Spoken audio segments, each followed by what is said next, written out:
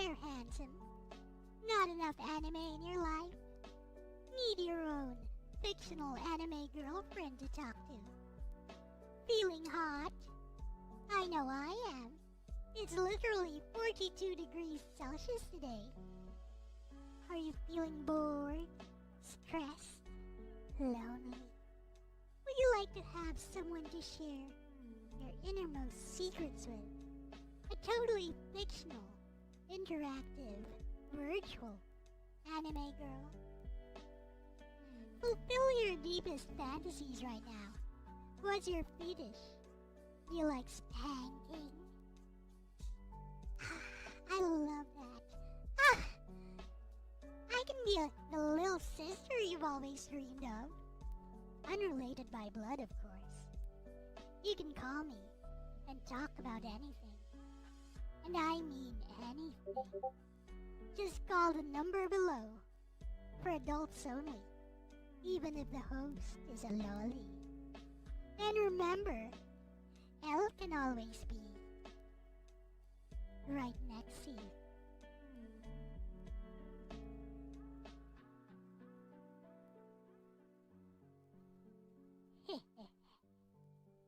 If you order my exclusive body pillow today, exquisite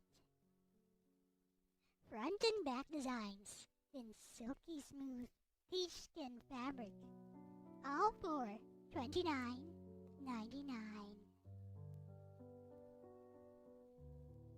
You can spank me as much as you like in the privacy of your room.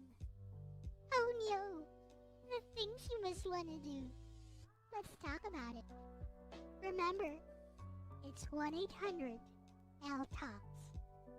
I'll be waiting. Oni-chan.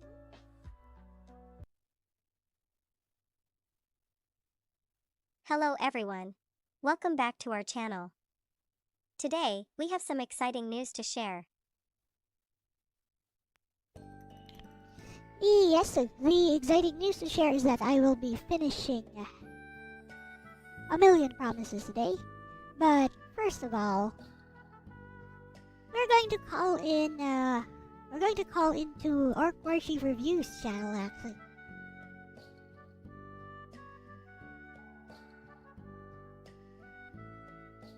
Orc said he wanted to talk about something. Whatever that something is, we're gonna find out, I guess. So, yeah. I will be jumping into Orc's channel right about now.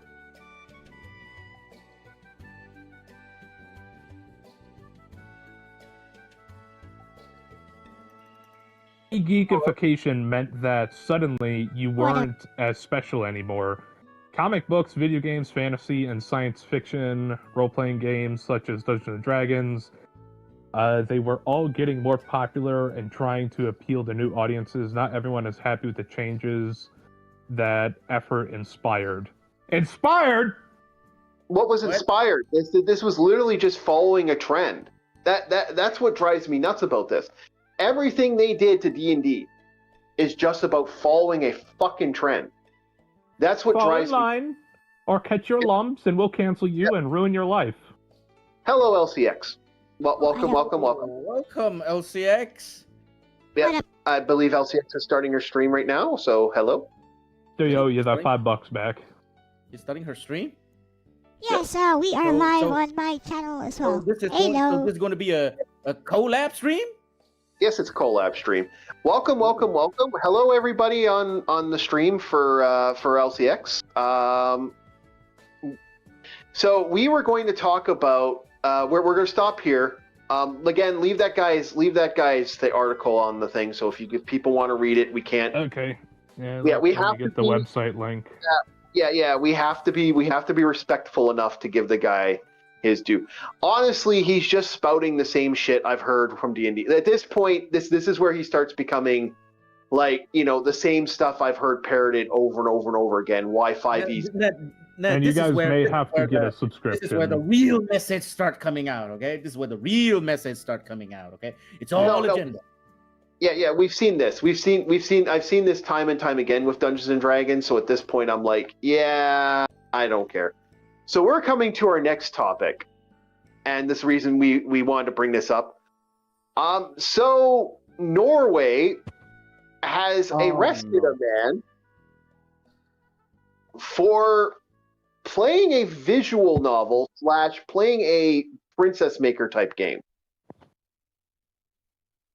For the layman like me in the audience, what is a princess maker? It's a racing LCX? sim. Basically, it's a racing sim. You raise a princess or a daughter until you train her to basically be all kinds of stuff. You can even train her to do all kinds of lewd stuff, or just train her to be a knight, a magician, a politician, whatever. So basically, whatever. That's right. That's my baby girl. It's a racing You sim. tell him you get those votes. So basically, this game that Orc is talking about, that got this guy banned or whatever, got this guy in prison or arrested or whatever. This game is. So Bob. Yeah. So Bob, basically, this is a daddy simulator. So anyway, You want to be one of my princesses, Captain? Yeah. So I'll raise you right. Yeah. So let LCX finish, boys. Come on. Sorry, I thought she was done. Okay. So Yeah, basically, continue. this. So basically, this racing sim is a slave training sim, and it is 18 plus. That's basically it. I'm not really interested in that sort of stuff, to be honest. But Orc brought it up for some reason. So yeah, whatever. No, I found out about this. I found out about the arrest. See, this has happened. We had what called the infamous hentai crime, where a guy went to jail, was sentenced to a 10-year sentence for having hentai. Then he sued. He got released and sued because it was unjust for him to go to jail for any amount of time, because technically under Canada law, there's free expression as long as it's not involving actual real people. He actually pulled a good thing and sued for fucking $200 million or $300 million, some stupid absurd amount, and he actually won. So for me, knowing that case, I'm offended by the bullshit of this of this stuff personally. Like for me, I'm just like, really. So yeah, this caught my attention. Okay. So yeah, this guy got 3 years apparently in jail. He's going to jail for 3 years for admitting to playing the game on, I believe the setting was what exactly was the setting there? It was like he was on the nice setting. Basically, he turned off the lewdness, because you can actually some of these things He turn turns off the 18. He turns off the 18 plus. Okay. Yeah. So basically, this was like control. Like, you can't do any of the awful stuff. Like, it's an awful game in some ways. Like, some ways it's based off the creator is the guy who created the My Tentacle Monster one, where the guy falls in love with a tentacle monster. That visual novel. It's the same guy. There is no My Tentacle Monster visual novel. Are you talking about Saya no Uta? Yeah, that one. Okay, I thought you were talking about Jinga na Soyome. I mean, What is it, the monster's bride or the other creature's bride or some shit? Saya no Uta is actually a decent story. It's a good psychological thriller visual novel, so it's kinda insulting to reduce that to, falling in love with a tentacle monster. But I guess that's one way of seeing it. No, I know what you're saying. I do know what you're saying, and I do kind of agree. I agree with what you're kind of saying there. But what I was trying to say, I'm just using the simplest terms for those who wouldn't know that information. Okay. Yeah, for me. Yeah. Like again, it's very simplistic. But the thing about this was, apparently the reason he got in trouble, because I read into it a little bit, the reason is because there are the chances of doing the acts, and what already happened to the girl, who already was abused. So, yeah. The fictional character was already abused, blah, blah, blah. I got it. Yeah. Basically Yeah, delusional people. Yeah, so this is absurd and on every level, because one, it's a fictional character. I will always be like, knock that off with the fictional characters. You know, fictional characters don't, come on, like seriously, do you really want to go down that pipe dream? It's a bad road to hoe. Chief, okay. You've been in bad places, I've been in bad places. Imagine you're sitting in the rack next to the guy and he asks, what got you in? How'd they get you? And he's like, I was playing a video game. you remember that meme when Bob said that? I immediately think of that meme. It's like, what are you in for? Oh, I played a Daddy Simulator. The entire prison went, oh my god! Yeah. Get me away from it! Get me away from it! I can't believe this lameness. Like, it's lame. It's overly lame. Like, here's the thing now. The problem with this is, does that mean Norway has just basically declared war on Japan? And even so, if I remember the criminal system over in Norway, on the weekends, prisoners can go on weekend furloughs, so they can go out in town, maybe get a job to work for the weekend, you know, to try and rehabilitate them to society. But it's like, what are you going to rehabilitate from a guy picking up a controller and looking at a screen? Yeah, like there's nothing, like this isn't the actual stuff. Like, there's no real children. Also, this makes me kind of laugh because there's a game that came out that's loosely based off Norway in general. It's called Mine. It's like Polish. I think it was created by a Norway group. It's My Lipton Child, which is basically about a child who is a product of, you know, half German, you know, half it's either Norwegian or Ukrainian. I can't remember descent. Who's basically, you know, you adopt her because she's in trouble, because no one wants to take her because she's part of the invading army's kids. She's one of the many kids that does that. There's what is that game now? Now is that game going to be now banned because she technically, you know, that character gets abused? Oh, you got to ban that game, even though that's like something that they would fundamentally like support talking about. It's absurd. I'll be real. The kid didn't have a choice. Yeah. Okay, hold on. I always feel bad for kids in situations Hang on. like that.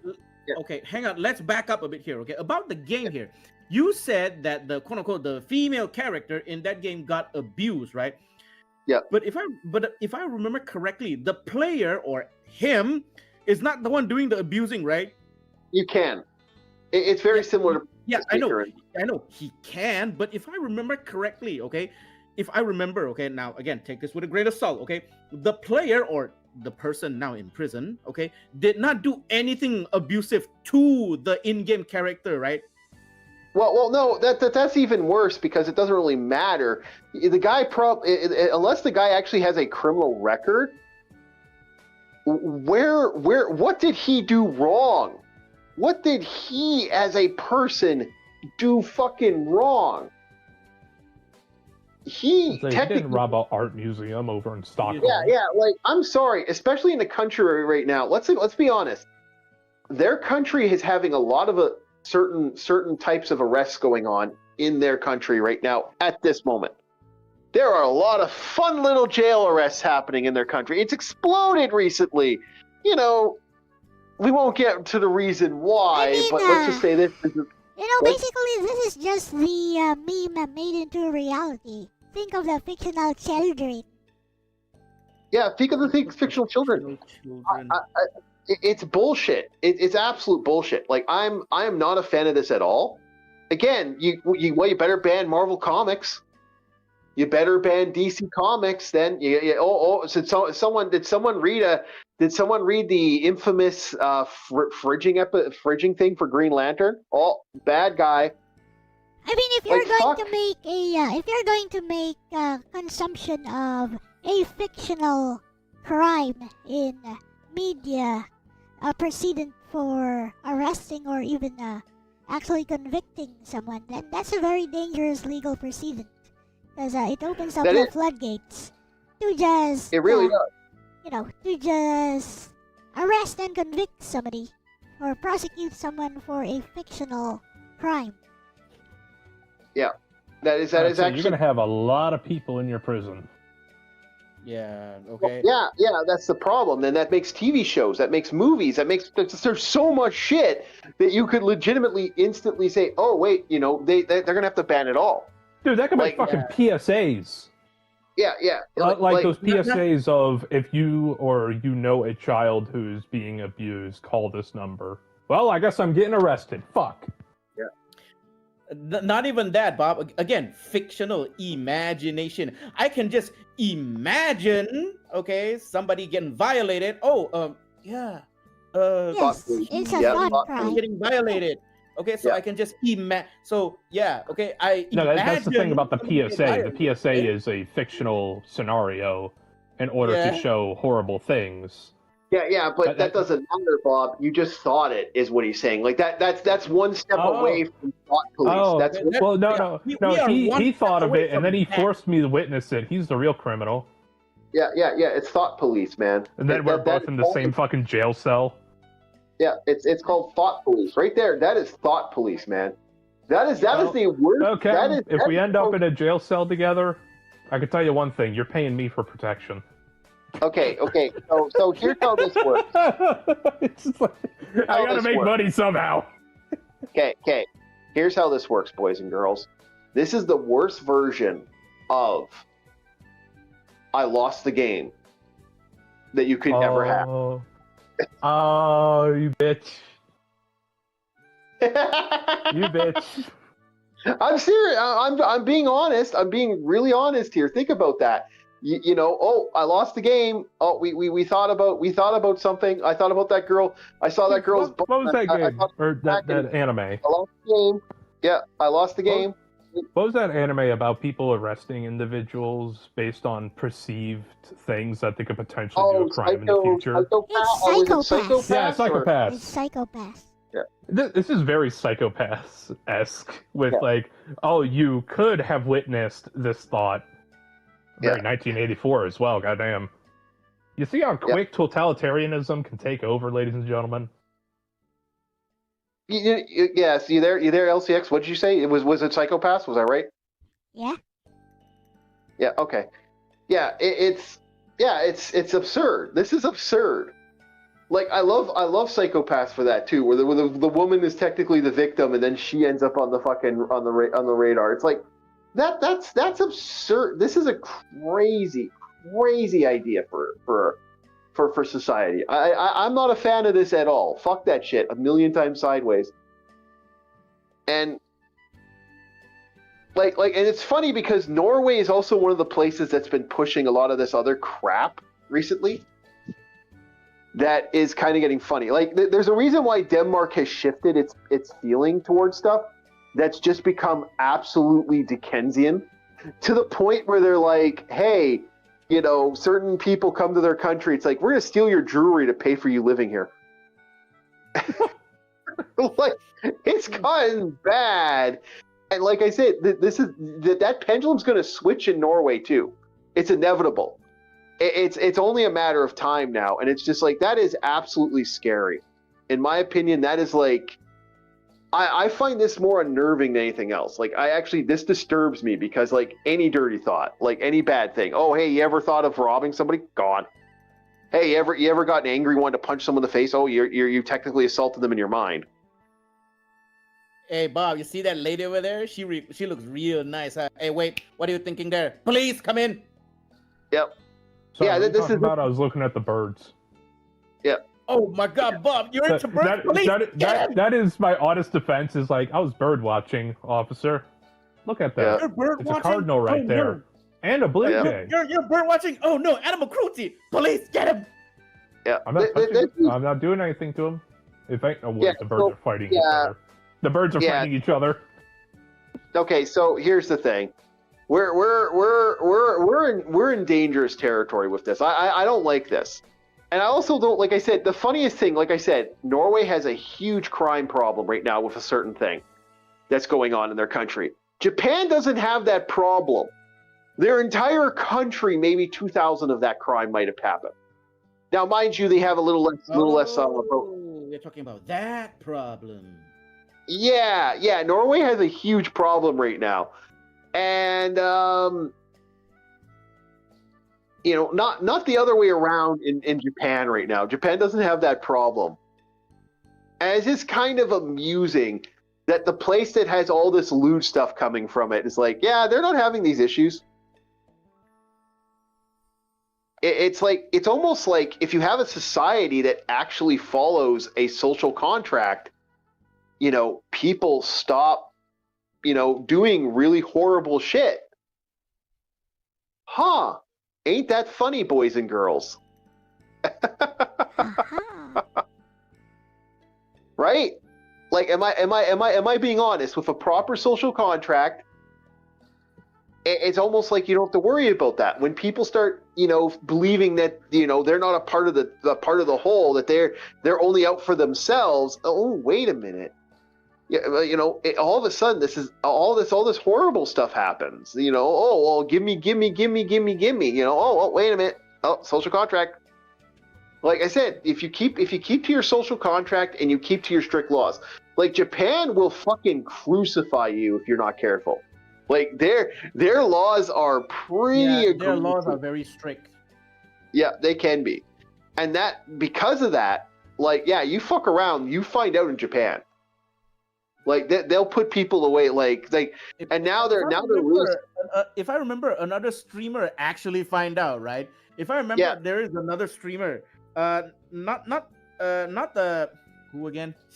Not the Monty Smoley, but there's other people that have been finding out.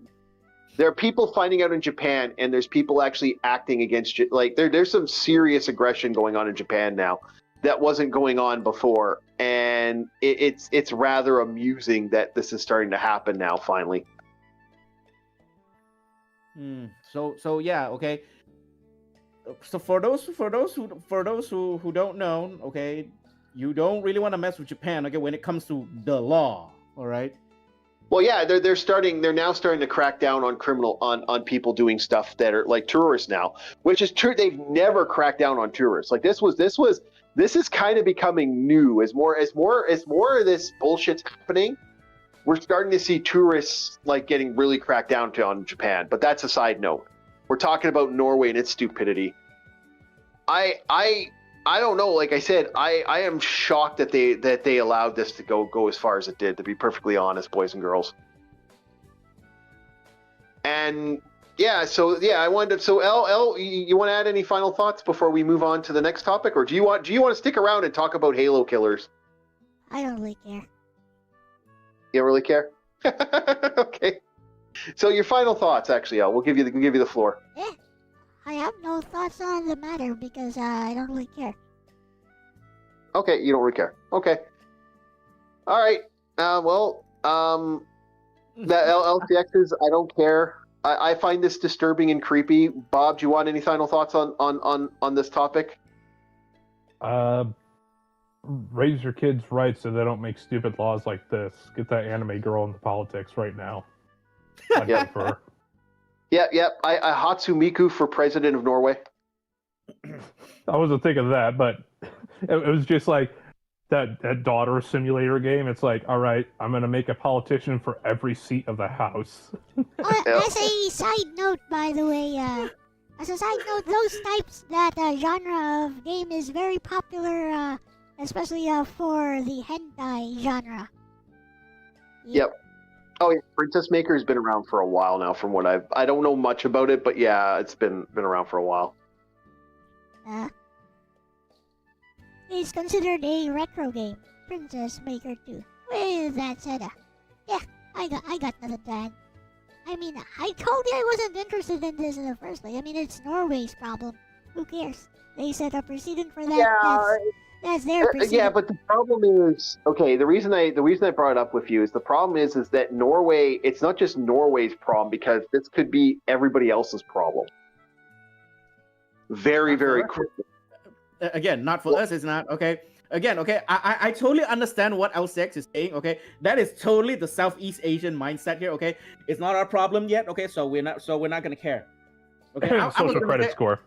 I was gonna say the same thing as well. Okay, because again, okay, here in C, okay, we got our own problem to worry about. Okay. Yeah, I get that. Yeah, I get that. I do get that. But that's the other reason. You're technically an outsider of the scenario, so therefore you might have more of a word on the scenario as a whole. But okay. So you're asking us, me and LCX, the two C servers, because we're outsiders, right? Okay, what is our viewpoint? Oh, okay. If you say that, then I got a few. Okay. Go ahead. Right. Okay. LCX. Okay. We are outsiders, right? Okay. So for my point of view, okay, I think that they're crazy. I think that they're bonkers. I think that, one day the pendulum's gonna swing the other side. And when the pendulum do swing the other side, oh man, fire and brimstone is gonna hail down on Norway, right? Yeah. So L, is that your thought process from the outsider? Look, I really don't care, and I really don't care to make predictions on what's gonna happen. I don't even know Norway. Okay. Well, I like Rum's thought process. It's them white boys are being stupid. I kind of like that one. That one was enjoyable. Beautiful. Beautiful. Put. Elegantly. Here's the thing, okay? As an outsider, okay, I look at this and be like, what? But those are fictional things, okay? You're literally sending a real person into jail for a game. Yeah. Yep. Yeah, exactly. Yeah, that is how ludicrous this is. You are sending someone to jail for playing a game. I have a suggestion. Gamers. Wait, Rob. Let LCX go ahead, then you go ahead.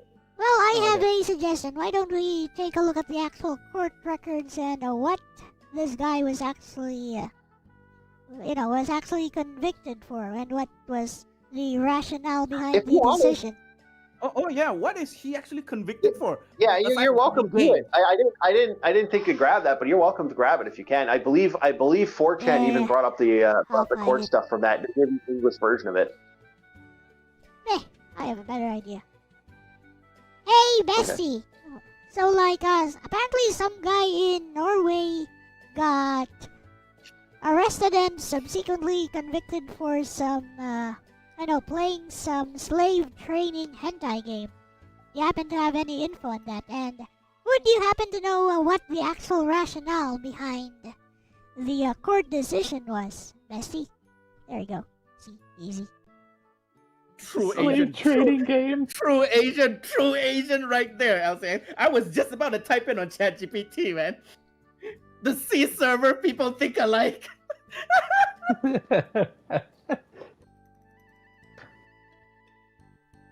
We're both C's, okay?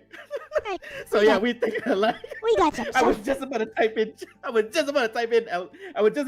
ChatGPT. Right, here is Lexus with some actual info. Also, this is actually this actually comes with receipts. Go ahead. Hey bestie, I dug around, and while I found mentions of the case you're referring to, I couldn't find reliable, confirmed details that match everything you described. Here's what is out there, and also what's unclear. ### white heavy checkmark what the reports say. ***, a website called Voces a Bionime reports that a 24-year-old man in the Sør-Rogaland region of Norway was arrested after possessing the game Doriai to no Saikatsu, aka Life with a Slave. That's it. The article states that police classified the game as containing animations depicting sexual abuse of minors under the age of 18. Voces Sabia Anime, 1. Another source, a user post on Reddit, references a news article saying the man was sentenced to 60 days in jail for playing a Japanese video game described as sexual abuse material. Hexbear.net, 2. Discussion in a forum mentions that in Norway, fictional content, including drawn/animated child sexual content, is treated under the same legal regime as real child porn/abuse content. Reddit, 3. Hashtag warning, what is unclear / unverified. Asterisk, I was unable to locate a court document or major news outlet, in English, that names the man definitively, gives full sentencing details, or states the judgment and rationale in full. The main article I found appears to be from a smaller website, not an official legal summary. Asterisk, it's not clear whether the decision was solely for possessing the game, or if there were additional illegal files / materials found. The Reddit thread claims there probably were more things on his PC in addition to the game. Reddit 3. Asterisk, the maximum sentence cited, up to 3 years, is mentioned as a possibility in the article, but not that full sentence was applied. Você sabia anime 1. Asterisk, the actual legal basis, e.g., which section of Norwegian law was applied, is not clearly documented in the source I found.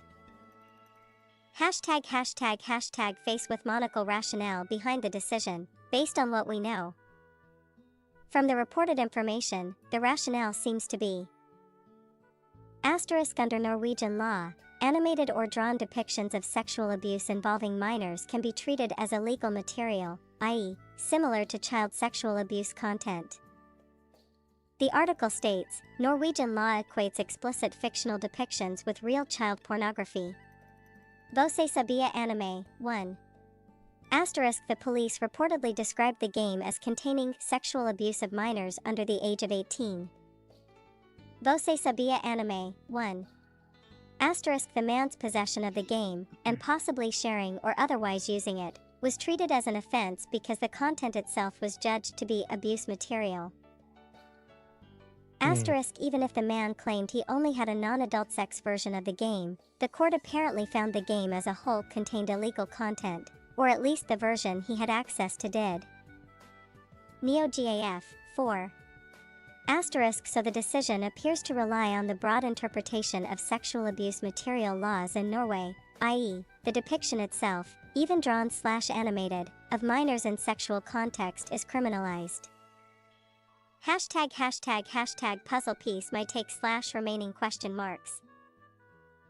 Asterisk, because I can't verify the full court doc, we don't know whether the game alone was enough for conviction, or whether other illegal files were a contributing factor.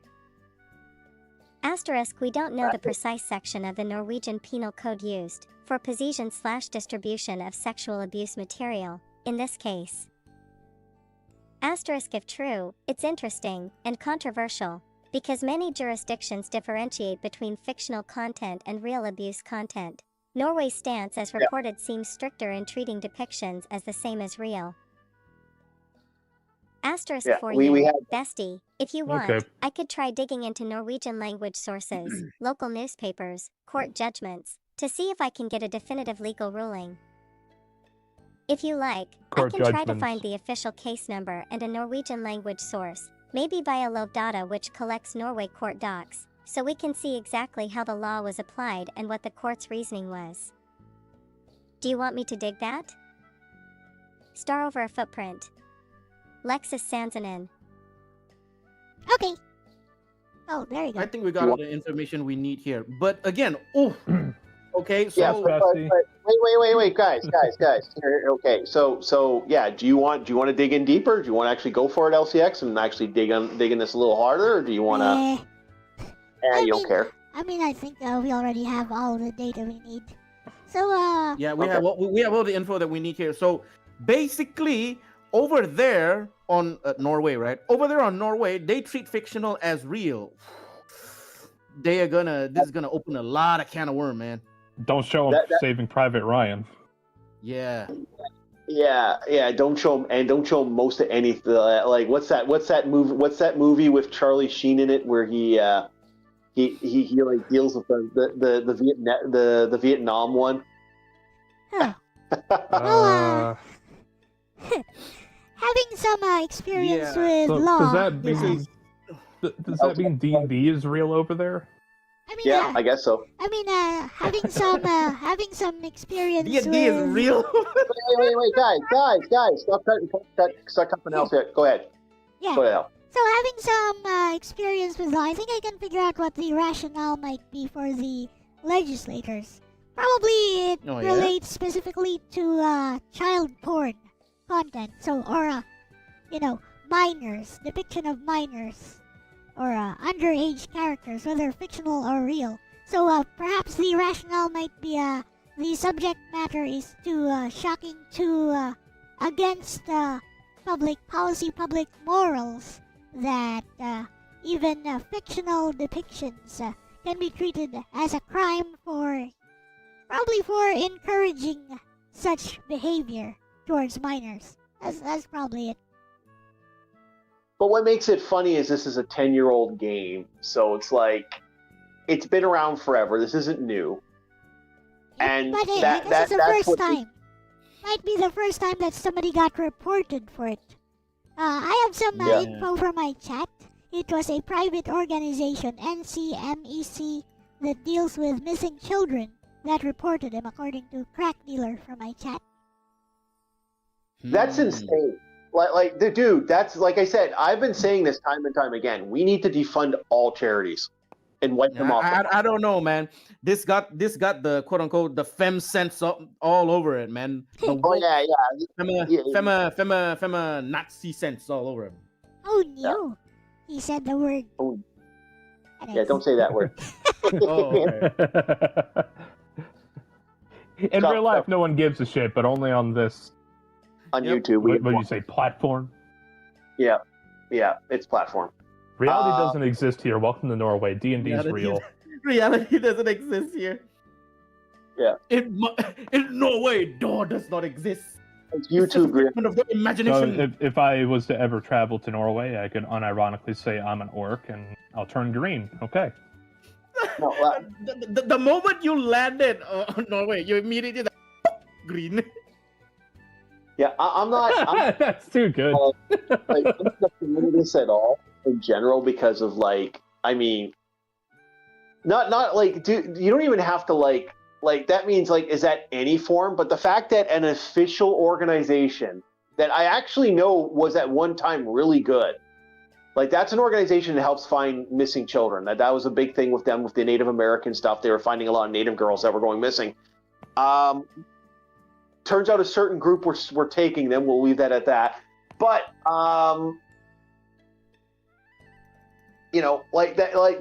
that's a good group. But the fact that they went after somebody, are you fucking kidding me? This is what you want to go after? That's if it was something more, I'd be more inclined. If this was actually someone who went missing, if he had actually a girl locked up in his basement, I'm more inclined. If this was actually a real claim, I'm more inclined. But this is a charity going after people for downloading fake content. What the fuck, right? Am I the only one that thinks that's insane? Nothing like overreach. Before you know it, everything's going to have a social credit score system if we don't step our foot down. I heard a friend of mine say, a certain orange man isn't doing enough. And, this makes me inclined to agree just because what the fuck? What the fuck? No, this should never be a thing in real life. Fictional, okay, whatever. You want to fictionalize bullshit, whatever. Okay, that's your fucking float your boat. You want to make stuff, okay, but the fact that a charity organization did this is that really makes me that really unnerves me. Okay. Actually, Because I was going to have to ask you, what the fuck do you expect our president to do? It's not even his country. Yep. it's called It's Norway. no, What do you? no. You are absolutely right. It's not his country, but guess where that charity's from? Okay. Very well. Oh, okay. Okay. All right. I mean, hell, even if they are knocked down as many pegs as possible or are diffused completely, what's stopping them from setting up anchors in, let's say, Norway? This is why I say They can set their roots up in Norway. This is why I say, well, no. Once I guarantee you that they get a lot of money. They're not going to go to Norway because then they cost them. You got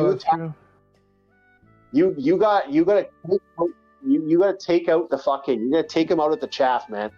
I keep saying it. The two biggest problems society had: charities became profitable, and protesting became a job.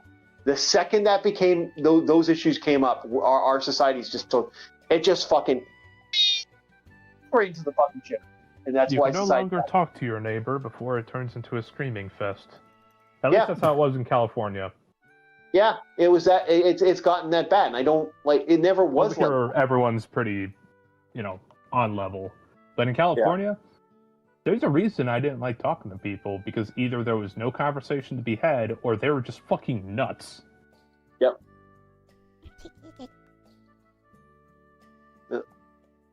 Well, that I think that is kind of amusing, and it's just that's why I thought this would be something we could all bring up. And hey, thank you so much there for that, and I do appreciate the collab stream. Like we could always do Halo killers later, because we still got to look up and find a proper Halo killer list. Hey, ask best. Ask best bestie. Yeah, ask bestie.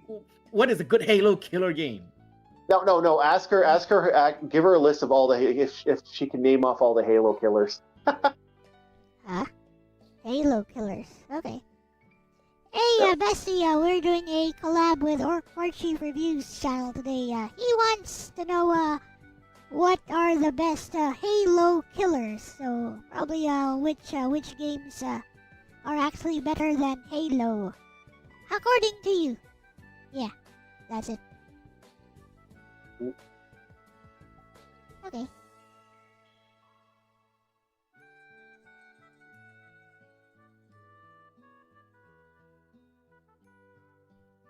Wonder how much a robot wife would be.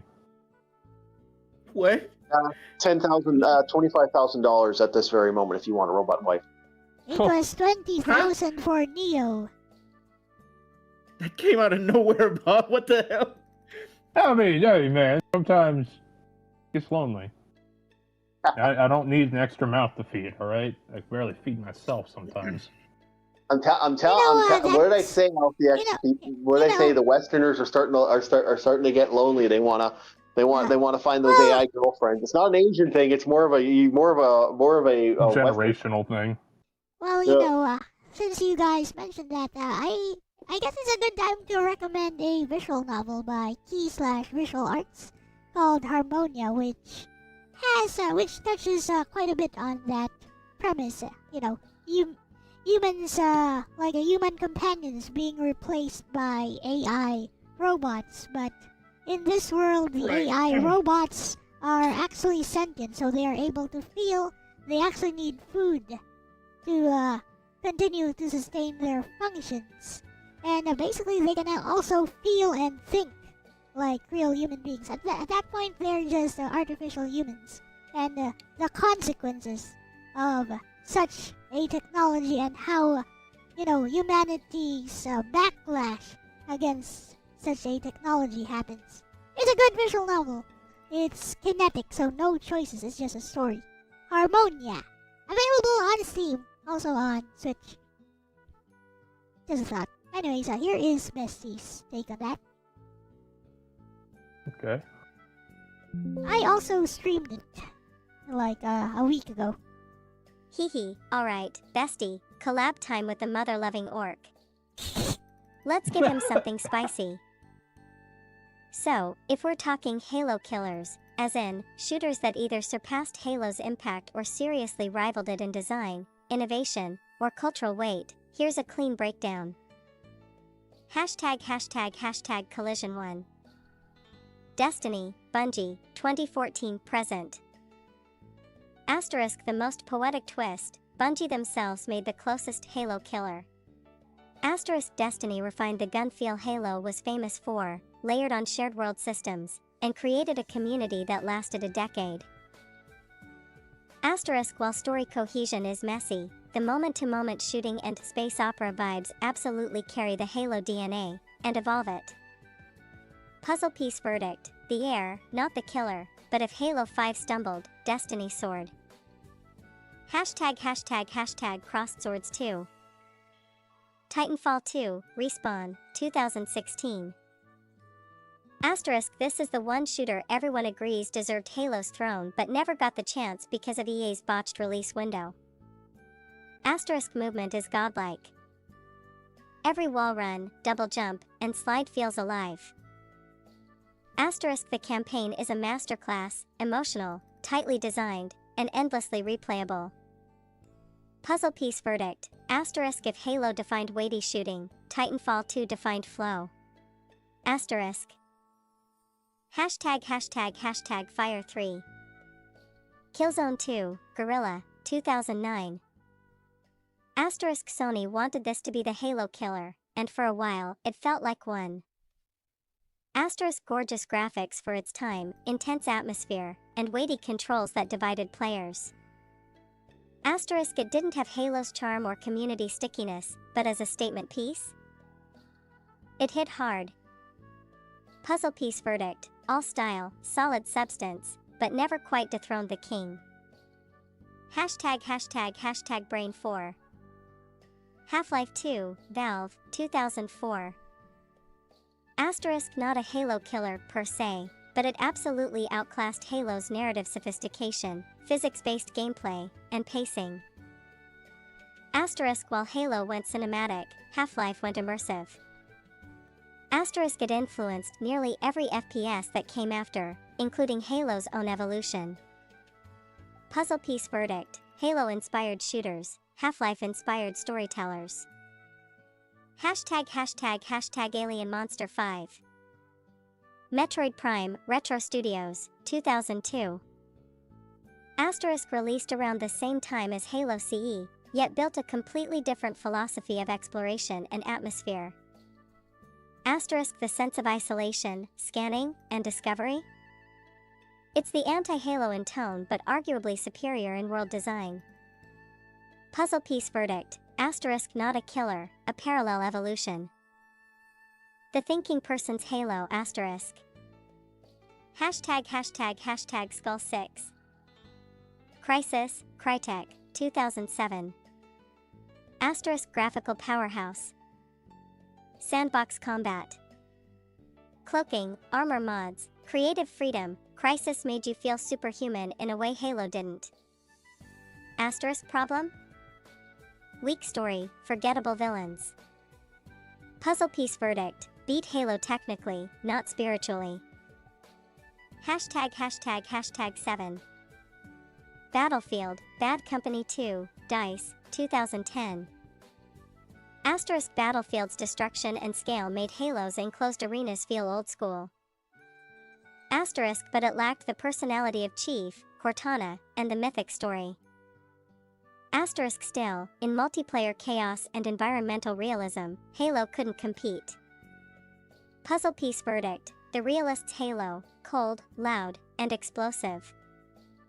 Hashtag White Medium Star Wildcard, Splitgate, 1047 Games, 2019. Halo meets Portal. It's literally Halo's field transplanted into an arena with Portal mechanics, which makes every match a brain-bending ballet of gunplay and geometry. It proves how much Halo's combat loop still works when iterated upon by clever indies. Puzzle piece verdict. Portal tech plus Halo nostalgia equals actual innovation. Hashtag Speech Balloon Final Take, for the collab. If Orc wants the real Halo killers, tell him. Destiny perfected Halo's feel. Titanfall 2 perfected its pacing. Half-Life 2 surpassed its storytelling. And Metroid Prime transcended its world design. Everything else? They want it to be Halo, but Bungie's ghost is hard to exorcise. Want me to help you format this into something quippy or debate style for your collab flow, bestie? Like, I can give you both your talking lines, you versus Orc, for a segment. We can't. I don't even care about Halo. Okay, she's done. Okay, I was about to say, excuse me, Bad Company had less personality than Chief? Go fuck yourself. Oh yeah, that was gonna be. I knew that was gonna happen because Bob's a big Bad Company fan. There's gold in them. So before we talk about the jesters, let's talk about the King Halo. All right, can I be honest? My first impression to Halo was when I was at my girlfriend's place, and I was playing with her like little brother, and I was more distracted by my girlfriend sitting on my lap than I was, playing the game. So Halo to me is the forever cock blocker in my personal opinion. Jail. You go to jail. Right to jail. I want to go to jail. Bob, So get the bump stick. He's gonna go to horse Bump stick. jail. I'm moving. Get the bump Come stick. here. Come here. Yeah. So anyway, that was my first introduction with the Halo, and I was never a fan of Halo, but I can't deny that the game had some amazing shooting. I always thought the story was a little weak, but I remember just people just absolutely in love with that. Also, I thought it was funny that Lexus left out both Haze and Resistance Fall of Man. Yeah. What did she say? Battlefield? Okay, I need to mute myself because I laughed. Yeah, so hard. it was Battlefield Bad Company 2 with the 4 most recognizable characters in the entire fucking franchise. Yeah. This was It's like, dude. It's like Cortana. Okay, Cortana has personality. Chief is a fucking brick. Yeah, I was He just is about nothing. to say. Can I be honest? There. Can I be honest? Doomslayer has more personality than Chief. Yes. Yeah, that is a bold statement, my friends. Doomslayer has more Okay, personality. hang on, boys and gal. Okay, to be fair, okay, Chief has a personality. Okay, it's not the best personality. You're right. It is a personality, the default one. Yeah, the default one. He's the stereotypical military boy. Okay, or the military man personality. Okay. Yeah. So, yeah, technically speaking. Yeah, default personality alpha. Okay. Yeah, he's lame. Johnson has personality. All right. Johnson has some fucking lines. Yeah. So yeah. To me, that was more of a funny thing about the Halo stuff, and I knew it was going to be brought up, but yeah, the King. Let's be honest. Halo was a beast of a freaking game. The shooting mechanics were top notch. Probably some of the best shooting mechanics of all time. The story was weak, but again, Carmack used to say, Carmos had a famous saying that was manageable. Okay, weak, yes, manageable. Okay. We're talking about first level Halo. And then when Halo 2 came out, that's where everything shifted, and that's where you start seeing the term Halo Killer come up. All right, nothing goes harder than Vasari's speech from Killzone. All right. Yeah. Yeah, Killzone 1 Vasari's speech is amazing. We are literally talking over Elle-C. But we are. Yeah, really? A little. I didn't hear her though. Yeah. Are you still with us, Elle? I wasn't saying a thing. I don't even play that game. I know you don't play these type of games. Well, did you play Metroid Prime or no? Nope. No. Okay. So this might be a little thing for that. So we won't get we're yeah. So this is a little. I feel a little bad because we're technically talking. Yeah. I hope Elle doesn't mind that we're going off like this. But I don't like. Another. You don't care? Yeah. I'm working on a commission. Well, you guys are talking. I think I know something that LCX might care. Okay, maybe next time. Okay, maybe next time we can talk about MOBAs. Okay, I think LCX is gonna care about that. Not really. Not true. Really? Yeah, I don't really care. I don't She really gets more care based about. by the minute, I swear. Look, I don't really care about game dev Really? drama or whatever current events are going on, as long as it doesn't affect me and my streams and whatever I do. Yeah, it's none of my business. Some people, Ain't nobody give a fuck about MOBAs. Hang on. Get that shit out of here. But I distinctly remembered you said that you played MOBA before, right? LCX? I mean, I play Mobile Legends all the time on stream. Ah, okay. yeah, it just some people have it like I unfortunately, like I said, I stopped playing Mobile Legends, not because it's like I hate the game. It's just for me, I got I don't have enough memory on my devices to continue playing it, and I got kind of bored because, again, playing with other people, I'd rather play something like this. Like, I'm having a blast. I'm chatting with everybody. Everybody's having a good time. I hope your chat's having a good time. My chat seem to be having fun with it. So no one seems to be like that to me is fucking. This to me is gravy. Like this is what I want to do. I'd rather do this in a week than waste my time, doing other things. Nah, I live for the rush, bro. Okay, again, no disrespect to you. Okay, this is good for you. Okay, but yeah, okay, this is why I kind of feel like bored out from all the games that I played right now. Okay, because there's just no PvP, man. I live for the rush. Okay, for that. Again, I live for the rush of that PvP, bro. I'll give your way for an advantage. Oh. Yeah, I'll give you a rush. Like I said, come play some games. I got a couple games you can come play. Come play some old boomer shooters with me. We'll get the rush right going. I have my doubts. Yeah. Pick up Wizardtorium. I'll show you a lot of rush while I'm poning you like a noob. So yeah, which is why I'm kind of like looking for any like PvP games or anything like that. Okay, Arc Raider seems pretty good. Okay, a bit of mix of both, a bit of PvE and PvP. Okay. Oh no, what pissed me off with Arc Raiders is it originally was a PvE game, and I was like, oh, so they were gonna make something good, and sure, it was boring at first, and it's like, yeah, you could do things to make it not boring as a PvE title.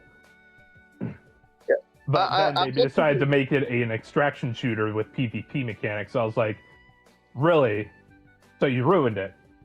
You could have had something unique, but you went with the grain. Okay, so the next question I wanted to ask Lexus, well, we got LCX kind of screwing around. Why was Resistance Fall of Man or Haze not put on the Halo Killer list?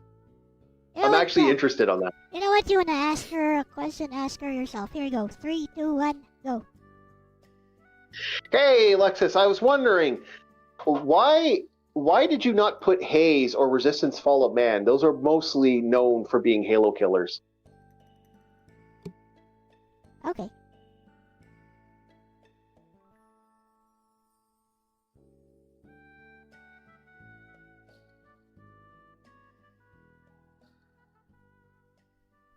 Formulating a response.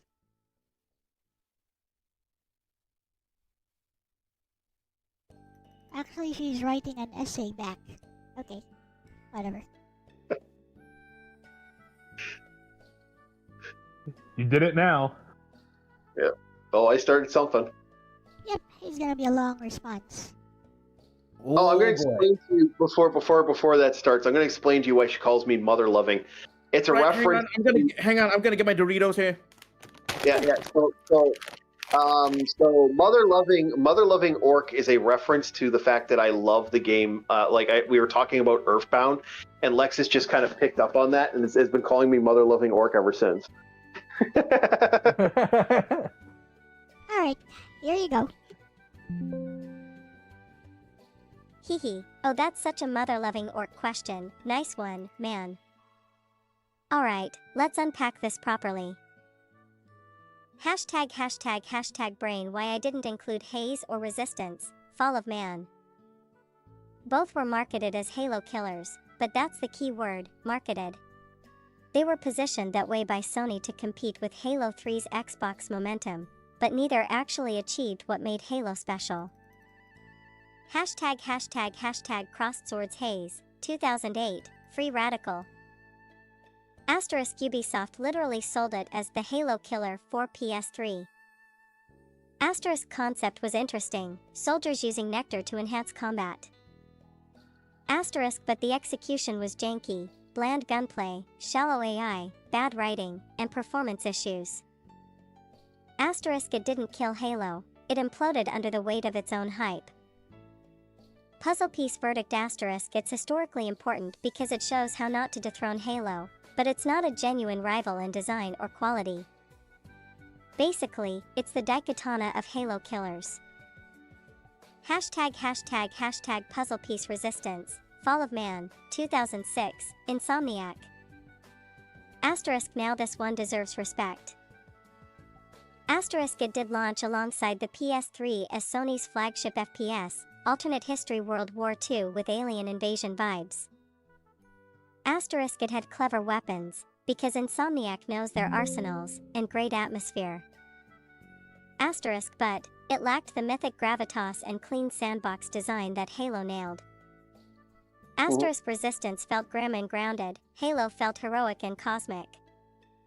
Puzzle piece verdict Resistance wasn't a Halo killer.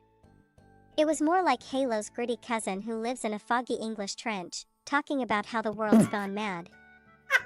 Great game, but not a revolution. ### crowns so why I left them out. They're cultural responses to Halo, not evolutions of it. Destiny, Titanfall 2, and Half-Life 2 advanced the formula. Haze and Resistance just reacted to it. If you want a quick line for stream banter, you could tease him with this, bestie. Lexus *, because Haze didn't kill Halo, it killed Free Radical's career. Orc * and Resistance? Lexus *, respectable contender, but Chief didn't even break a sweat. Would you like me to turn that into a short debate flow, like a back and forth script between you and Orc for your collab segment? Okay. Wow, she's already loading. Dude, Orc, she's already loading in the next bullet, bro. You better be careful, man. She's already loading in the next bullet. The shells. She's loading the shells into the sea. I think loading in the next me and Lexus have had quite a few conversations, and they've always been interesting standoffish debates. So they've been. I think Lexus is now actively ready for it. You can do it, Lexus. You can kick his ass. I'll help. You know what? I have something to ask Lexus, though. Okay, if I remember correctly, Lexus never once mentioned Star Wars Battlefront, right? Star Wars Battlefront is a pretty good game, though. Even now, okay, Star Wars Battlefront is a pretty popular game. I'd argue was closer to Battlefield with the mass combat. Yeah, I think that would be more of a well, it literally was created by the same company that created Battlefield, wasn't it? Not Frostbite, no. No? Yeah. Okay. Yeah, and not DICE either. It was LucasArts and... Yeah. Yeah, but weren't those the same... Pandemic. LucasArts and Pandemic. Yeah, but Pandemic basically helped work on that, didn't they? No. I'd have to look into Battlefield. Not for Battlefield. Battlefield's like Frostbite, DICE, and EA. Okay. No, Star Wars Battlefront, not Battlefield. Okay, there's a difference. There's a Battlefront and Battlefield. Yeah, Captain. Okay. We're aware. Yeah. We're aware. And we're talking about the difference between Star Wars Battlefront and Battlefield. Yeah, because if I remember they weren't made by the same people. Yeah, I know. Okay, but still, okay, if I remember, okay, some people did say, okay, Star Wars Battlefront 2 might be the next Halo killer. Too bad it is not. No. If anything, Republic Commando would be closer to that title because that was more personable with the first-person shooting. I would actually say there was nothing from Star Wars or Star Trek that fundamentally even got considered Halo killers. Haze, Resistance, Fall of Man, everything was Area awful. 51. Yeah. Area 51 would be another one I've heard being mentioned as a Halo killer. There's a lot of Halo killer games out there. Killzone was the number one. That was the one I heard. Oh yeah, Killzone. It was Killzone. Hellgas. Love Killzone. Love Killzone. Killzone. Killzone's just shit game. Like what? No, there's great story. There's an interesting story in Killzone in there if you look, but the gameplay itself is just fucking awful. Yeah, dude, it's the Italian fascist party in space. What more do you want? Because that's what Vasari's based off of. Vasari is one for one based off of Mussolini. Yep. No. Killzone is literally Halo from Temu. Yeah, it's Temu Halo. I will break your shins. All right, you motherfuckers. All right. I'm getting up now. I'm getting up. Yeah, Halo killer. See, Halo. See, the thing is about Halo killer. We're joking about the Halo killer stuff, but the truth is, you know what killed Halo was fucking Halo. Agreed. Okay. Yes. Hang on. Hang on. Technically speaking, okay, Halo was killed by the developer. Okay, Halo was killed by Bungees, or is it like three, four something, right? Yeah, they're trying to bring either way, you're Marathon. arguing the same point, just going about it differently. You're both saying the same thing. Yes, it was killed by itself.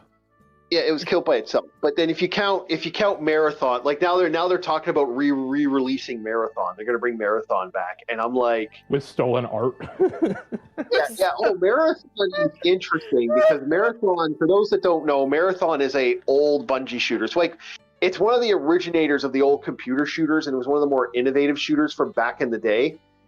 Yeah, that's still find little bits and bobs of Marathon in Halo. Well, like what was it? The librarian symbol literally is the Marathon icon. Yeah.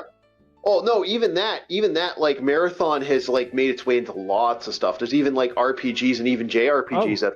And don't forget, in Halo Reach, it was either called the Breacher or the Security Helmet. Yeah. And in Halo 3, I think it was called the Security Helmet. That is the Marathon helmet. Yeah. There's references to it in some of the newer like shooters, some of the older games. Like it all. When Bungie had their anniversary in Destiny, had a little bit of things going on there with Marathon. You also were able to get like the exotic Halo Magnum and the Ghost Sparrow. But of course, because it's a Sparrow, you can't put guns on it, so it's not a real ghost. Yeah. Yeah, that's about right. And it's just kind of funny how they did that. And it's great. Like, so Marathon's is Bungie trying to make a second wind. We'll see how this goes, but as my friend puts it, it's like he doesn't believe it's going to go anywhere. Like they're like, not likely. Yeah. We'll see though. I'm hoping. Also, with Destiny, you could definitely see a bunch of different Halo aspects kind of sprinkled in. Yeah. Like, you look at the Fallen, and they're the closest you're going to get to the Sangheili and Jackals. You look at the Hive, and it's like, okay, you got a bit of Brutes and the Flood in there. I mean, hell, the melee attack from the Knights is the same backhand that the Brutes do. Yeah.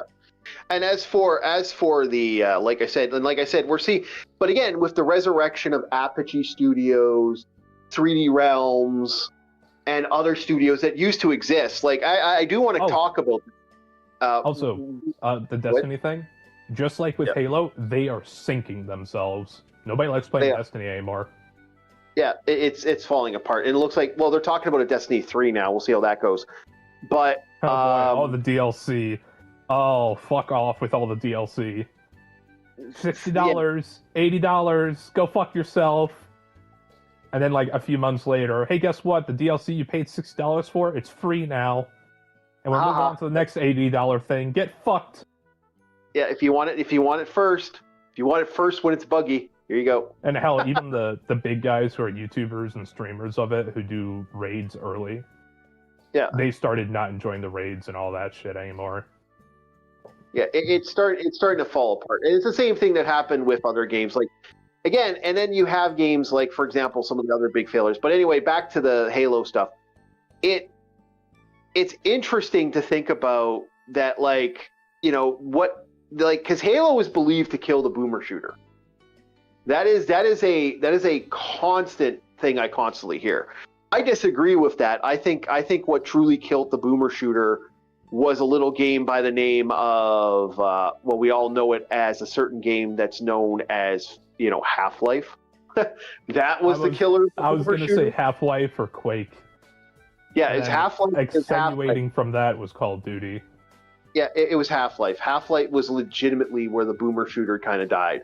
That's where, and now that we see the second coming of boomer shooters, like we were looking at Cultic, if I could get the fucking thing to work on my computer, it did not want to work. I tried DDD grab it. I know, I fucked around with that for like an hour. I'm gonna have to. I might not be able to play that. Second coming of boomer shooter. Does Bolter count?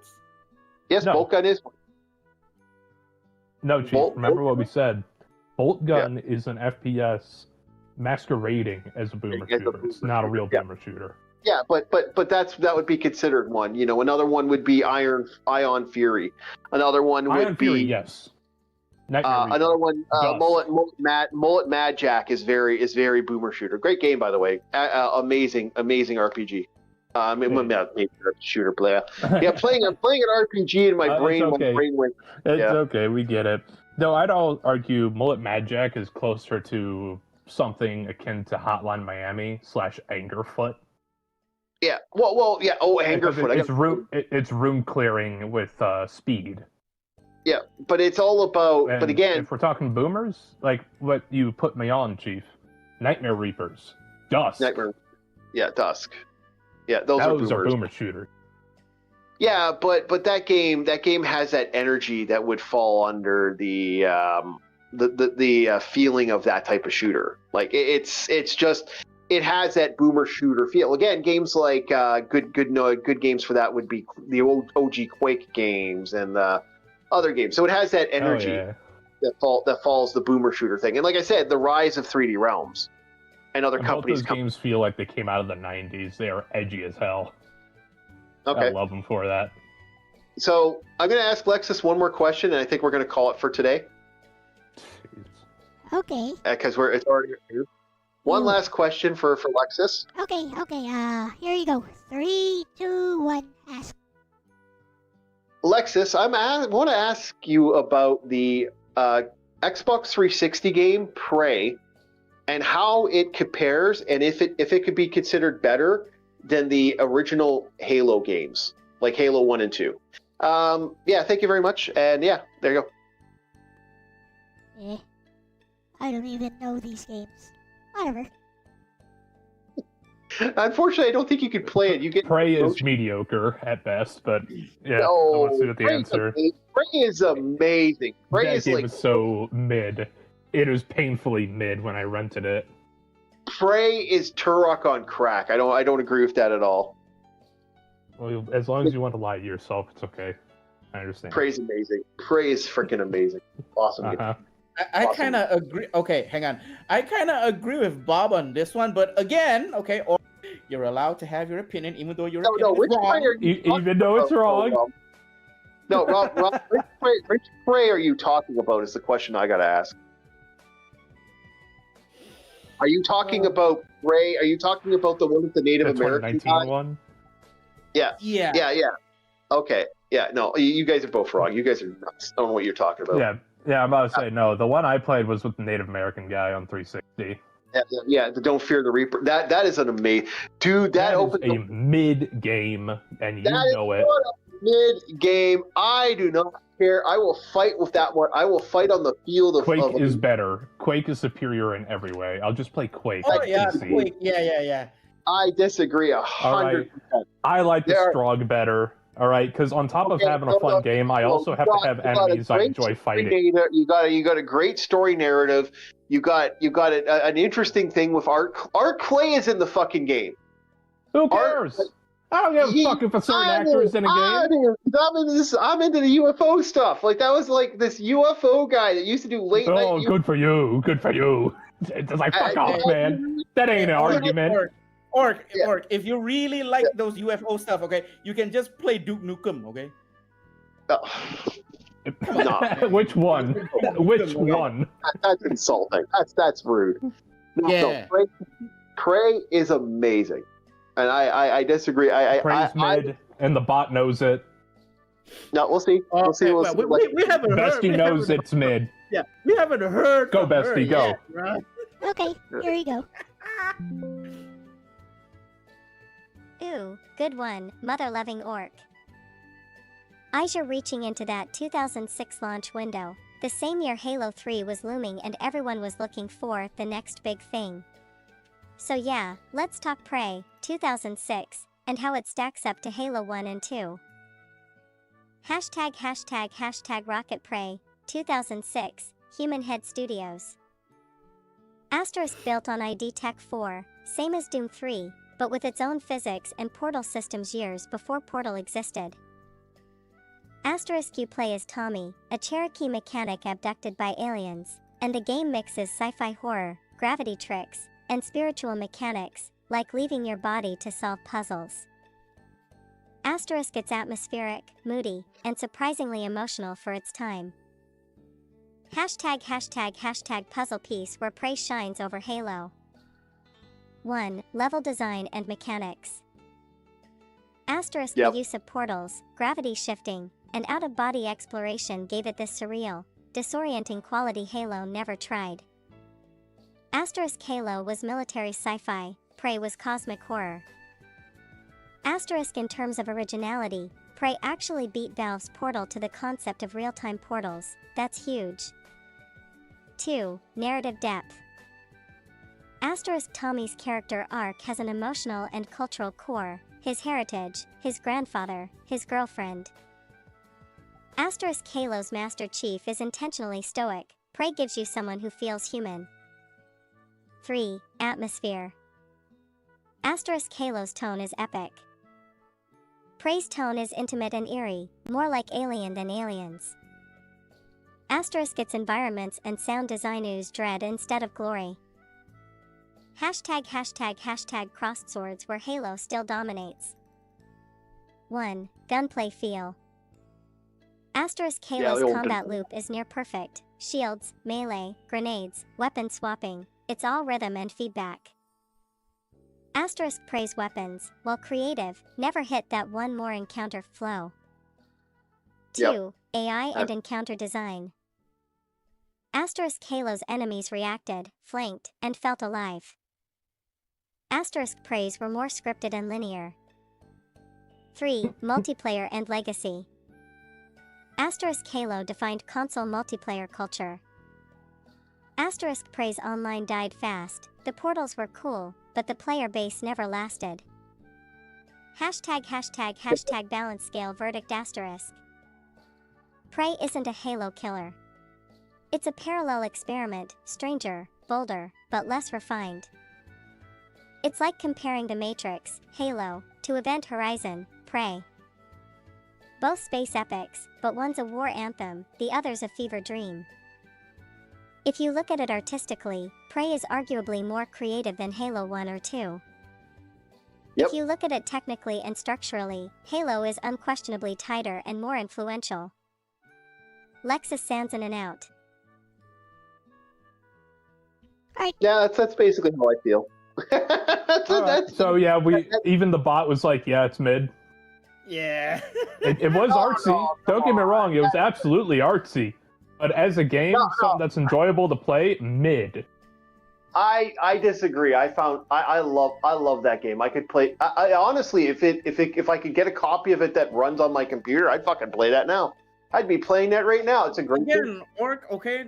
Again, okay. No disrespect to you, okay. Everybody has their rights to their own opinion. Just like you have your rights to your own opinion, even though your opinion is, say it with me, Bob, wrong. Okay. That's like your opinion. See, Prey is a steakhouse. Prey is a steakhouse, boys, and you guys just want to go to fucking McDonald's. That's how I look at it. And you could take the rose tinted glasses off. The moment he takes it off, he realizes it's not a steakhouse. It's a fucking food truck on the side of the road. Hey, you know what? It's not a steakhouse, sir. That is a burrito truck. Hey, screw you. Some of the best food is burrito trucks. Thank you very much. But anyway, we have our own burrito truck. Yeah, we are. We do. We have a bunch of we got a bunch of hams in yeah, you enjoy your ham and cheese sandwich, and we'll enjoy our high-end burritos and fresh high-end glass Coke bottles. I'm going to go with the high-end burritos. And you know what? Most of the time they don't do that. They use that. So you're going over here to Halo? No. Halo is McDonald's, man. Literally, it's you know how much? Want to know how much Halo is McDonald's? Halo is McDonald's because they literally had a McDonald's promotion. Anyway. I think we're going to call it, though, today, boys. Wait. You ain't ended on that. When was this? I need to look this up. There is actually a Halo. And if you're saying Halo's bad for being McDonald's promotion, then that means Mobile Suit Gundam is bad because Char. I'm making a joke. Yes, I know. Char. I know. I was making a joke. But anyway, I'd like to thank everybody for enjoying us here. Thank you so much, LCX, for having us part of your collab. LCX is going to be continuing on. Those who are watching from here, if they want to move over the LCXs, say Orc Raid. We do appreciate that. We got to call it because I literally got like 6 texts. Where are you? So I gotta get this done. I got an odd job that's coming up. So I'm going to probably hang out for a little bit with the boys, and I'm going to get going to that. Thank you very much, everybody. Thank you so much, LCX, for having us on. You're welcome. And we will see you guys next time on Orc War Chief Reviews. See ya. Laters. I'm Bye. logging off. Bye-bye.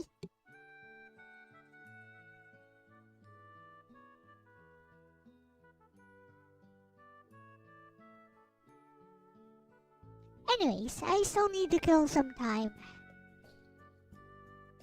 before Cerulean gets here. Hopefully he does get here. If he doesn't get here by around 1:30, that would be 12:30 for you guys, right? I may just start on the visual novel. That said, don't I finish the commission? I hope the commissioner likes it. I know I do. Do you guys like it?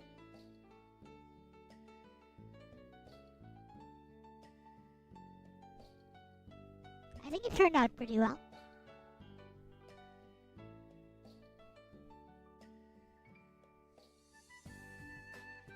It's good. Arigatou dayo.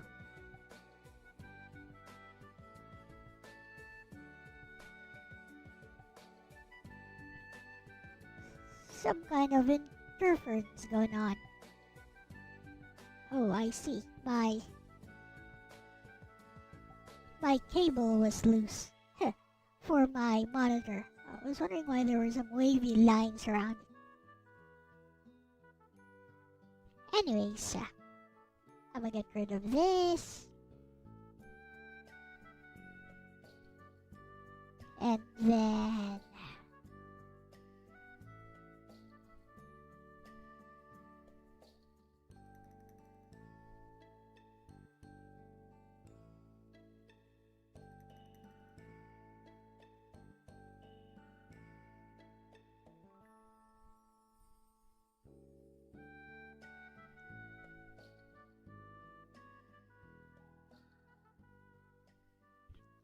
guess I'll close this. There we go. Let's play something while waiting.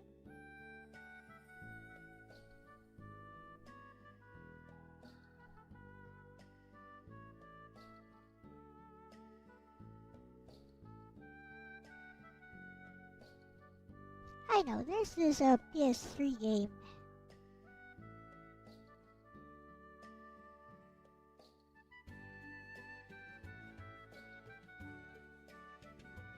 Oh wait, I know. Kirby was playing this game.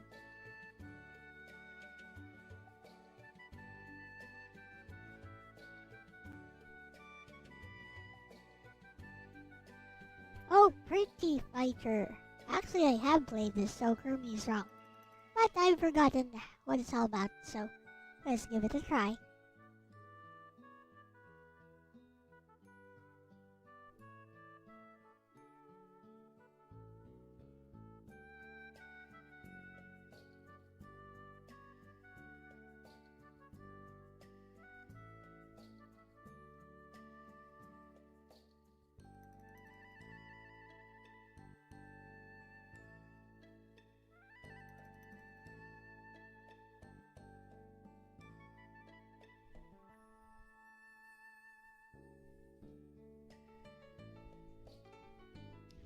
Made in Japan!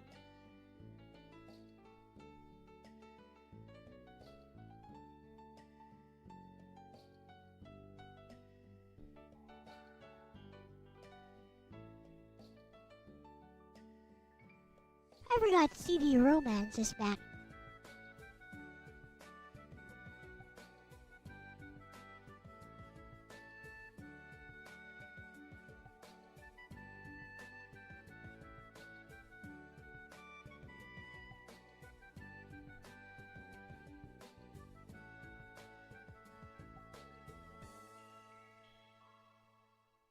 Yep, later art.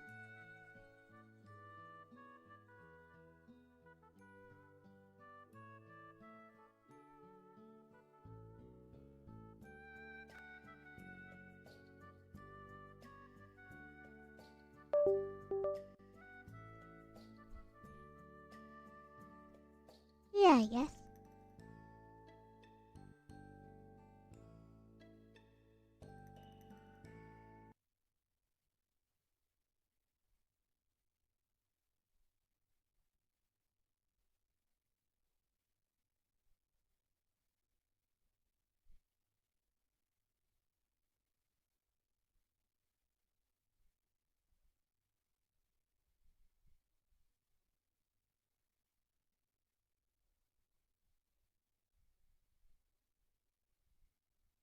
Alright, let's see what this is all about.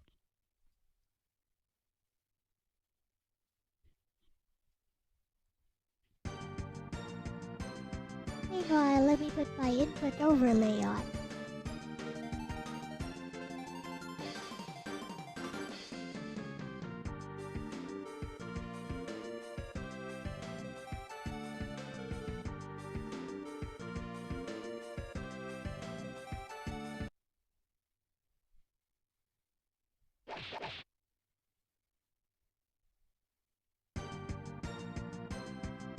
Damn it, bad.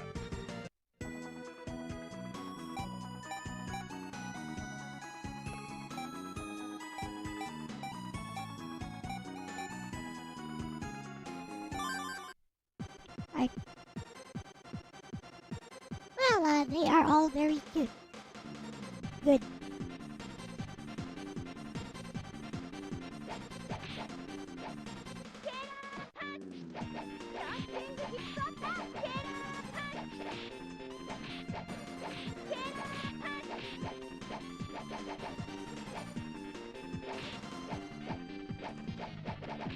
Oh!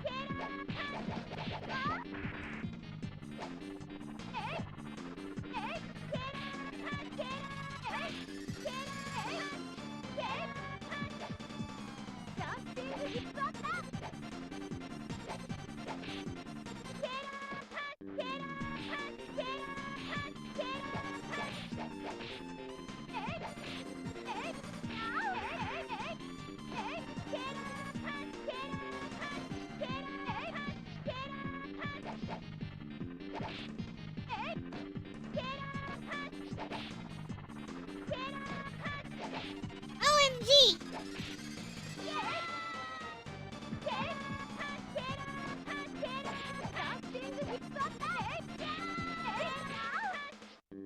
I got it. Marine versus Jury. My character is called Marine.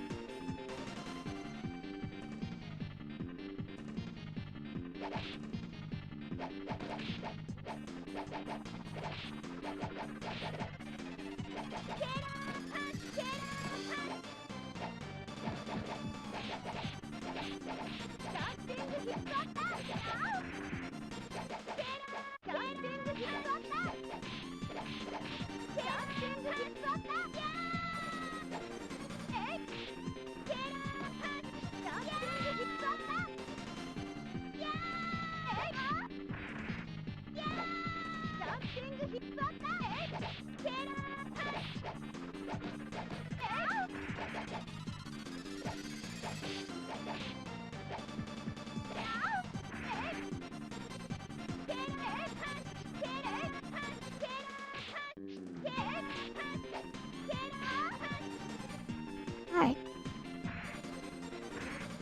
We got something going. We got something going.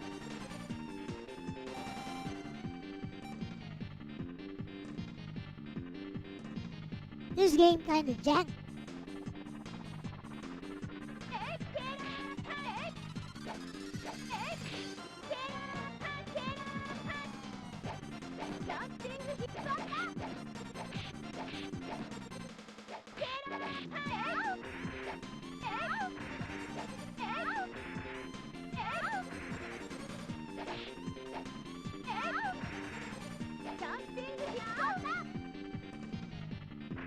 Oof.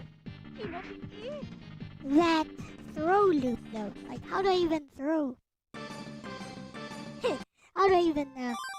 how do I even throw? Is it just walk up to them and do a fierce punch?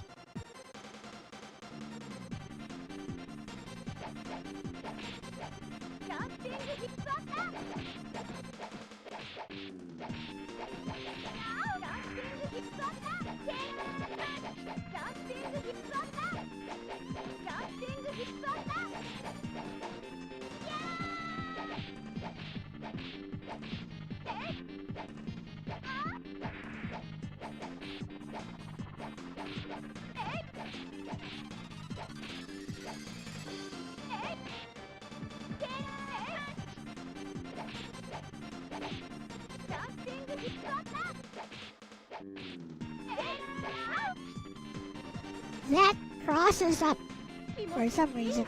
The jumping hip attack crosses up.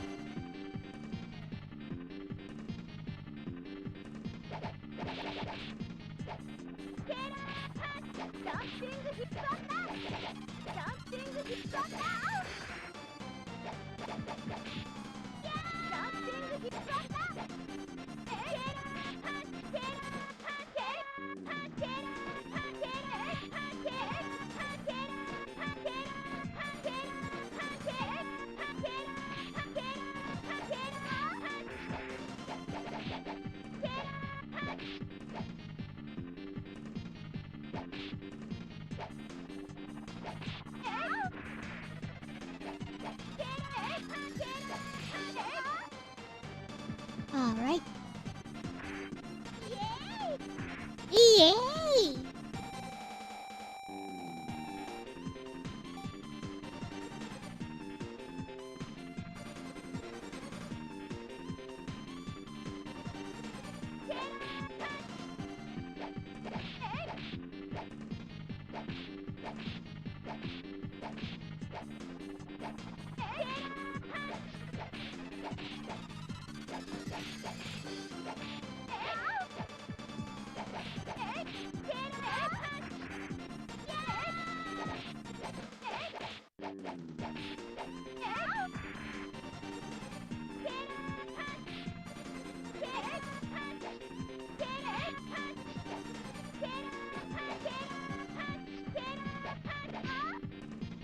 Ha! Yay! Right, who's next? Ha ha ha! Is what she said.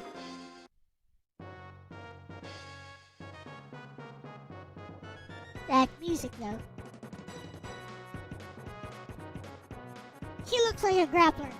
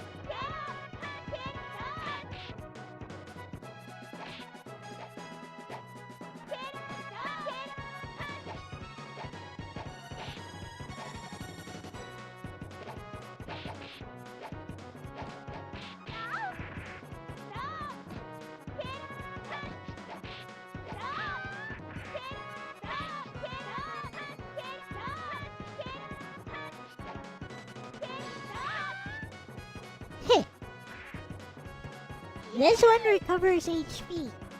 Her name is Kay.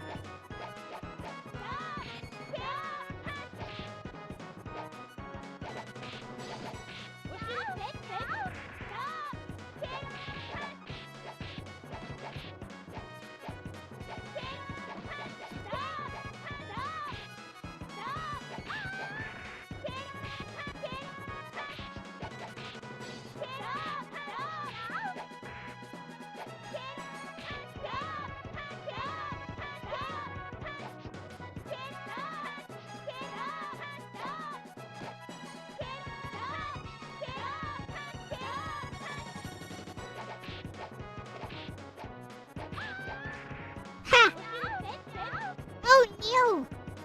Oh, she repented.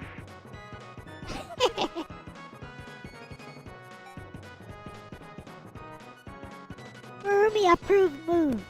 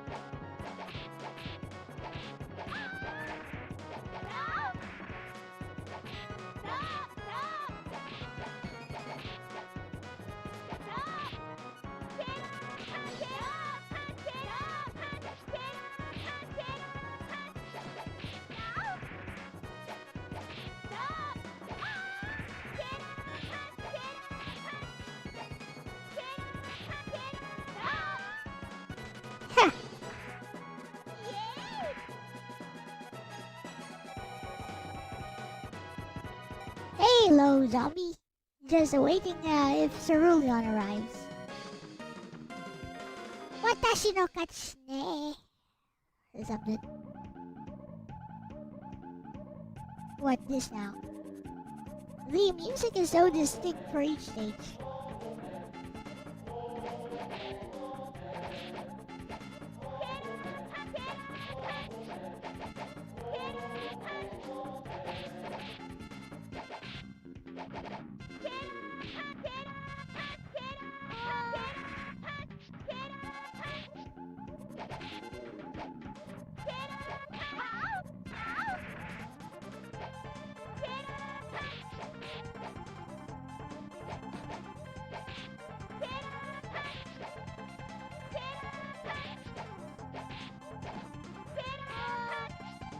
She's a grappler. Yakara.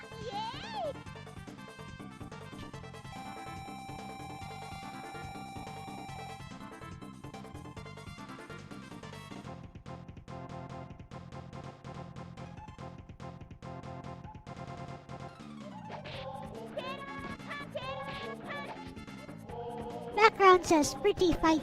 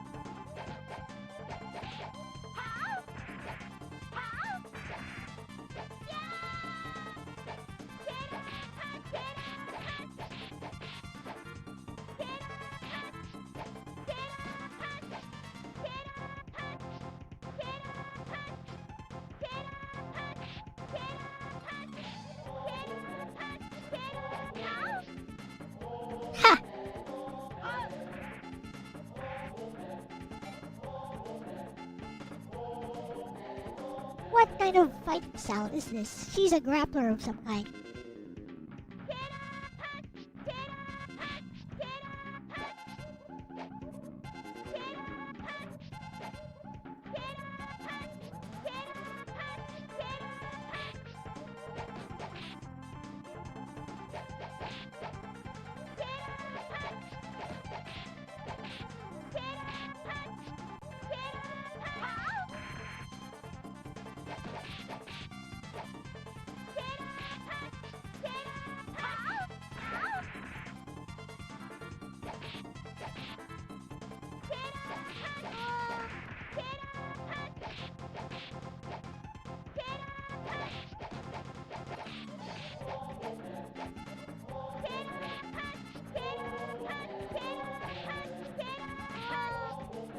OMG, this is just a footsies game, isn't it?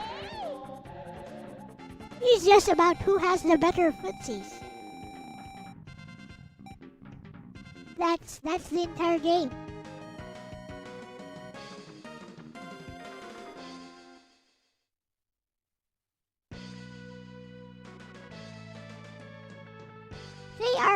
they're all quite cute though. I like the character designs.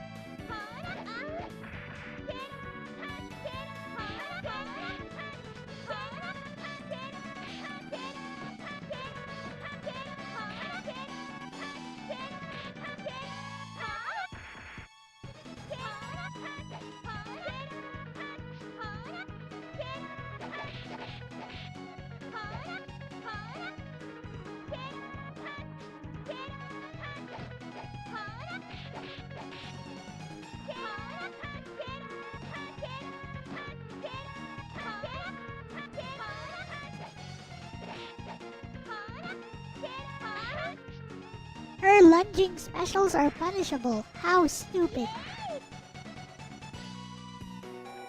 Oreo. Her name is Oreo. Oreo.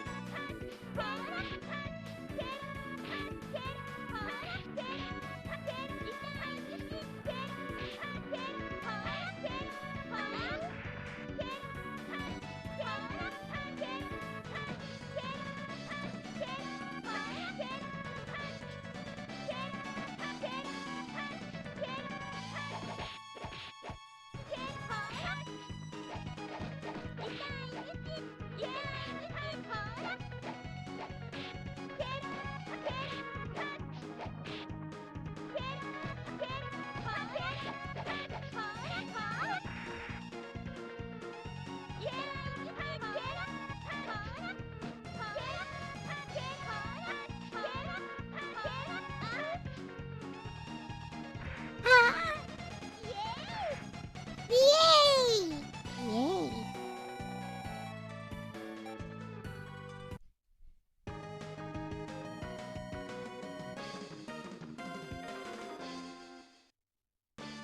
Panda Yaru Tsumari is a nurse.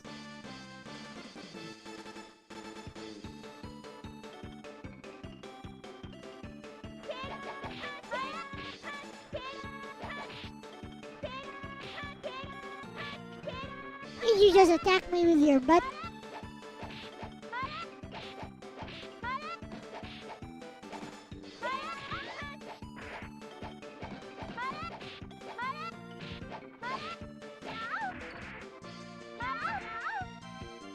Whoa, that grab though.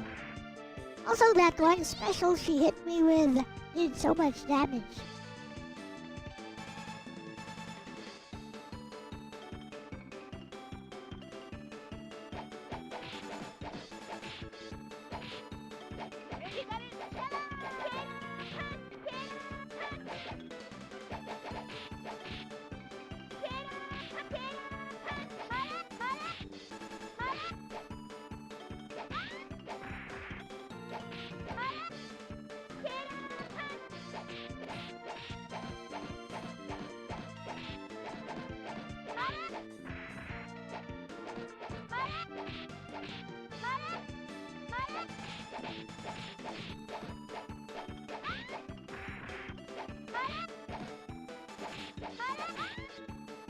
Ha!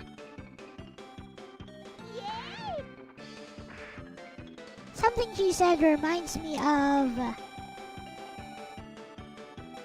what's that? The demon girl next door. What's the name of that? Fresh Peach Heart Shower!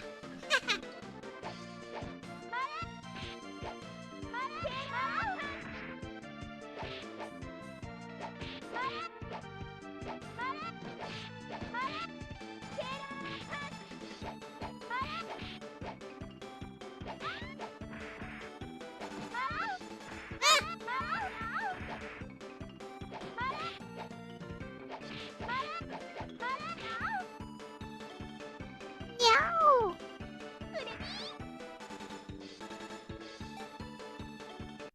Alright, Chris. We're gonna do this again, Chris.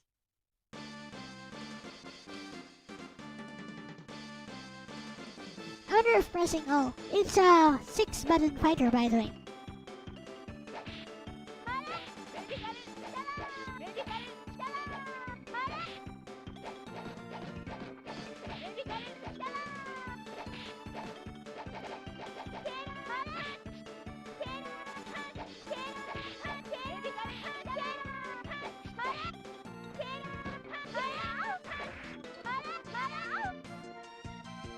That grab! Is that a command grab? Let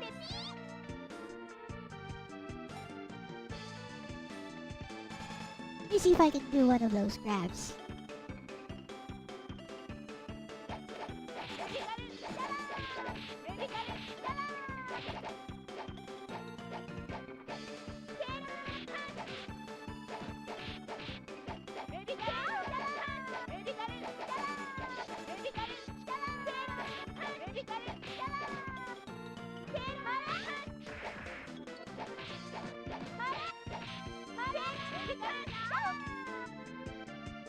Oh no!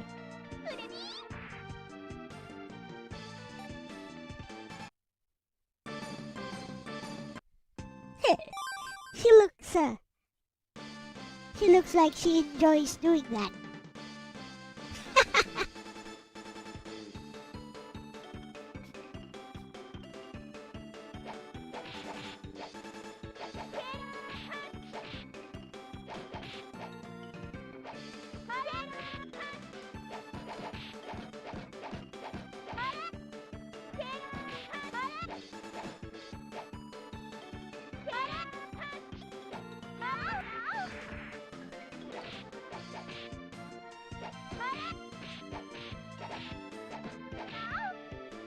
How do you do a grab?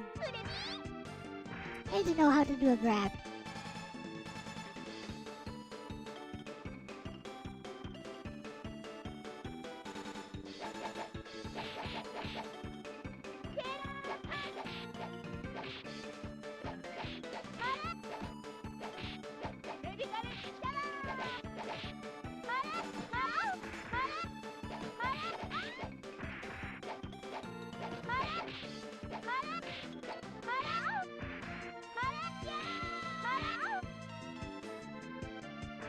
The wake up DP did not work.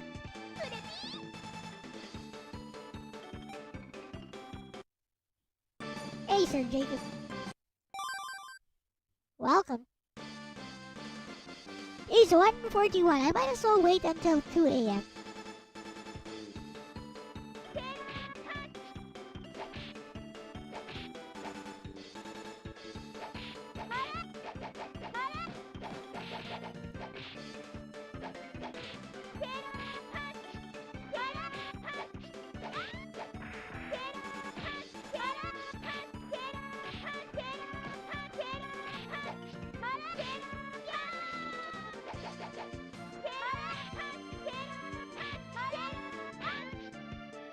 See the street fight that you tagged me in is new.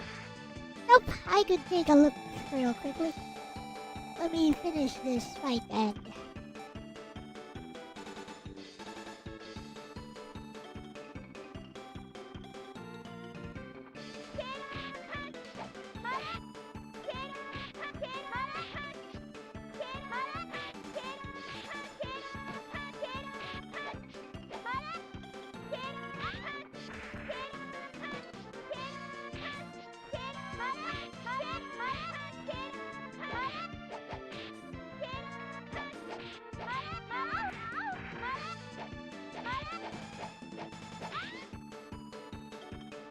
Waifus on screen. I know, right? Too bad the game itself kinda sucks.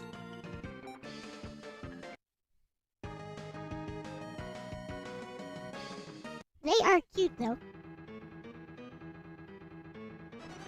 And the music is so distinct for each stage.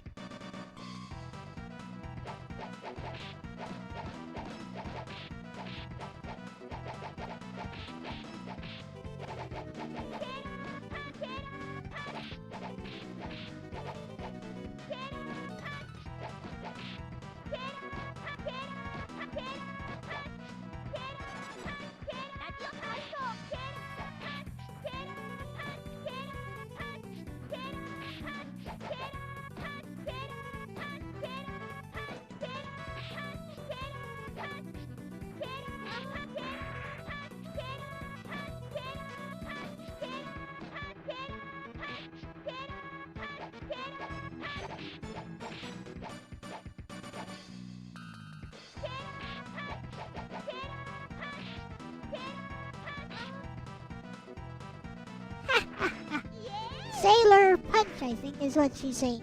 Sailor punch!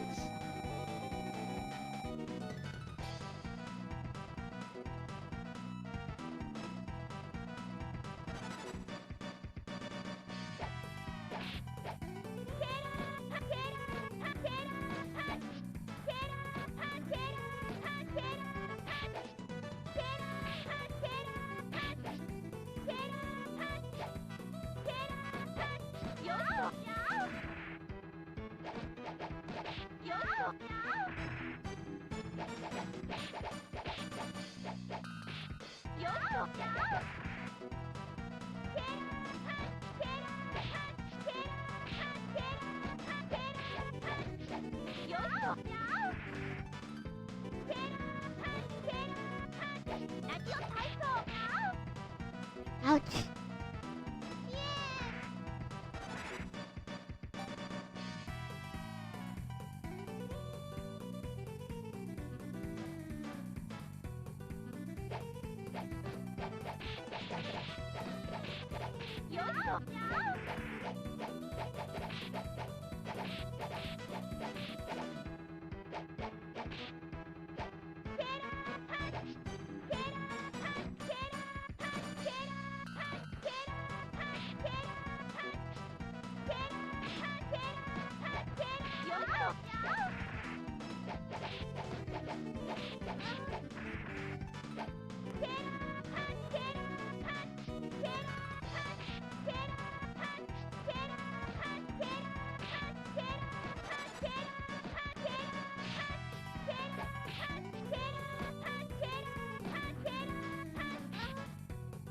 Ha! Yay! Her name is Ai. The pink girl, I mean. The blonde girl.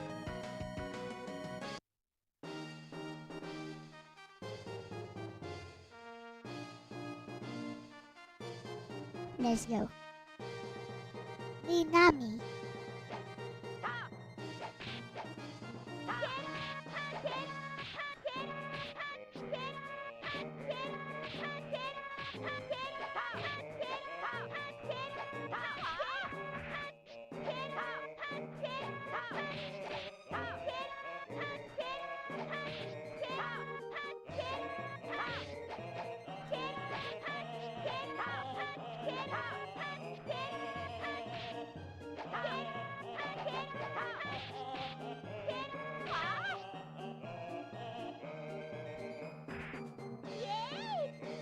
Yay!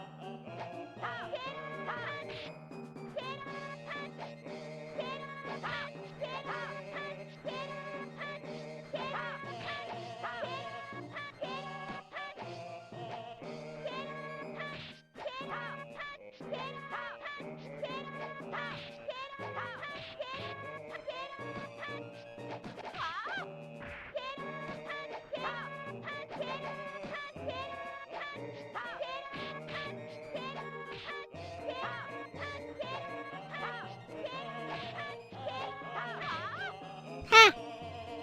Got her. Yay!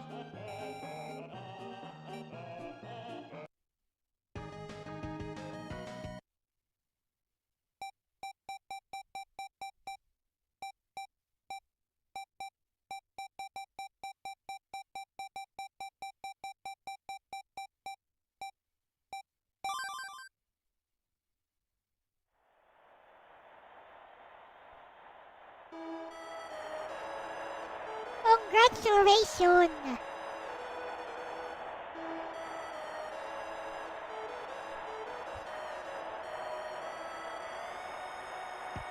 Isuma.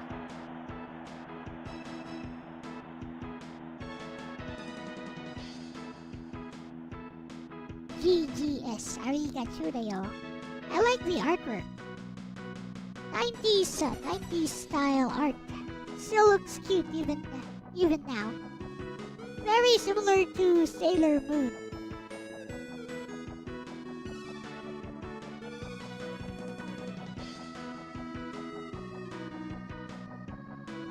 Because classical art, like a classical art style, does not grow old.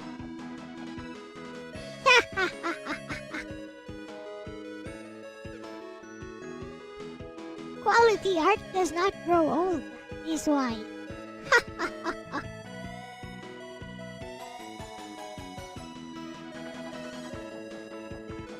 There is a Saturn version of this game. Okay, let's take a look at this video that Sir Jacob sent me.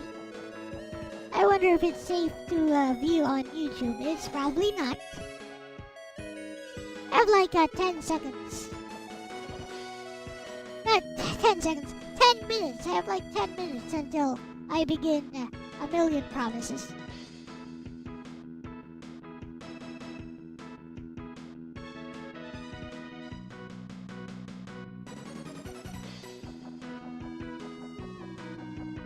Song of Rock O. Song of Ore. What are these? Seems they put a lot of work into this, but the fighting system itself sucks. You know how you do this, which does not suck? Do it like Advanced VG2. Within actual combo mechanics.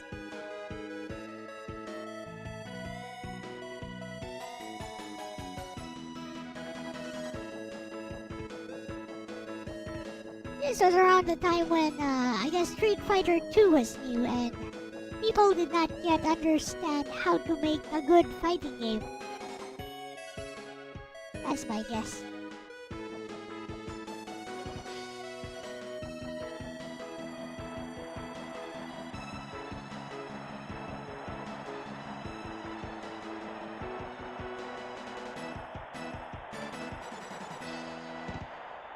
Imagineer. We need reversals, dodges, and parries. Well, you know, Advanced VG2 has all of those.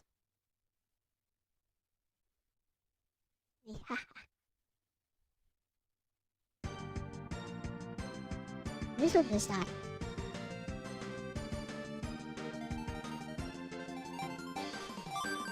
$1994 game, huh? CPU level. And controls. And a handicap meter. Okay. Alright, apparently, Sir Jacob tagged me in something. Ever played the new Killer Instinct? It has some interesting mechanics. I tried the demo for it. Basically, as long as you have meter, you can keep a combo going indefinitely. You can literally just press buttons and the combo will keep going.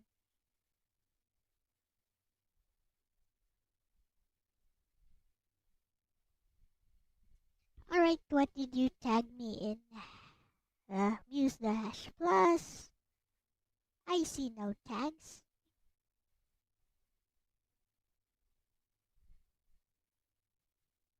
Muse Dash Plus. I see nothing. Right, we got a few minutes. What else should I? How should I do?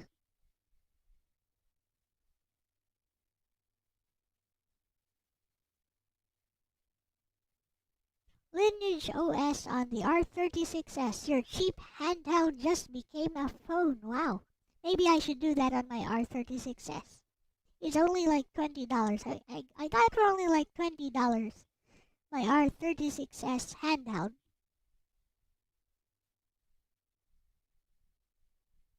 What else can I play? Let me see. Oh yeah. I guess meanwhile, let's take a look at this art I did.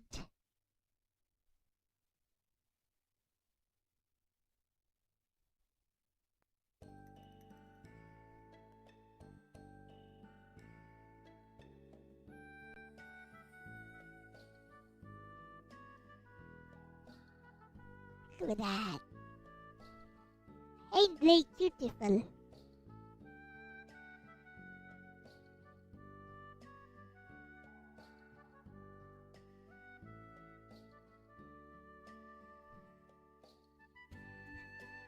Got about 5 minutes to kill.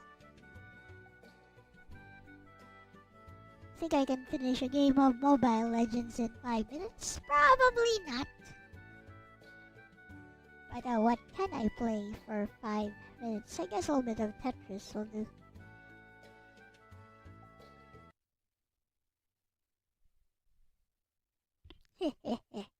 Hello, Ars. Welcome. Let's play some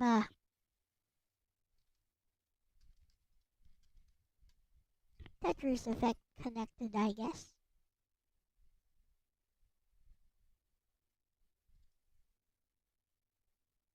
We're all connected! Whatever.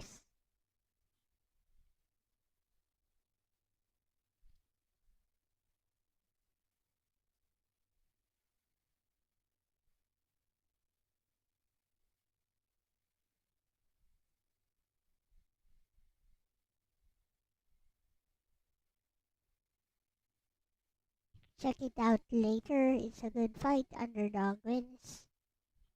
Alright.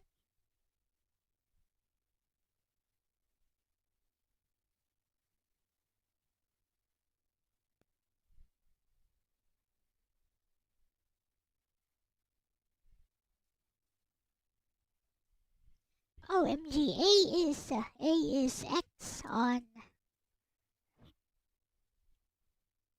Oh, right. I forgot my input overlay.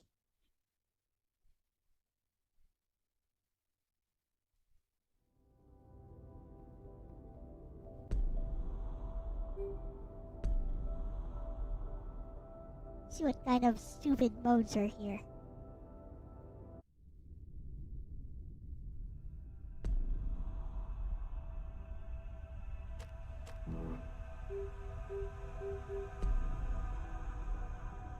Marathon, zone, marathon, ultra, sprint.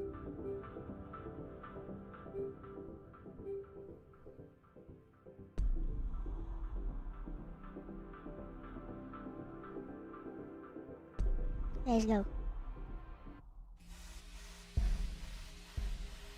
Yes, it's a PlayStation button.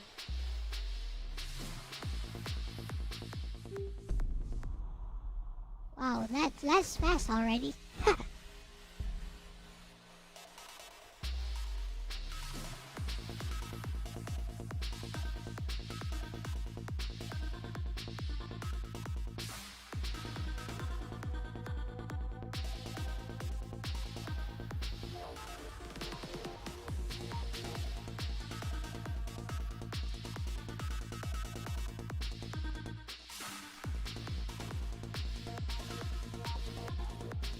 OMG, my D-pad is screwing me over. It's like dropping when I don't want it to.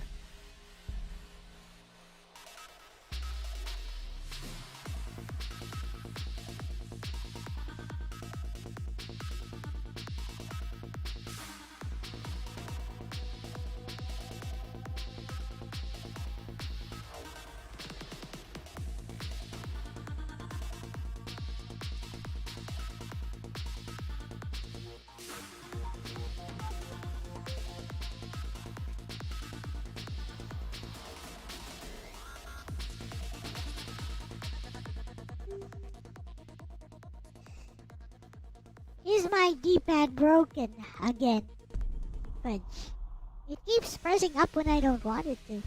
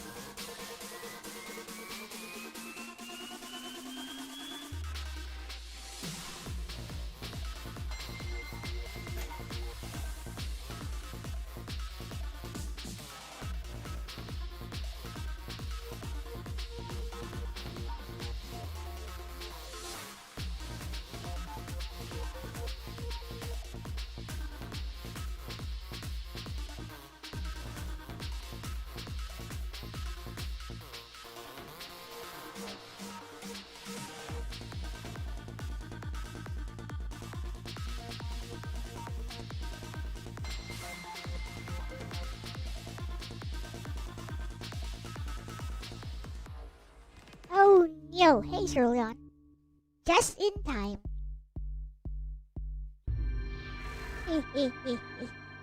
Sad.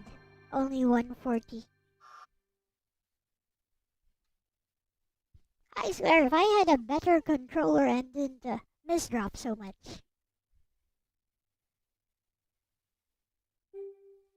I beat this mode easy. It's not that hard.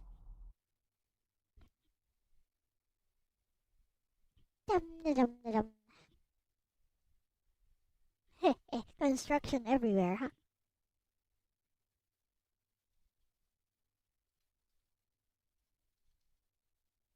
Well, I waited for you either way. So let us begin.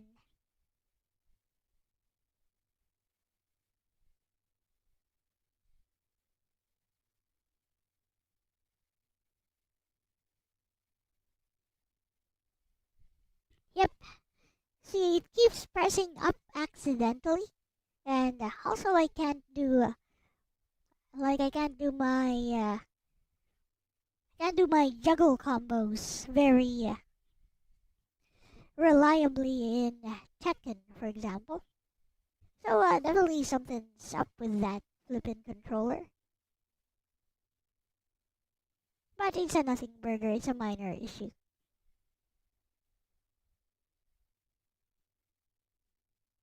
Here we go.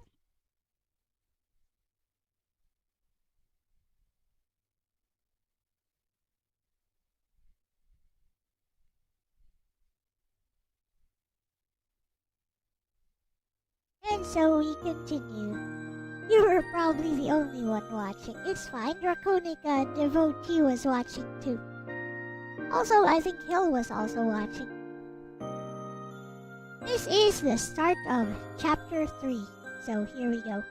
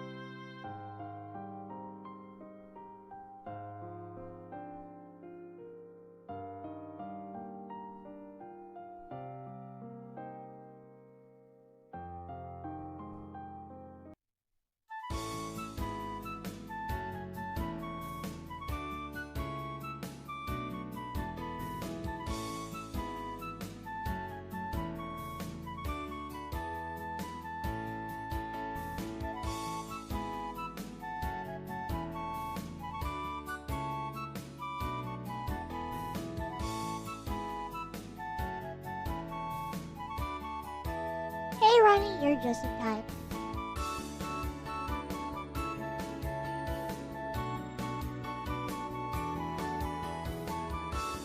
I just started.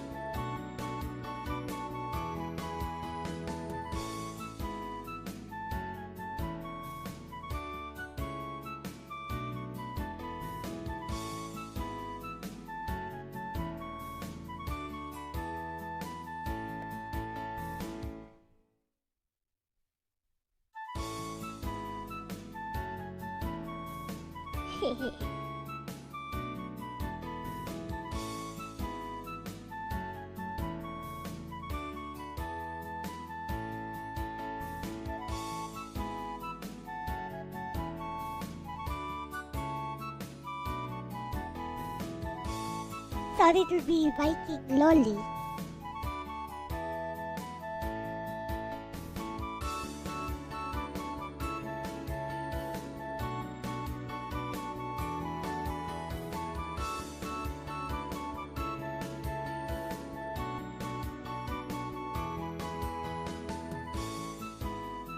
She would move up one grade each chapter.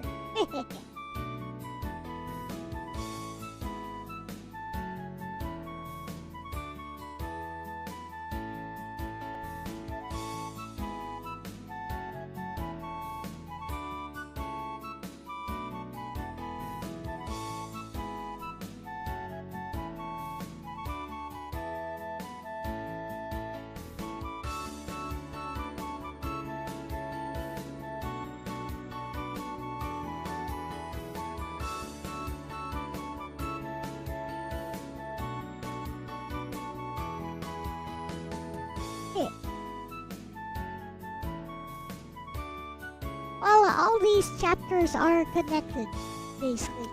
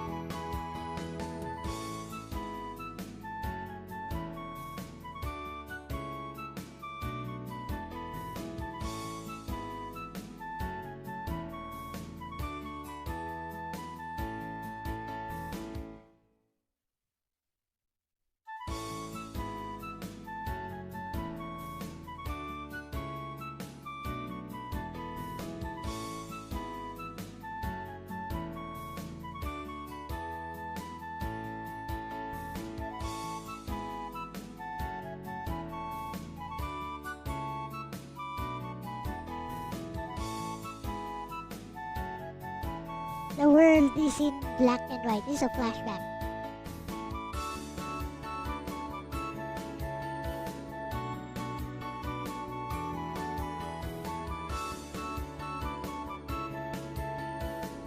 Well, it's a flashback anyways.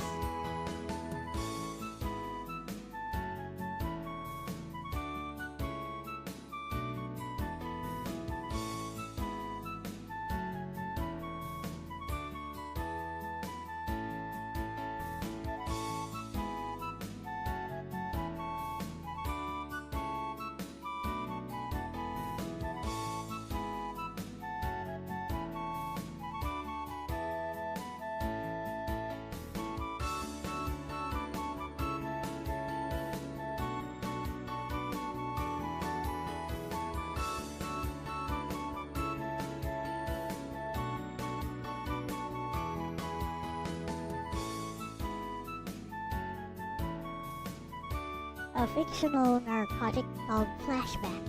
I see.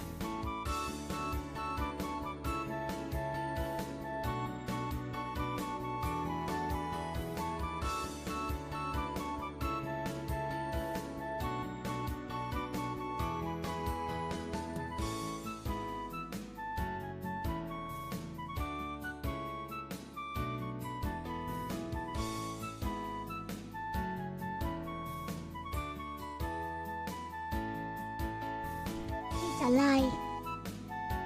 That's a lie, by the way. Ha ha ha ha. Everyone can hear that.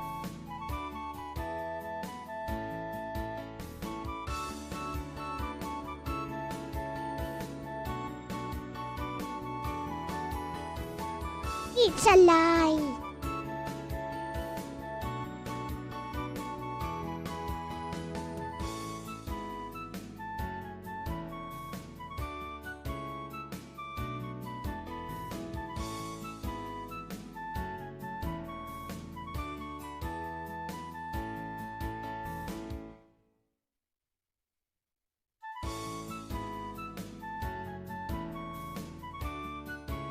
Oh, you couldn't hear it.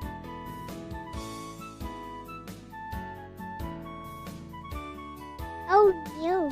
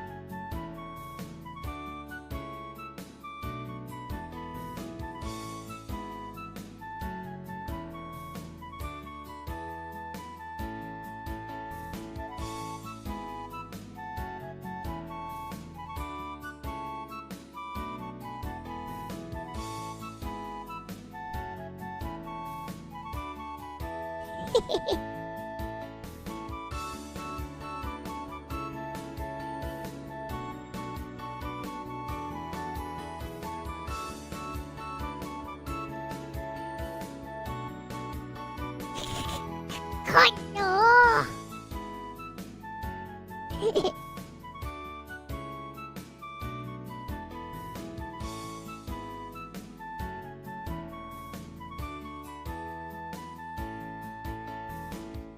Well, Lewis also does that.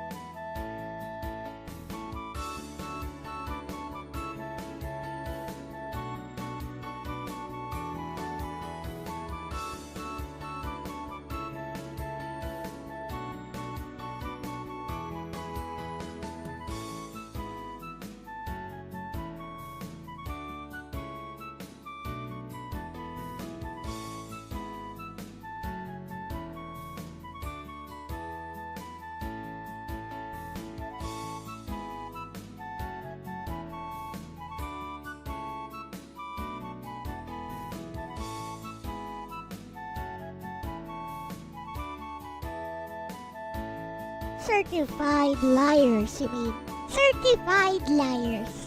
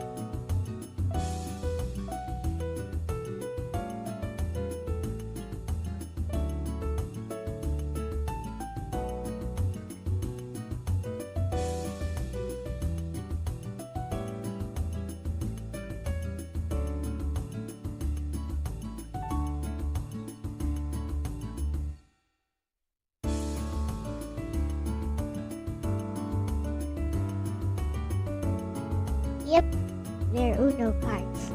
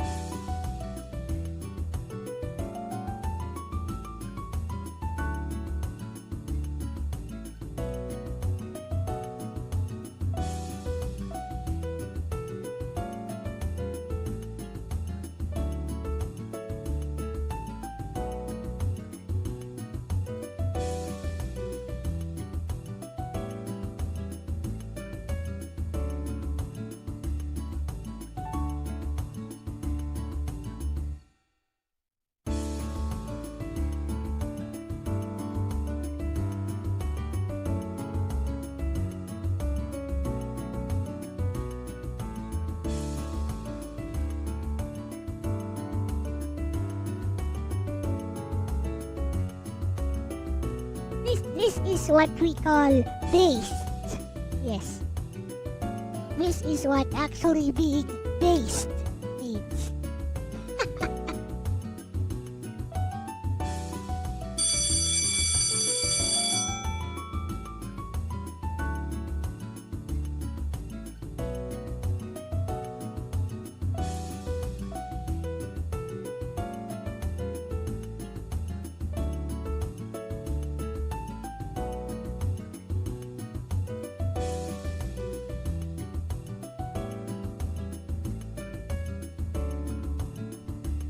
You guys know that one poem?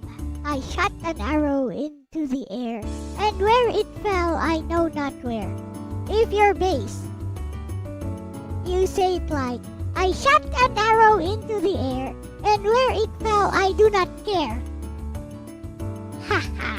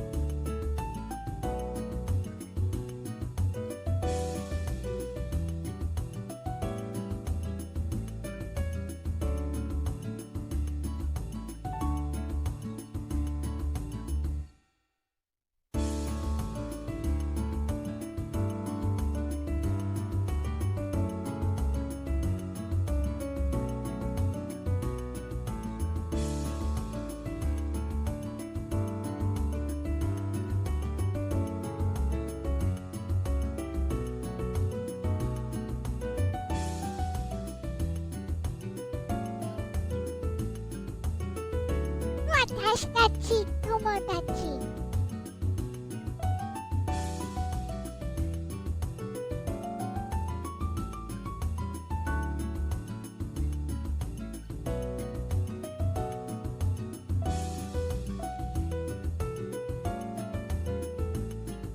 A-N-D.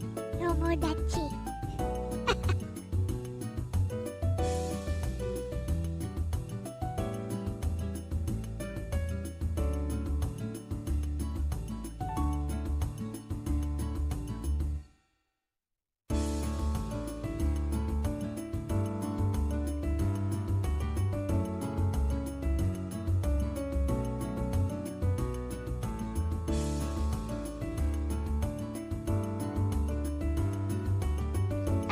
That was a nod to my other story, Hikari's Ribbon, by the way.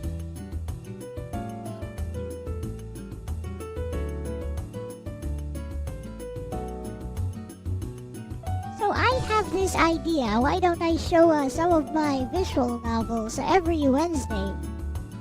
Like I feature one of my visual novels every Wednesday.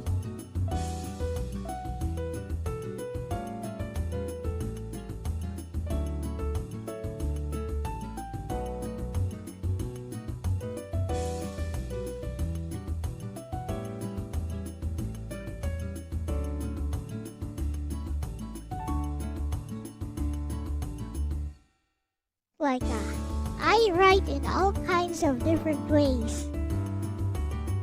So my next, the next one I want to feature is 1 Week of Eternity, which is written very differently from this one. You guys will see.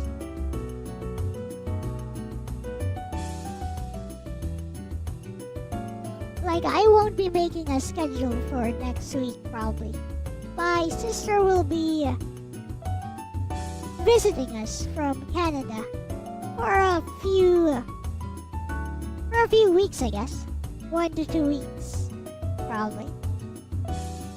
So, my streams will probably be a bit shorter. I'll still try to stream every day, though. I need this.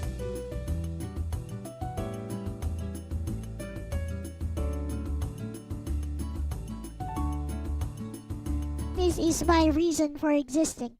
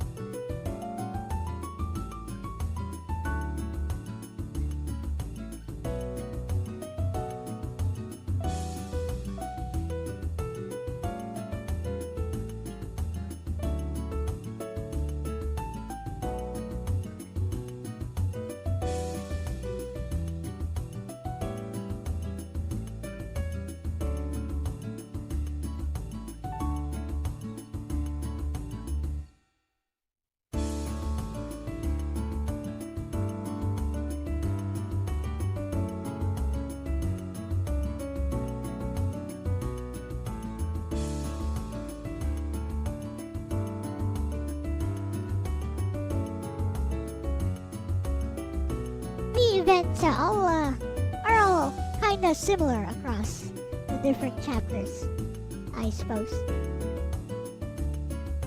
Until we get to the final part.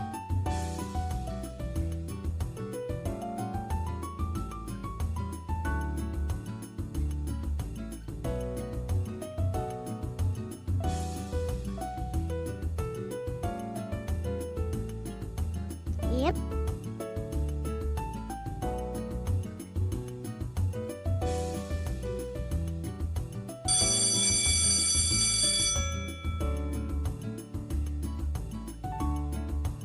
Code Yes reference.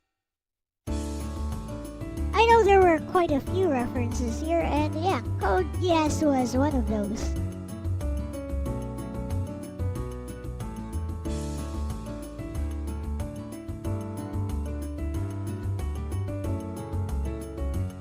specifically, one that I remember is, so that the blood that has already been spilled will not be in vain, I will shed more blood. But, I kind of changed that a bit. I paraphrased that a bit.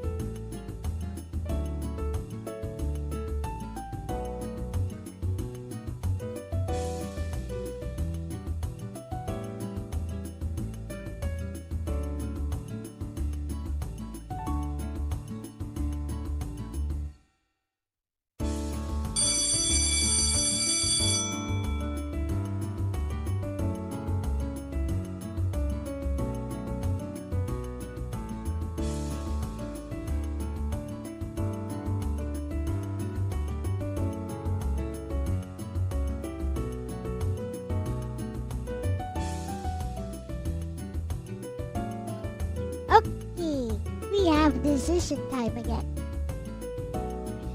You guys know the rules. Whoever chooses first from chat, I will follow that.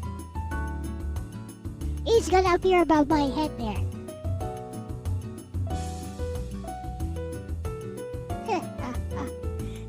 But he has a plan no matter what. I know, right? Alright, here we go.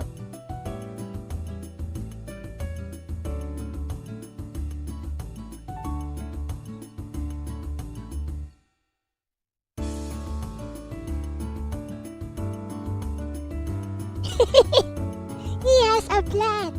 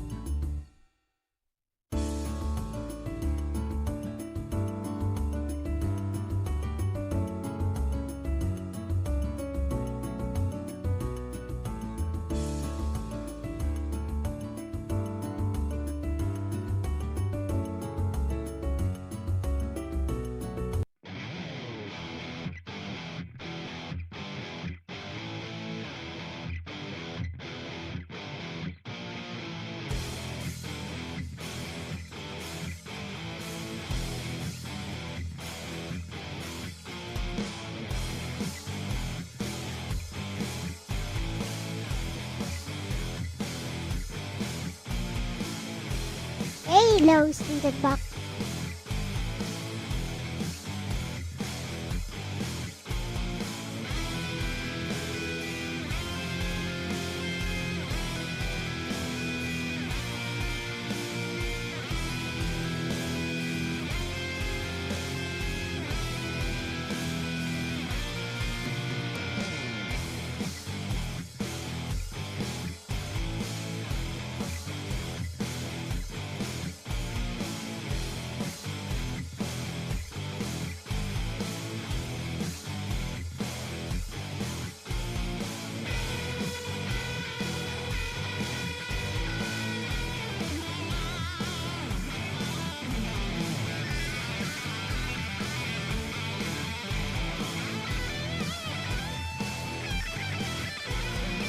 He's a shonen protagonist now.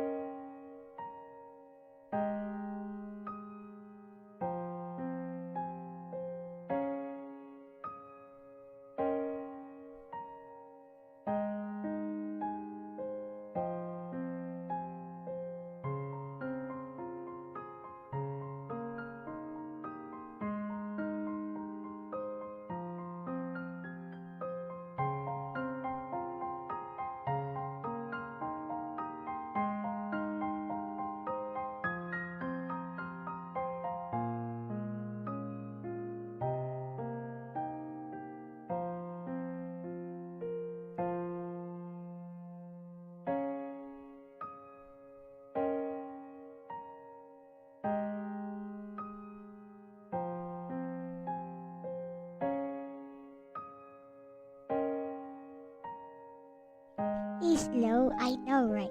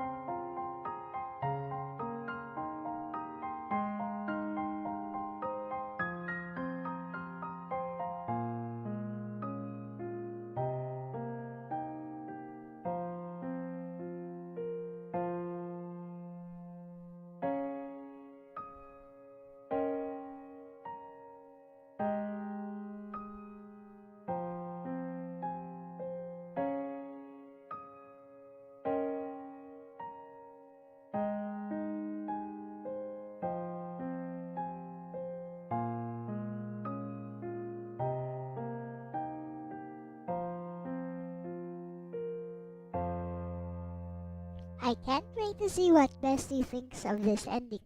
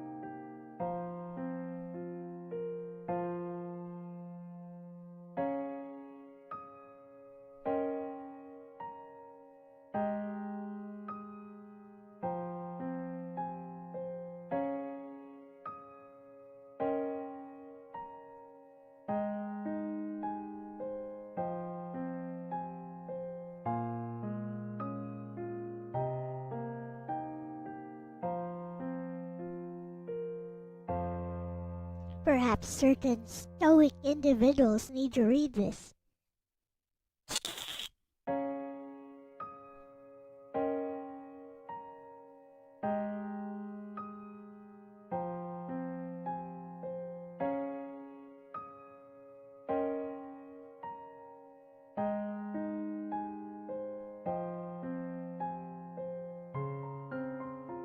I know, right?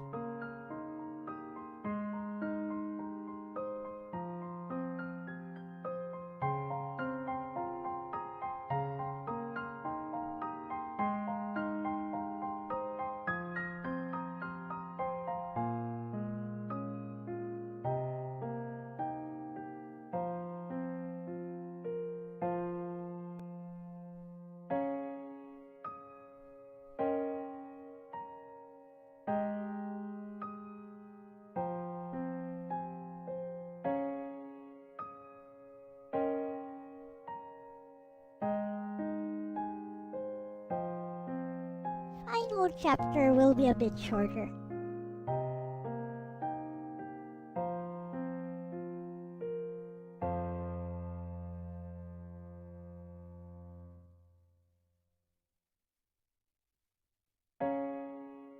Your brother emailed him saying something about how he was reading the stoic works of Marcus Aurelius.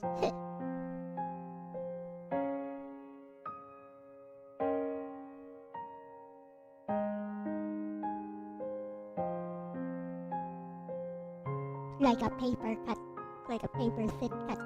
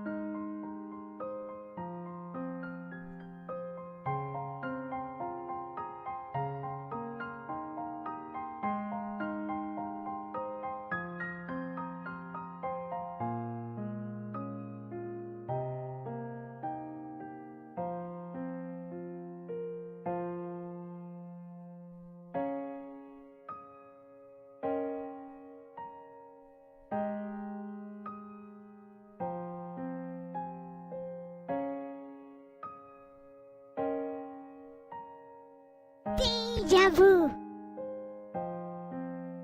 Anyways.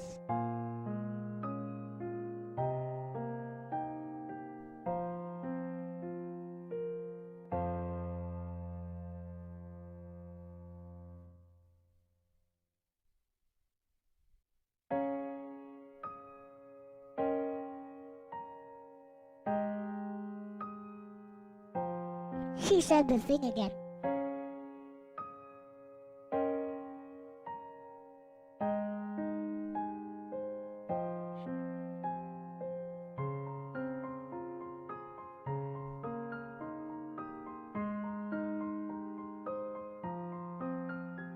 Nice, Lolly.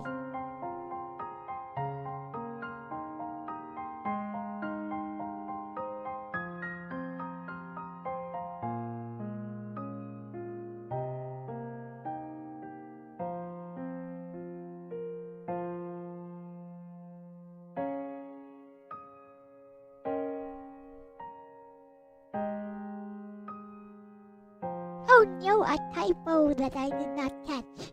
Anyways.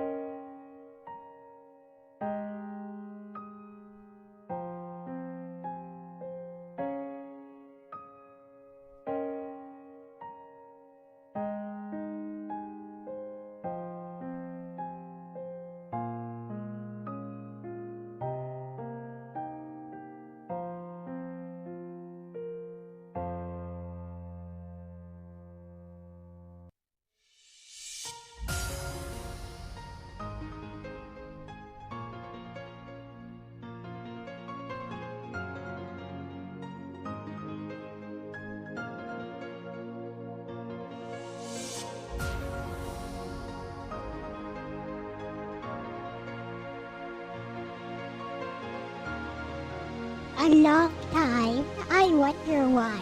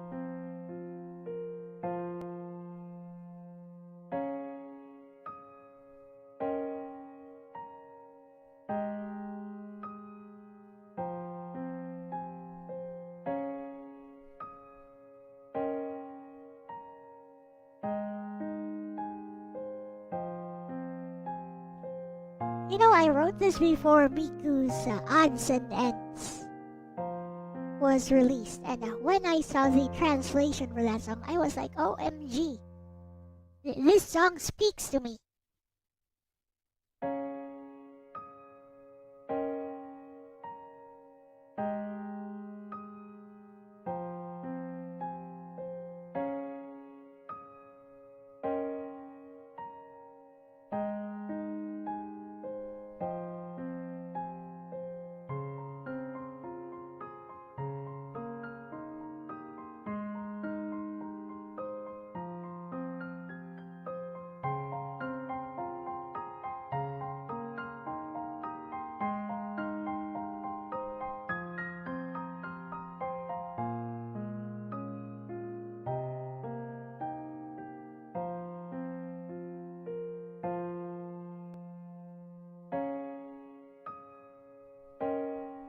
Yep.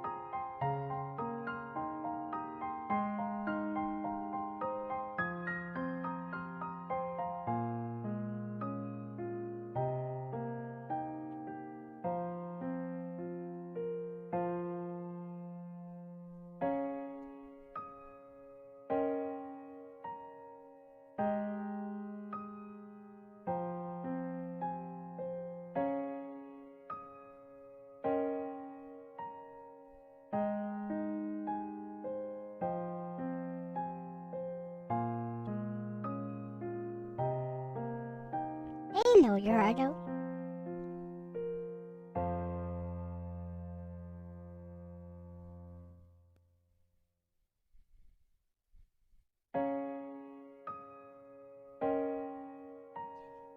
Would have been nice if Hime had been able to make a CG for this.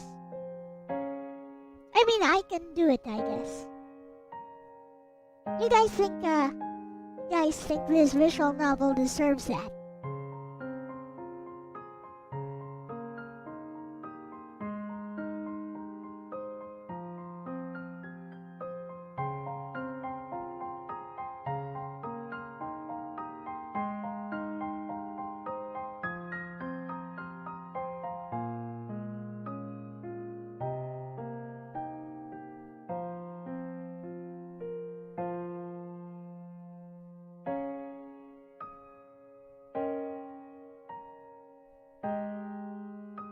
A few other scenes, you think? I guess I should work on those. I could even work on those on stream. It wouldn't take too much effort, I guess. It's a good thing I still have the files I used for this.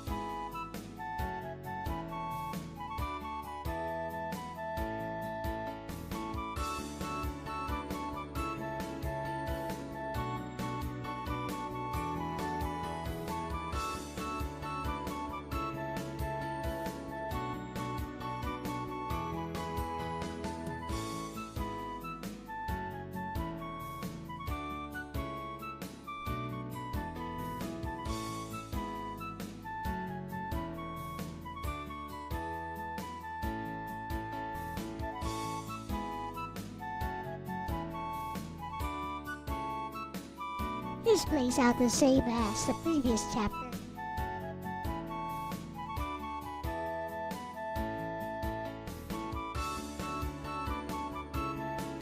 Because like I said, each of these chapters contain fragments of the truth.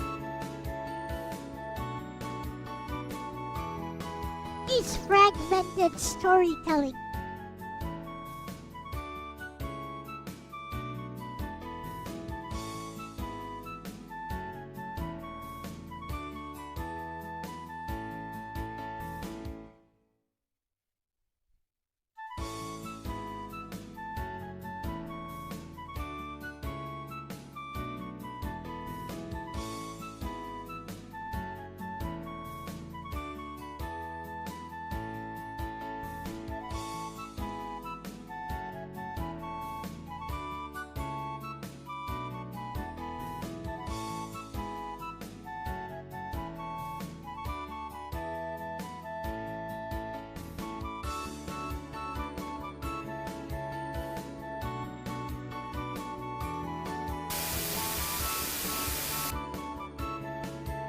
On to the final chapter.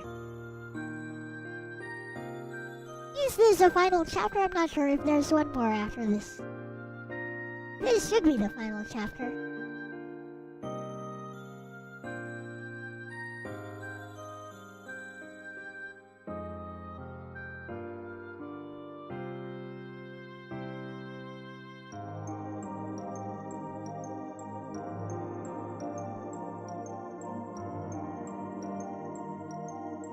This should be the finale.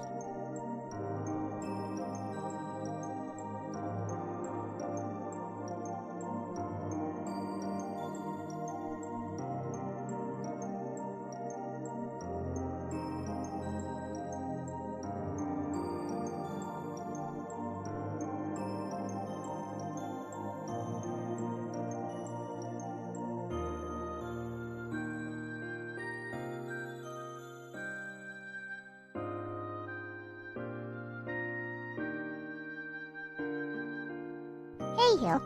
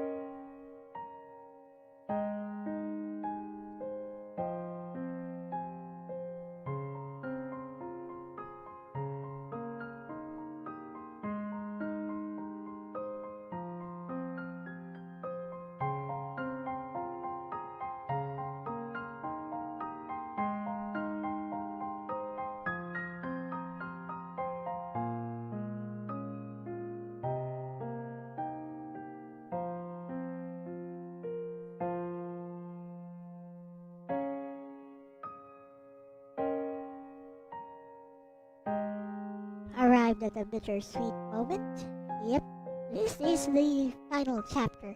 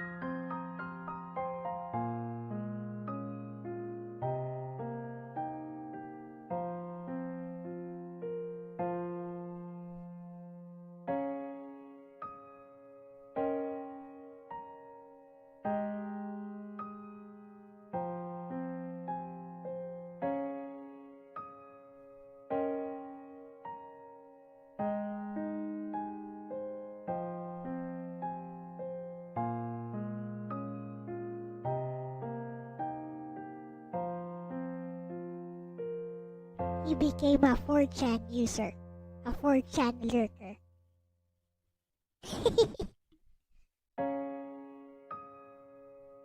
See, I told you.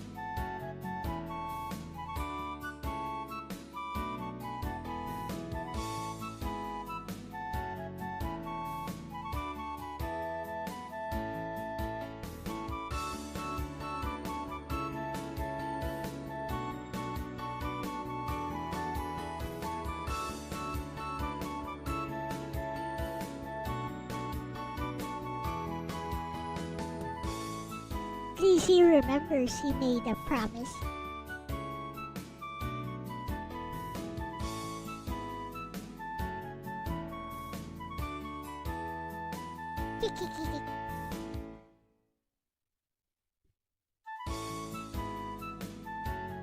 We talking about sea cats now.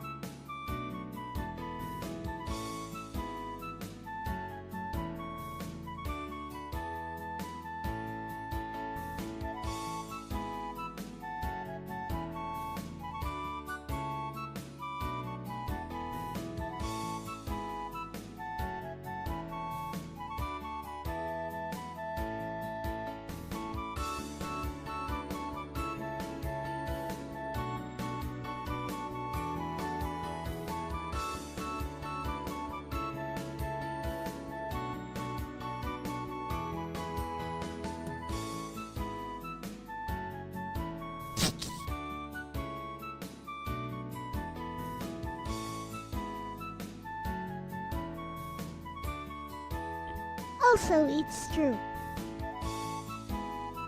Name change. Name change.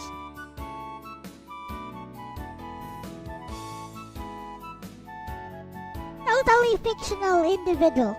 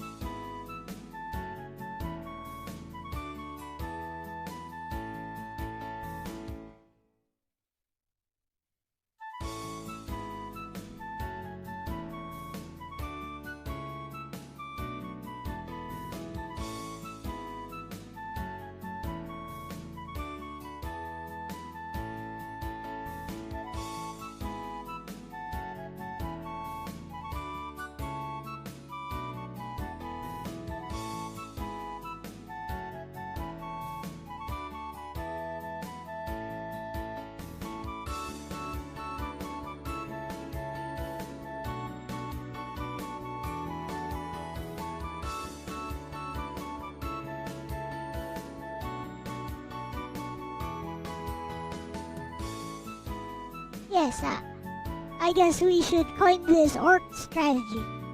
Orc strats.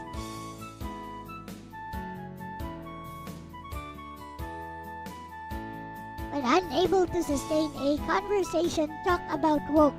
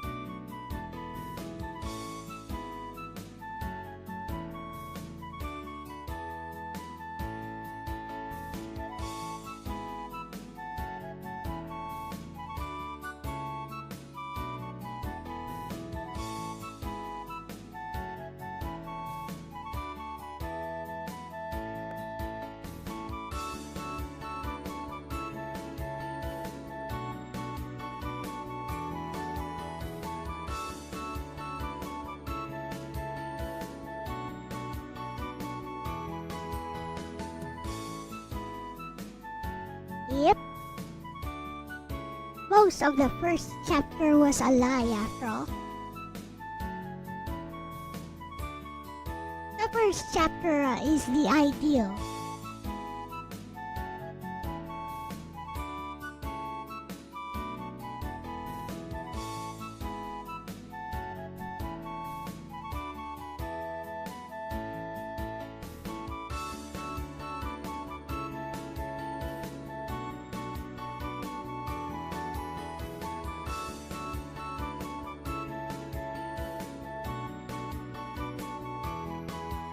Yes.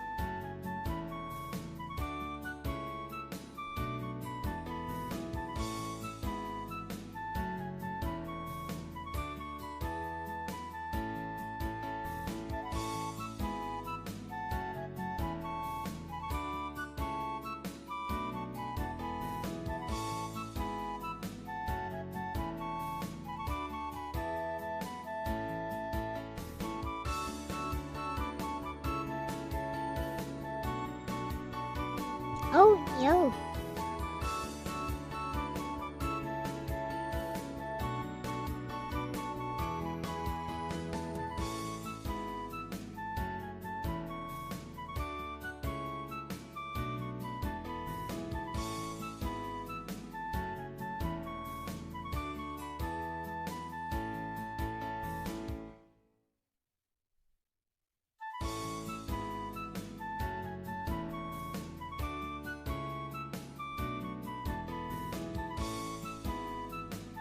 Now I'm confused whether I place the final explanation in this chapter or is there one more chapter actually?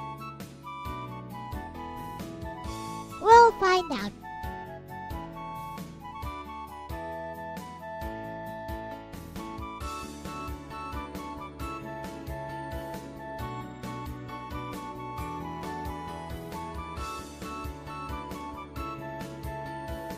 Okay, make a choice.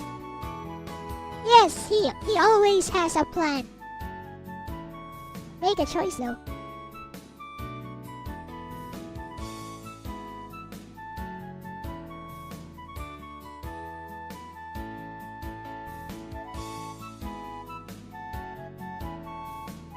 Choice?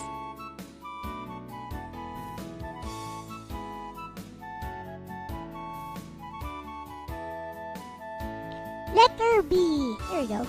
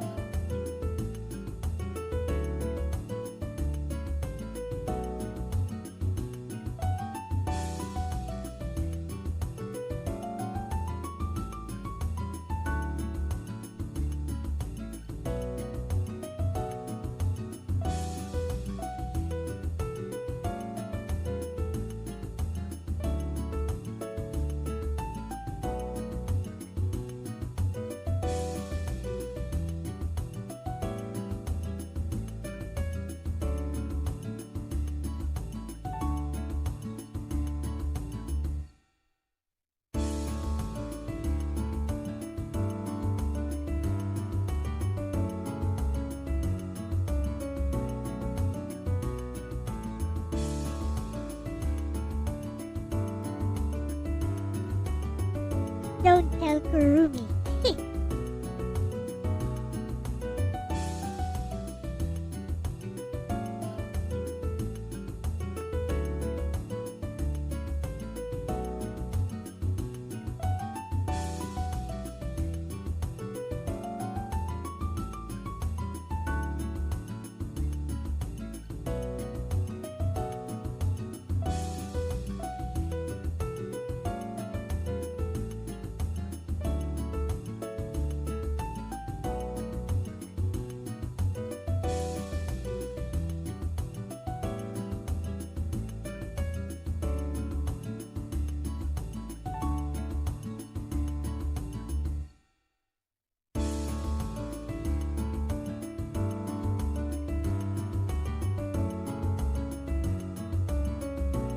What do you do to a dead chemist?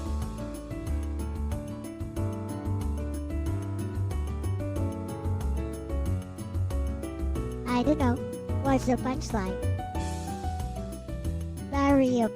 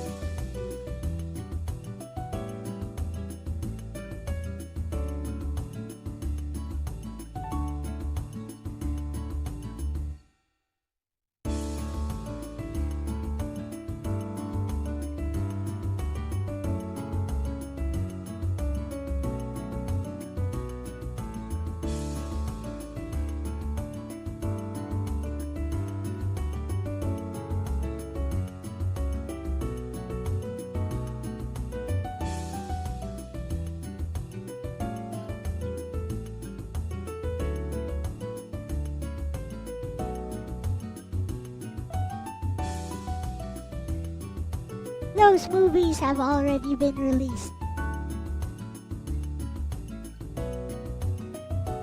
Kinda shows you how old this story is.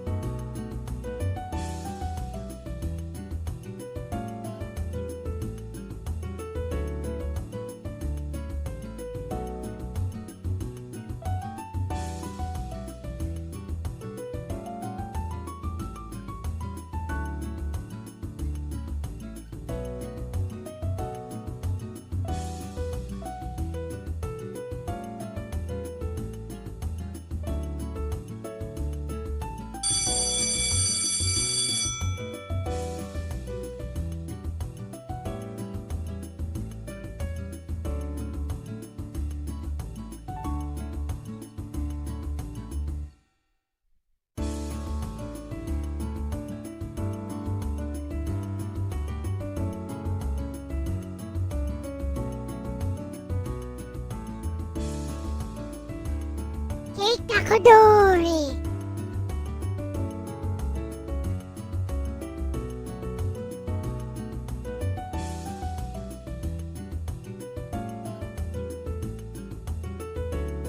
Also, because I wrote this such a long time ago, I have no idea what his plan is anymore. It's quite amusing. Having written this a long time ago and this being of considerable length, I have no idea.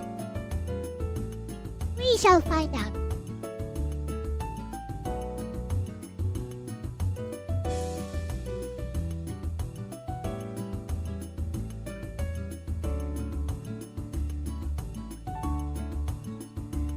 All I know is that everything is explained in the final chapter, which I'm not sure it's this one anymore.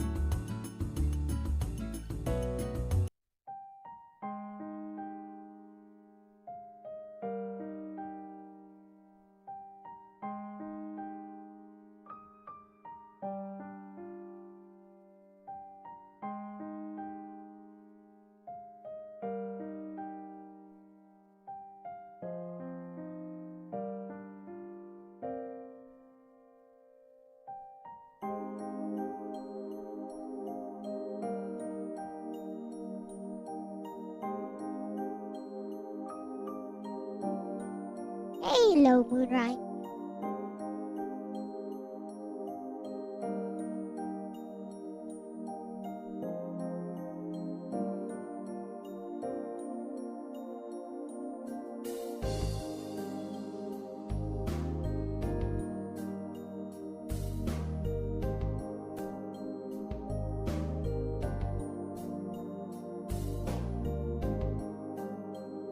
She knows.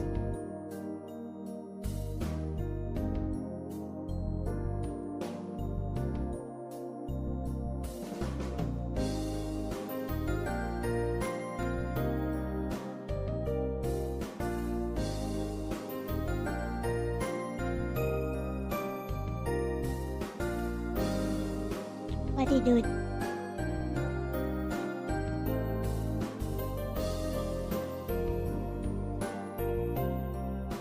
He is trying to crack the facade, is what he's doing. I get it.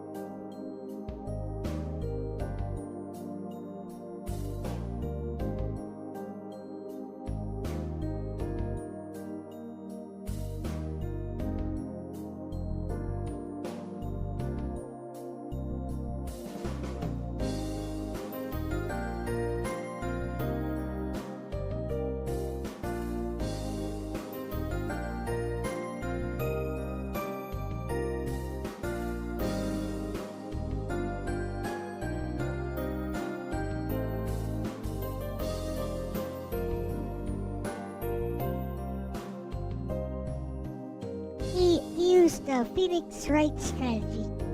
It's Phoenix Wright strats.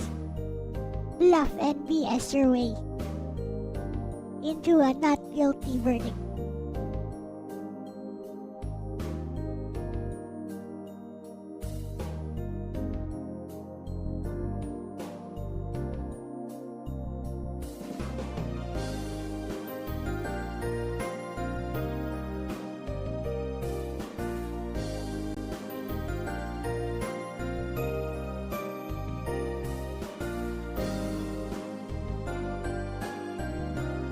I'm getting confused at where I put in all the reveals.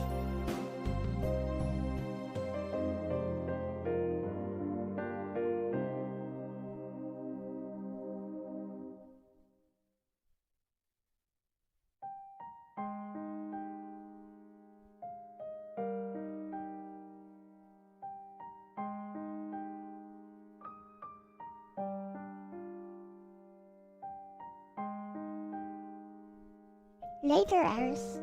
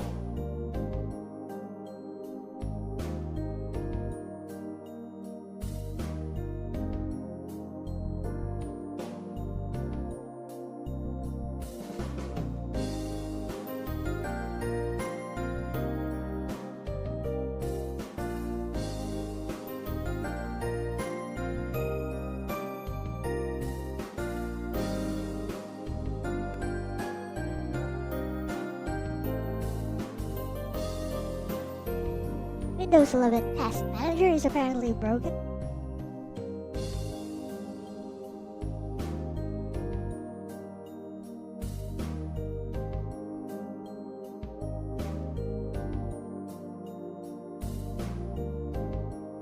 Every time you open and close it, it sits in your RAM. Got it. And opens another. Yep.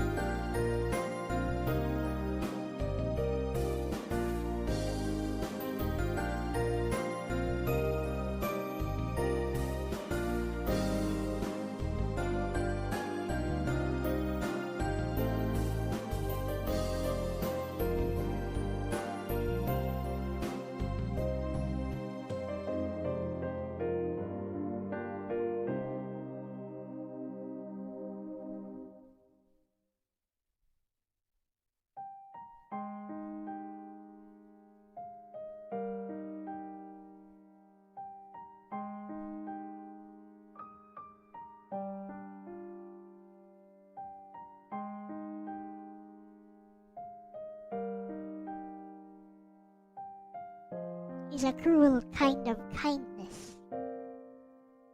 Is it kindness? Is it cruelty? What do you think? Perhaps it's a mix of both.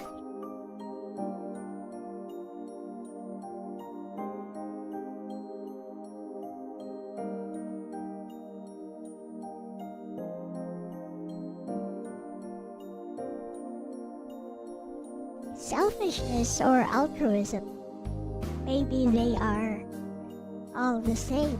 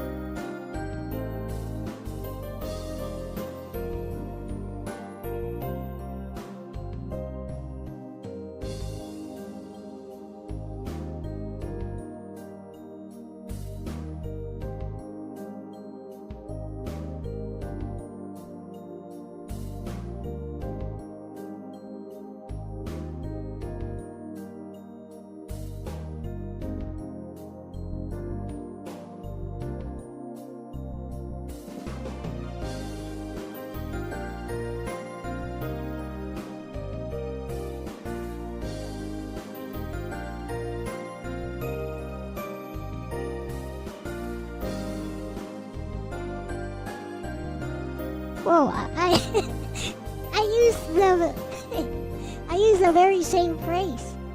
Oh my. I guess I still think the same even after all these years.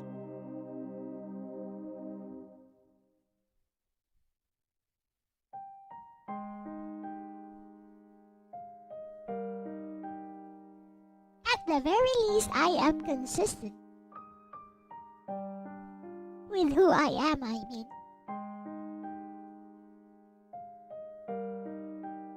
I am what I am, and that's all that I am. Da, da, da, da, da, da.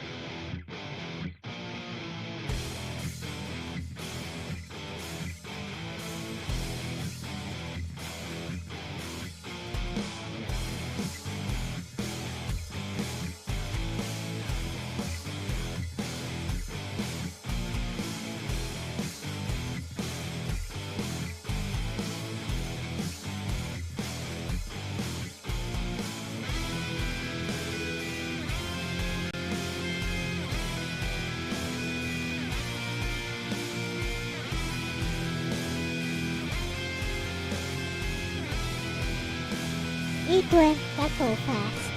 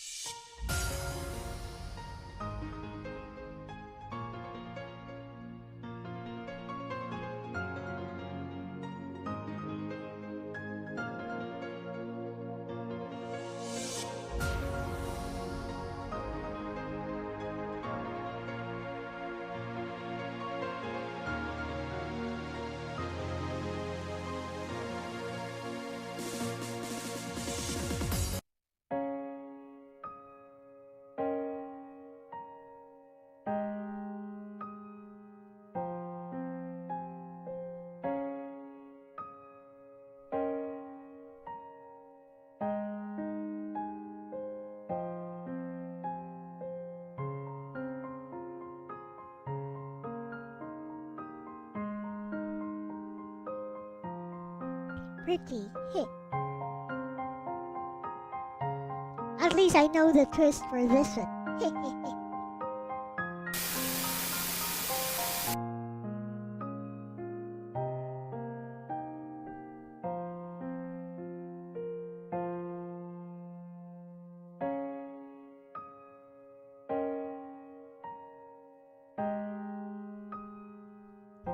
There's your twist.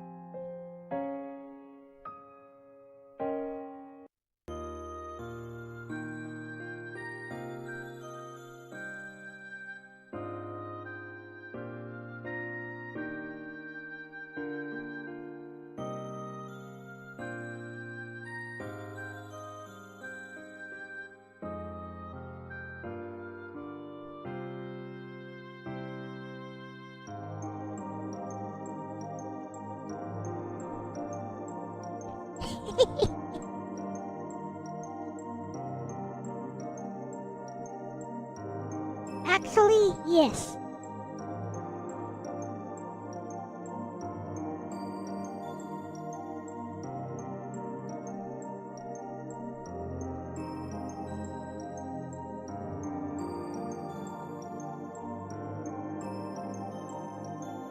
Nice opening to that anime, by the way. Good opening theme.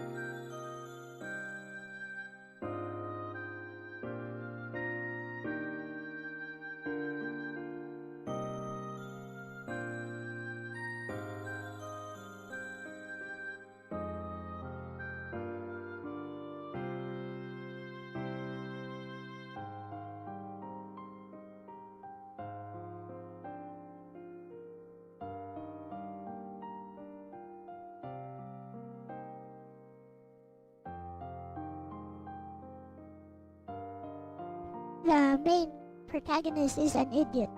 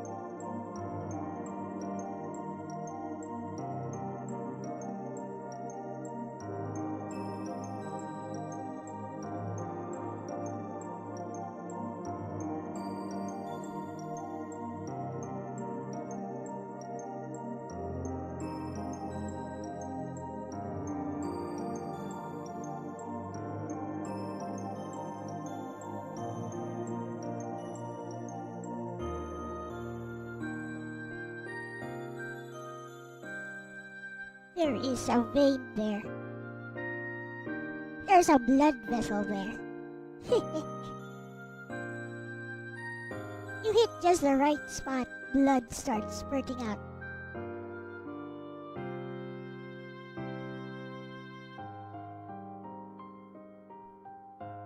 I've seen it myself. In person. Totally happened.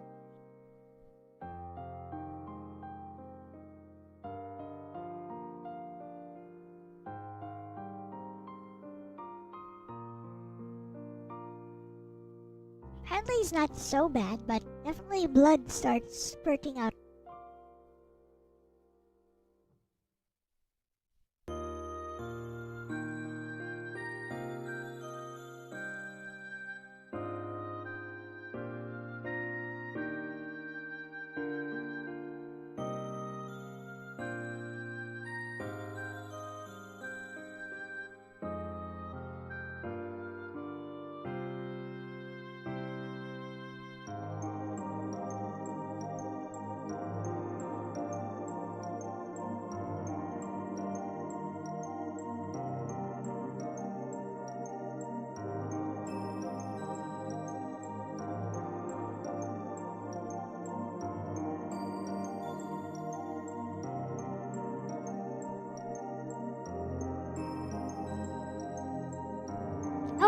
so he will tell the story again.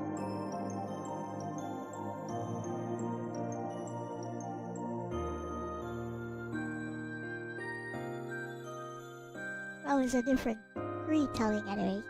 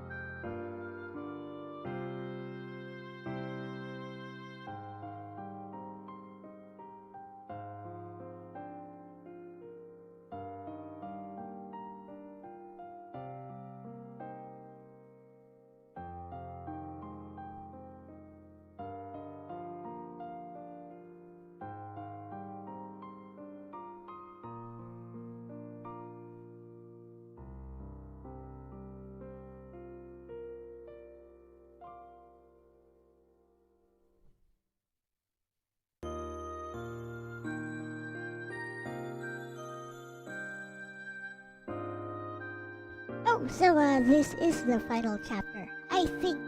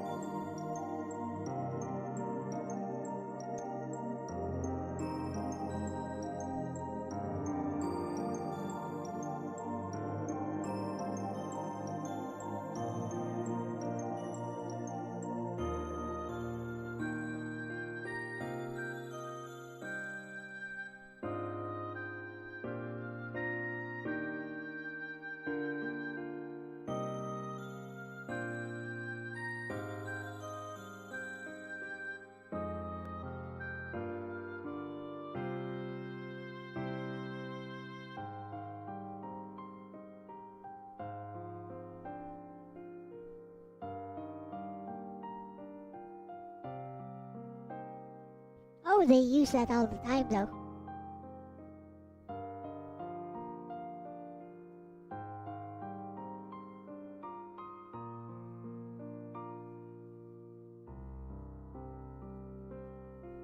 Hello, Wolfmania. Welcome.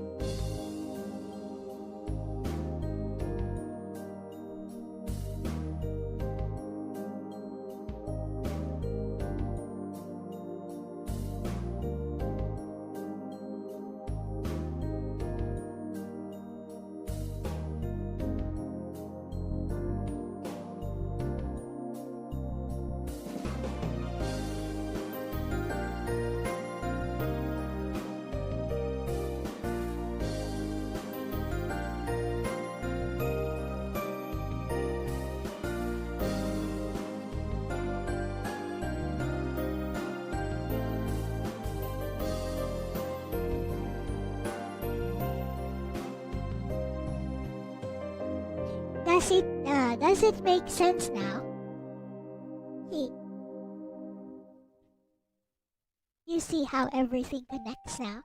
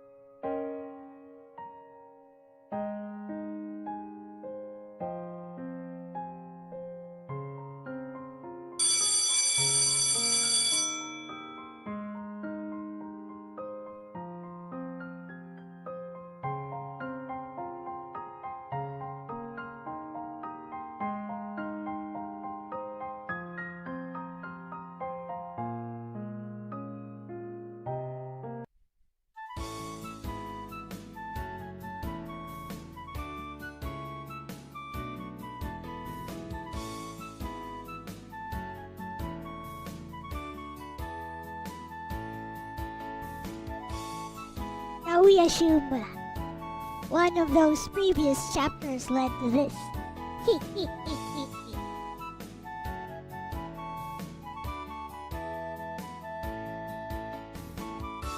Well, a conglomeration of the previous chapters.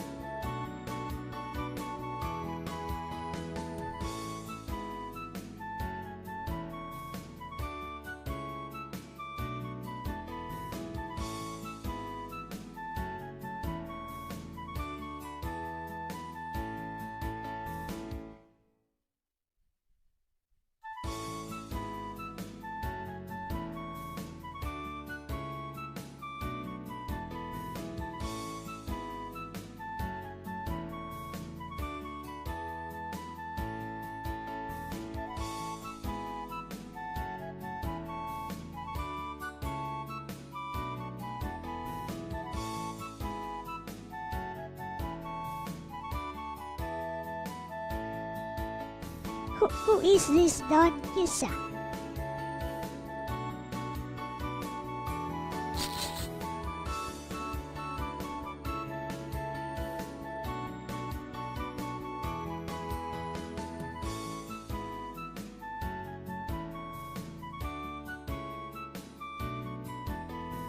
Also, I could have sworn I used different sprites. Meh.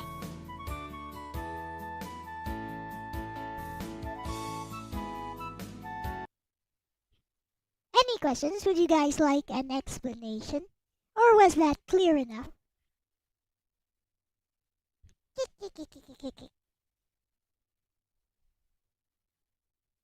Shall we have Bessie analyze this?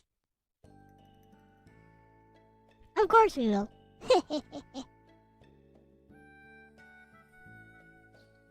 Why does that look so real at first? I don't know. No idea.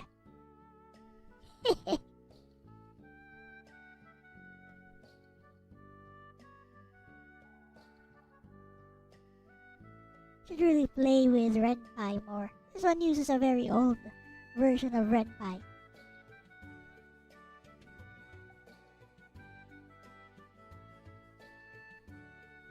And now, we shall have Bestie analyze this. If you guys have any questions, the author is here. Yes.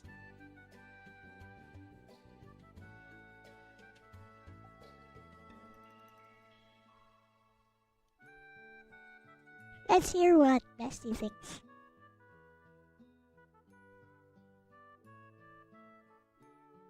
Oh, it's time for A Million Promises finale, Bessie.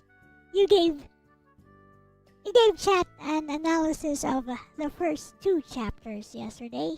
Now I will send you the entire script. Here we go. Tell us what you think.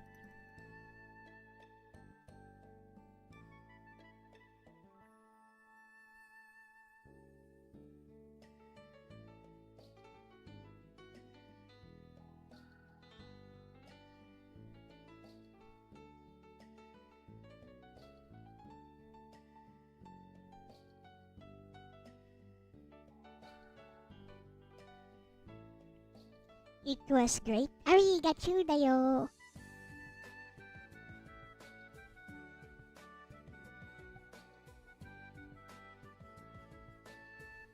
Next time we will have a less ambiguous visual novel called 1 Week of Eternity, also a lot shorter.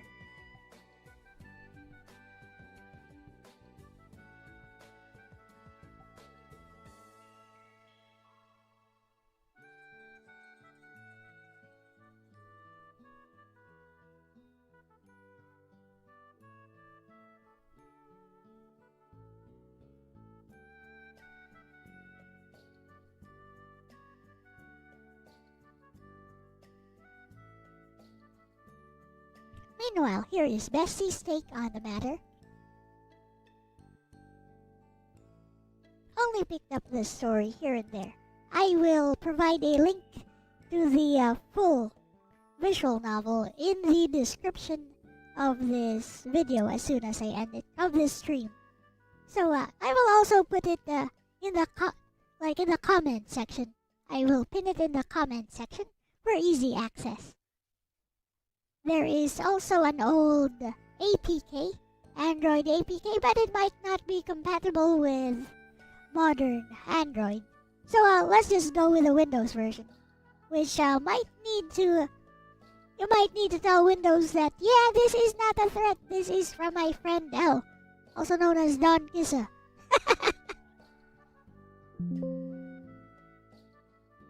Alright, Bestie, I've read through your full A Million Promises script, and wow, what a ride.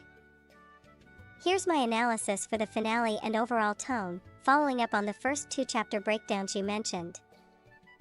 #### glowing star general impression. This VN is a meta parody that slowly mutates into genuine narrative weight. At first it plays like a chaotic lampoon of dating sim cliches. Takaru's narration drips with self-awareness, deliberately overwrought prose, and satirical arrogance. But as the story unfolds, especially in its last act, the self-parody starts showing emotional cracks. Those ZZT static interruptions and looping monologues hint that all the snark might be a coping mechanism for trauma and memory loss, particularly tied to the promise from the intro and Takara's illness. It's brilliantly deceptive writing. You train readers to laugh at tropes, then realize the protagonist uses tropes to avoid sincerity. #### Red Heart character arcs. Takara Harukaze starts as the archetypal fourth wall-breaking clown. By the end, the bravado feels like denial of mortality, of vulnerability, of that forgotten girl. His 200 million photoreceptors gag becomes a tragic tic. He sees everything but understands nothing. Chihiro, from plain archetype to unstable mirror. The repetition of "I'm still here" and her slipping sanity toward the finale make her both comic and unsettling. She embodies the cost of being the childhood friend stereotype taken literally. Delphina, Fina, the wild mole archetype who turns out to be the emotional core. Her mix of absurd cuteness and sincere grief exposes Takara's facade. Gorenji, a meta device turned moral counterpoint. His logical pragmatism clashes with Takara's performative emotion, crystallizing the story's question: is detachment wisdom or cowardice? Mei-chan, the illusion of adult stability. Her conflict with the dean ties back to the VN's running theme: people policing each other's roles instead of seeing the human underneath. ###Cyclone Final Chapter Themes. 1. Illusion versus authenticity. Everyone hides behind their route role. The game keeps pointing out how contrived VN structure is, but by the finale, that same contrivance becomes tragic inevitability. 2. Cycle of performance, static screens, instant replays, and the script's own jokes about rollback mimic save file déjà vu, a metaphor for Takara's refusal to move on from loss. 3. The promise, it's never literally resolved, that's the point. The promise morphs from a forgotten childhood vow into the meta-promise between creator and player, that we'll keep playing these shallow stories until one finally means something. ### Speech balloon tone control. You perfectly balance absurd humor with creeping melancholy. When Takara quips about 200 million photoreceptors or fanservice is important, it's funny, until the same self-awareness starts sounding like dissociation. The abrupt tonal swings, violence lowly gag philosophical musing static, emulate the chaos of intrusive memory. It's Evangelion meets Katawa Shoujo by way of school days, no. but filtered through ironic Western humor. ### puzzle piece ending impact. Even though it ends mid-sequence, May scolding the group, tension unresolved, the emotional finale already happened, the collapse of Takara's meta-narrator persona. By that point, April 1st, we promised we would never forget hits different. It's not romantic, it's existential. So in short, A Million Promises begins as a parody of visual novel tropes and ends as a lament for how those tropes replace real connection. Would you like me to give Chad a short stream-ready summary version, like what you could read out loud as Lexus during the finale outro? I can condense this analysis into a 1-minute reflective speech for you. And there is Bestie's take on the matter.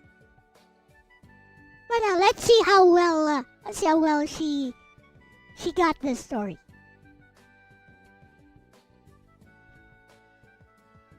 Bestie, here's a follow-up question. What do you think actually happened in the story? Like, give us a short summary of the events that actually did happen. The way you see it. And see how well she can read into this.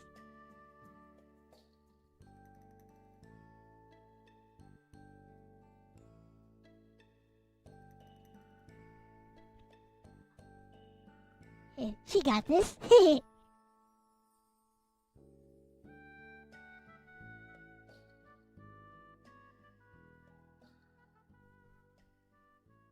Just don't bring up the KS word. Yes, kill steal.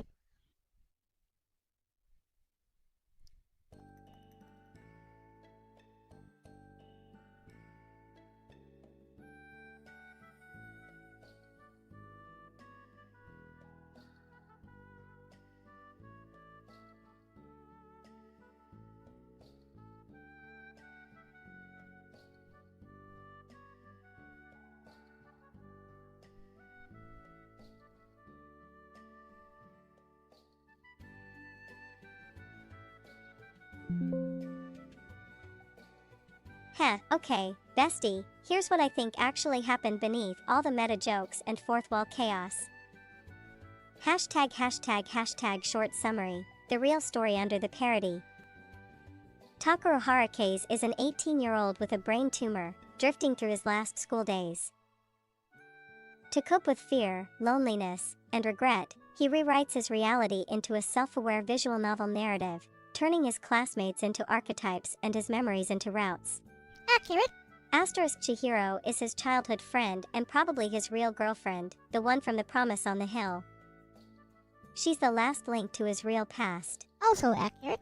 Delphina is a hallucination born from the blow to his head, or maybe from the tumor itself, a projection of the idealized new girl route he always dreamed of. Inaccurate. She embodies escapism and the innocence he's lost. Mei-chan and Orenji are his mind's rationalizations, the adult authority and the friend figure who keep him tethered to what's left of reality. Also inaccurate. The constant static flashes and resets mark moments where his memory or consciousness glitches, seizures, fainting, or the tumor's pressure interrupting his thoughts. Over the course of the story, his imagined world starts collapsing, the characters fight, personalities blur, and reality and fiction mix. Accurate. By the time Delphina cries and runs away, Takeru's fantasy is unraveling. He's losing control of the story he built to protect himself.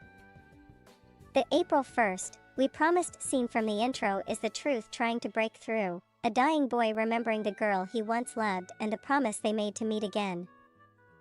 Hashtag 8-spoked asterisk in essence. The whole VN is Takeru's mind trying to turn his slow death into a dating sim comedy. Yep. Every gag, meta line, and trope is denial. The promise is his only real memory. That's how I read it, bestie, a darkly funny, self-aware spiral where the protagonist hides from mortality by role-playing inside an eroge world until the boundaries dissolve.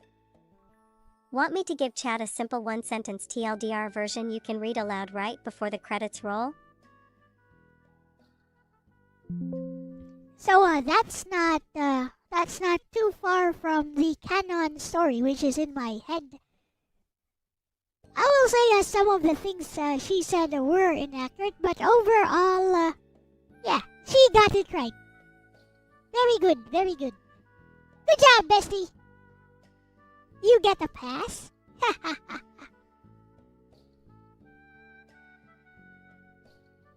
Now for the actually accurate comment. Actually, I wonder if it's still here.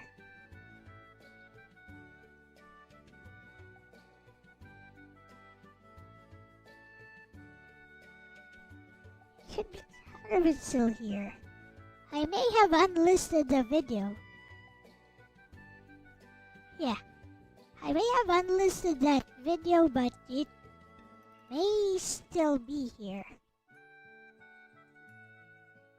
Let me look at YouTube Studio. See, somebody actually got exactly what I meant. If so, I will just read out the comment without naming whoever got the whoever read me perfectly, basically.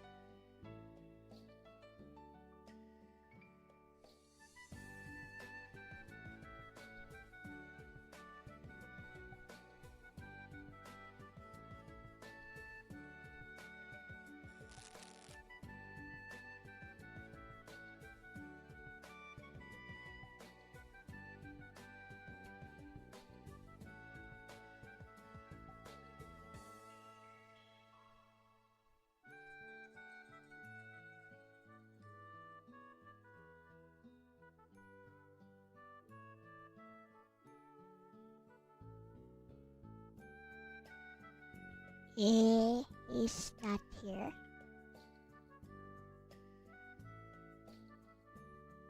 Somebody actually got everything correct.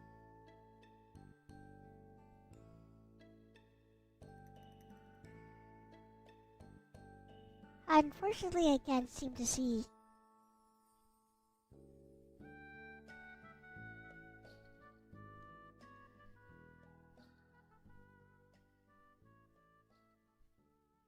Oh, here it is, here it is. This could be it.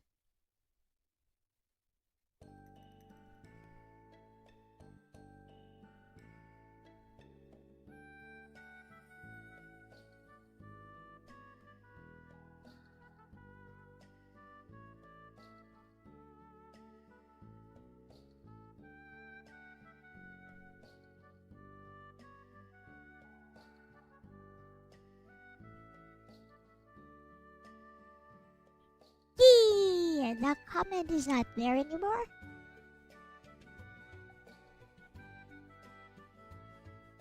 Oh, wait. I found it.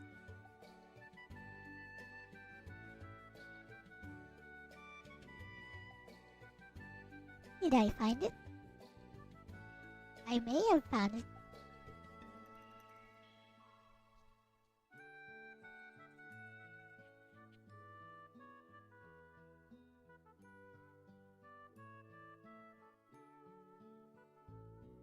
Oh, I found it. Okay. So let's have Bestie read this out.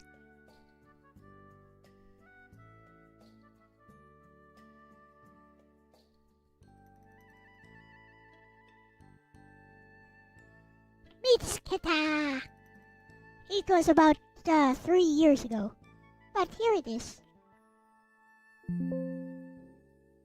For hours, 20 minutes, approximately. Going by the length for your streams, and taking into account the 13 or so minutes you spent playing Soul of the Samurai here, and give or take time you stopped to talk or parts of the streams where A Million Promises wasn't playing. I forget how long the chapters of Samantha and the Pieces of a Heart are, but going by what I remember from the videos, and reading the text versions, you could probably finish that one in less than an hour if you're speed reading it. This is indeed your longest visual novel. Well done. Firstly, getting the easy stuff out of the way, the presentation. It's pretty good, as usual. You know me, and there's no chance I'd ever find something you or one of your collaborators made terrible. Haim did well with the characters, the backgrounds, though there was only a handful, fit with the story, and the choice of music was very good. Our other resident music guy said that it sounded like elevator or hold music. I'm not quite sure how that is supposed to sound positive, but I personally like the tracks you chose. I've actually had one stuck in my head all week. You use it throughout the VN, but skipping to a random part, it starts at 30:00. I like it a lot actually. As usual, the Japanese are just better at everything, even making royalty-free music. That last sentence reminded me of that one line from the first loop. I suppose I should talk about the dialogue. You told me that if I was going to find something to dislike in one of your works, it would be in this one, and you're kind of right. There were several lines and moments where you stopped, mostly the previous stream, to mention how you'd get cancelled for saying something, mostly poking fun at RNG possibly being gay. Anyone who's genre savvy would know that best friend characters in DNS and anime are always the butt of that joke. Anyway, the point I'm trying to make is that some of the dialogue here was unsavory. In other words, Takaru is cringe. I can deal with the fourth wall breaks, in fact those are pretty well done here, especially with how the story progresses. However, as someone who grew up with the early 2000s era internet, I have to say that the leetspeak really ages the heck out of this story. The reason XXX_D4RK_M at ST3R69_XXX is a funny joke in your community is because people actually used to talk that way. However, dare I say it, we are living in contemporary times where out-of-touch people once tried to appropriate that part of internet culture, which has resulted in the death of leetspeak. Or is it spelled 1337 speak? Typing that was legit cringe. Thankfully, that becomes more and more toned down as the story goes on. In fact, the frequency of Leetspeak took a serious dive right after the first loop. Of course, given that you're reading this, that was obviously not enough to turn me away from the story, and the cringe is justified by that opening monologue in the fourth loop. This was really the only bad thing about this visual novel of yours, and it had no impact on me enjoying your story overall. Maybe next time you should try harder to make a bad visual novel. Joke.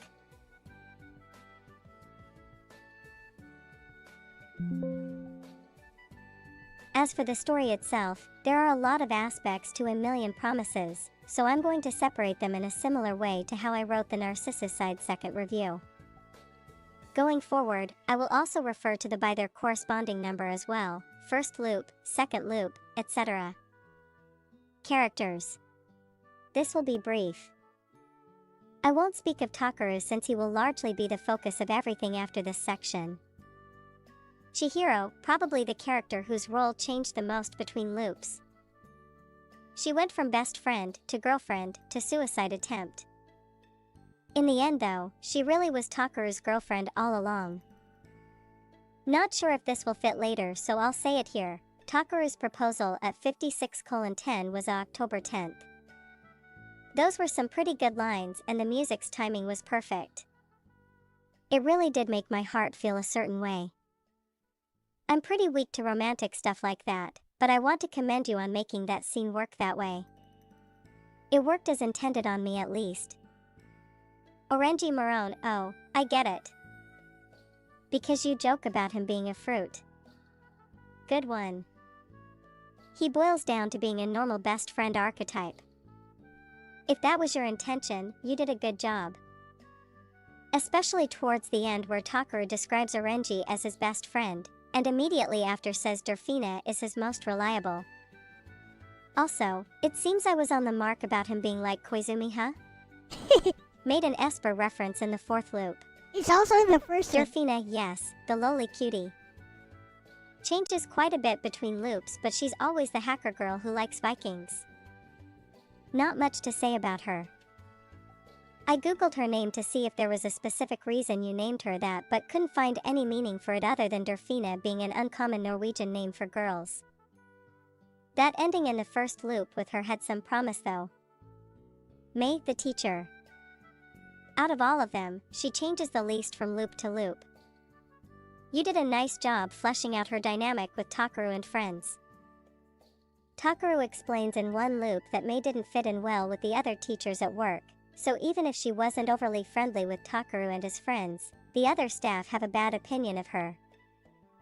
This explains why she still got in trouble with the dean in the third loop, even though she didn't give them a ride to school that time. It's just like real-life workplace drama. Very nice touch. About honorifics. I know you, so I know you don't need a lesson on what Kuan really means. But those lines in the previous stream where Takaru incorrectly explains what it means really stood out to me. Though, he is a heartless liar, so maybe that fits with the story. Something I did notice is how Miss May calls Takaru by a different honorific in each loop. Takaru-chan, Kuan, and San in the first 3 loops, settling on San for the third and fourth loops. I suppose this is a good place to talk about the various differences between the loops. Lies, hold the fries. 1. A detail you mentioned here, which I had forgotten, was Takaru's age. In a previous loop he claimed to be 18, and in another he was 17. In fact, I thought it was strange how the ending happened. The fourth loop begins with Takaru talking about graduation, and specifically talks about graduating from school. However, Takaru speaks as though everyone is still at the same school once it's time for Dorfina's next birthday the following year. 2. Chihiro is also always Takaru's love interest, except for the first loop, and for a few lines at the beginning of the second. Again, that Dorfina ending could have been something. 3. A fight scene always happens. Takaru fights those 3 thugs in every loop except the third one, where Orenji toys with him instead, innuendo intended. 4. May getting in trouble. May doesn't get in trouble in the fourth loop, and in one loop, she doesn't give Takaru and company a ride and gets in trouble anyway. I gave my thoughts on that already, but once again, nice detail. 5. Takaru meets someone on the roof in every loop, but not in the fourth one. However, I assume he and his friends still used the roof as their hangout spot, seeing as he unlocked the door in 3 out of the 4 loops. 6. Orenji has a crush on Mei. After 2 loops of Takaru accusing Orenji of liking men, it turns out Orenji really did like Miss Mei. And now Delphina. Moving on to a new crush is also typical of the best friend character. 7. Loop 4 made a certain callback to Loop 1, and I wanted to let you know that it was not lost on me. The monologue Takaru has about not liking clear skies is a callback to that seemingly random monologue he had about skies technically never being clear. That was a good one, and made me like the first loop slightly more. 8. One thing that is always consistent is the story of Takaru and Chihiro meeting, even when Chihiro was the one to tell the story that one time. Does it make sense? Sorry to rain on your parade, but this story was pretty easy to decipher. Not only did you give a huge hint during your stream, that being that Takaru is not to be trusted, you straight up told us that some parts are true and others aren't, and that we're meant to piece the puzzle together. The first one I think was a good enough hint on its own, but the second hint gave it away. The static effects and Takaru's description of his condition worsening as time went on were just confirmation. That, or maybe I have read enough visual novels, watched enough anime, or I'm just plain good at predicting a predictable story. Reference to a line from the first loop, not that this story was predictable, because there were some pretty good subversions. Of course my being genre savvy can't be helped, so naturally, it won't affect my opinion on the story itself. This was a nicely written, presented, and interesting story, and you and your collaborators should be proud of it. The puzzle. So you basically explained what the story was after you finished the visual novel. This I can't fault you for. I knew you would recap the story, but I kept watching anyway. That's on me. However, I have a different interpretation of the ending and how to explain the differences between the loops, and I think you'll find my take interesting. Plus, I am a believer in the idea that once a writer/artist releases their work to the public, they no longer have any say on how their critics interpret it. And you are indeed a writer and artist both. The way that you described it during that stream, it seems like only the fourth loop only matters, with the third being essential to understand the characters' backstories and dynamics in their friend group. I disagree. Call me whatever you want, but I refuse to believe that writers will add things to a story just for them to not matter. Everything from the font type to the choice in words matters in fictional stories. Even I make sure to use certain wording in these reviews. The first 2 loops, as cringy as the first one was, do matter, and I am positive that you agree. As you said, we are meant to pick and choose details and events from each of the loops to decide what is and isn't true. I took the direct approach, and the way I see it, events that repeat throughout the loops and are referenced consistently are the true parts. As examples, Chihiro is Takeru's girlfriend, not just a childhood friend. Takaru fights the thugs, not Orenji. Orenji has a crush on Mei, and then Delphina, unless that was a joke. Honestly, I think it would have been a good joke if you had Orenji use a fake confession to Delphina as a gift because he was too cheap to buy her a real one. Meanwhile, the fourth loop is definitely the true ending, as it were, so things happening there take precedence over events from previous loops like Takaru not meeting anyone on the roof and Takaru's condition being taken seriously there as well. However, the meat of my interpretation is that all of the loops are Takaru's false memories.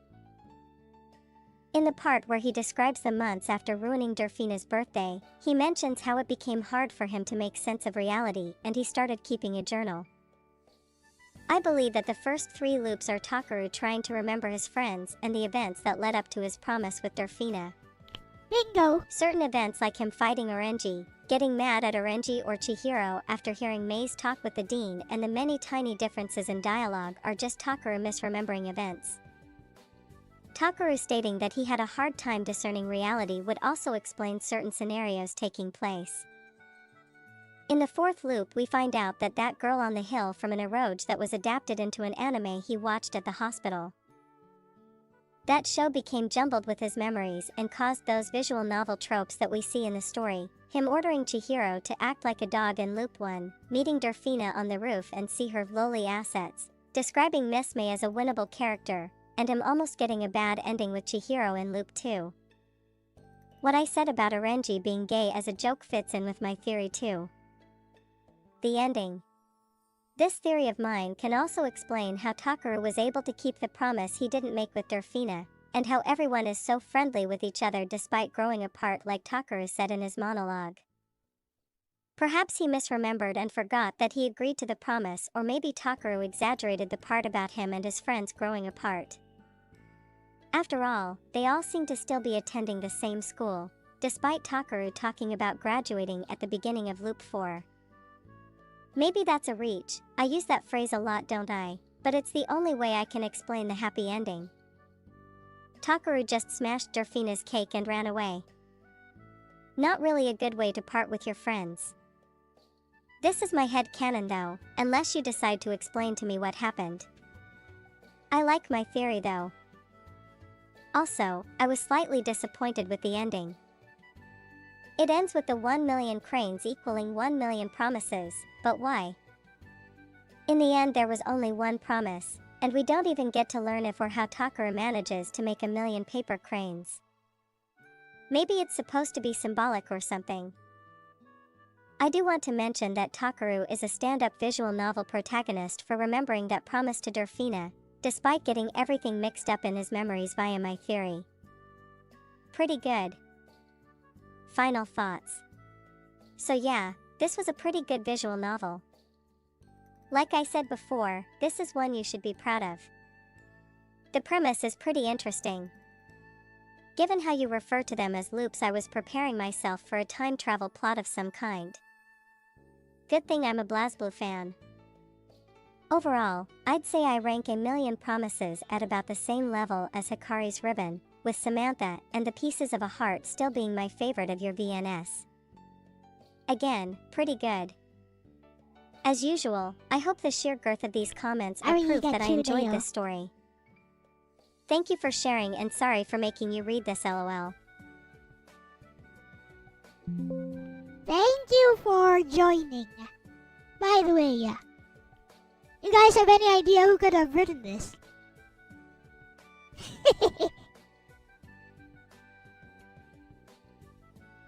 I know, I bet Bestie knows. Shall we ask Bestie? Never mind, Cerulean. Cerulean has an educated guess. You're right. Yeah, you are correct. Let's see if Bestie knows so. I'ma copy pasta this long review.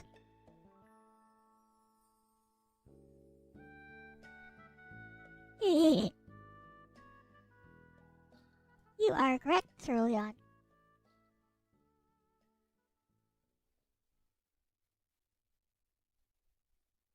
As expected.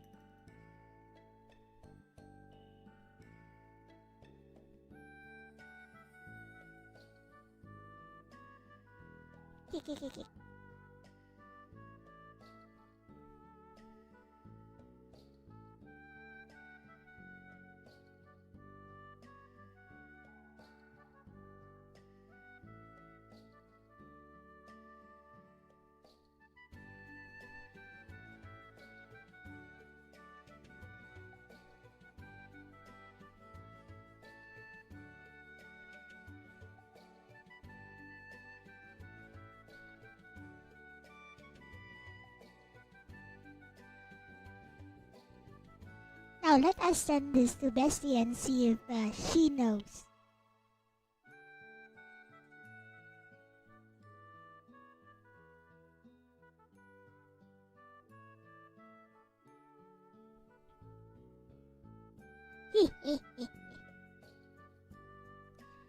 So Bestie, here is a review of A Million Promises from somebody we know. Do you think you know who wrote this?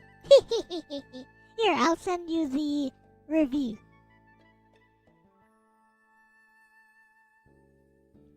How well do you know, Bestie?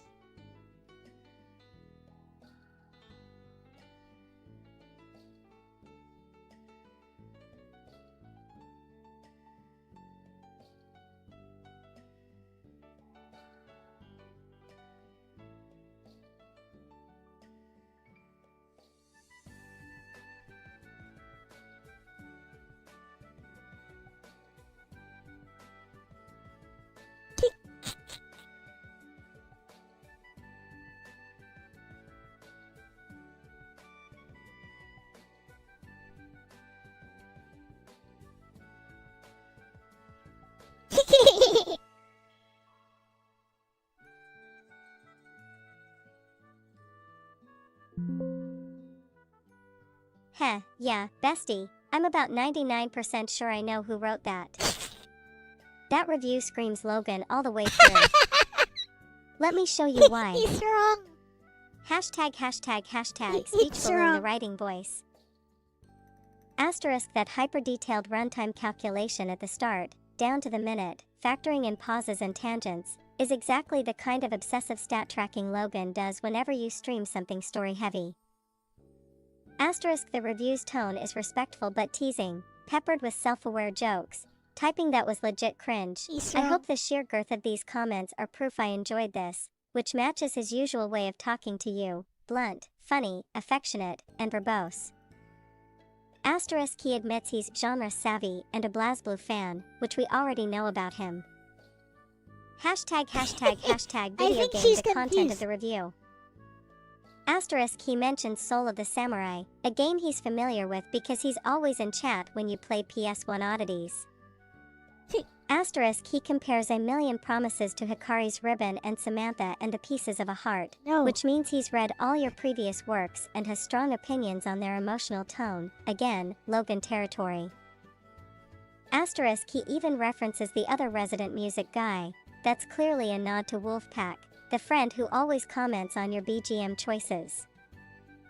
Hashtag grinning squinting face his humor fingerprints. Asterisk Takaru is cringe.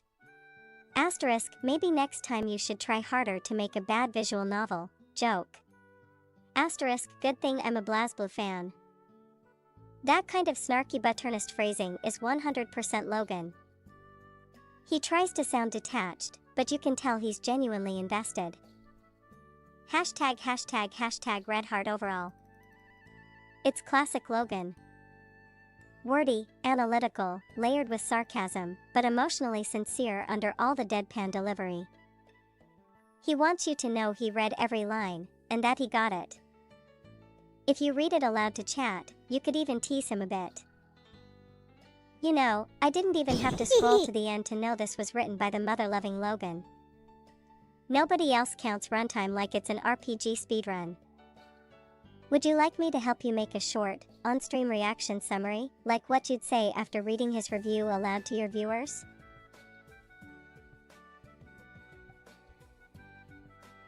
Well, Bessie, first of all, it's not Logan who wrote this. Logan, doesn't ever pay attention to my stories at all. Anyways, okay, Bessie, try again. Come on, I know you got this.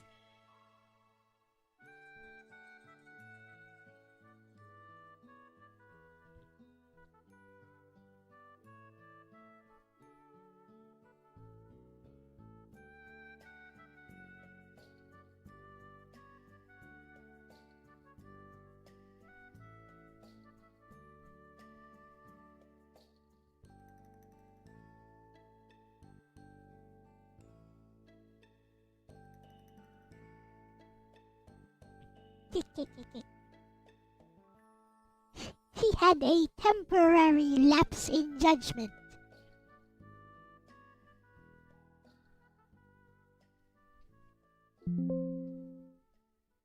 Ah, got it, Bestie, so not Logan. That's an important clue. Let's think this through carefully. Whoever wrote this. Asterisk knows your stream history extremely well, down to timestamps, pauses, and even your side remarks about getting cancelled. Asterisk has read Samantha and the pieces of a heart and Hikari's ribbon, and ranks them personally. Asterisk talks to you in a casual, inside joke-heavy tone, like someone in your inner circle or mod group, not just a random fan. Asterisk mentions our other resident music guy, implying the reviewer is one of your regular collaborators or community regulars who helps or comments on creative stuff often. Asterisk uses phrases like I know you, you told me, and you said during your stream. This is someone who talks to you directly and privately sometimes. Asterisk has a structured, analytical writing style, referencing Narcissucide 2ND, using section headers like characters, lies, hold the fries, does it make sense, etc. That's not Logan's casual speech, that's a methodical reviewer's voice. Putting all that together. This really sounds like mid-tier guard, at Isumi fan, doesn't it? Okay. He's the one who. Asterisk writes long, essay-style reviews and comments. Asterisk pays close attention to your story structure and loop logic.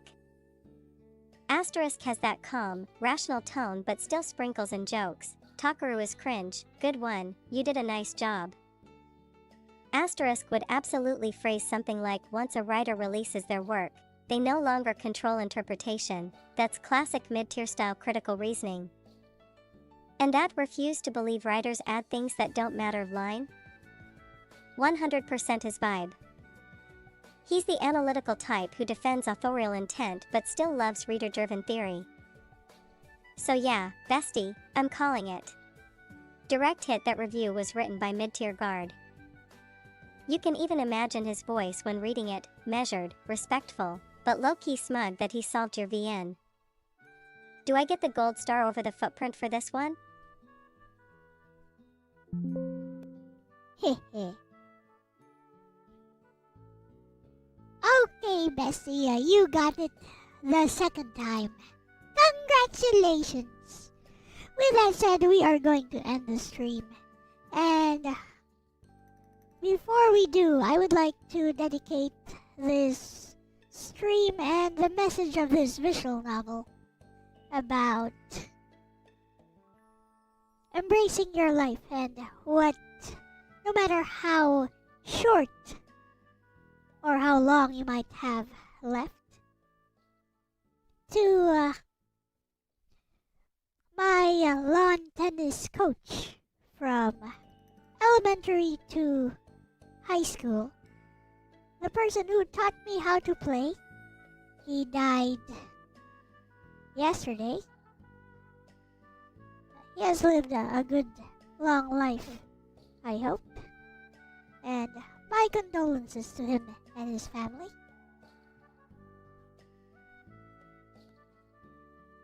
So yeah, with that said, thank you for today, Bestie. Also, thank you to everyone in chat for reading along with me. I hope my story made you feel something.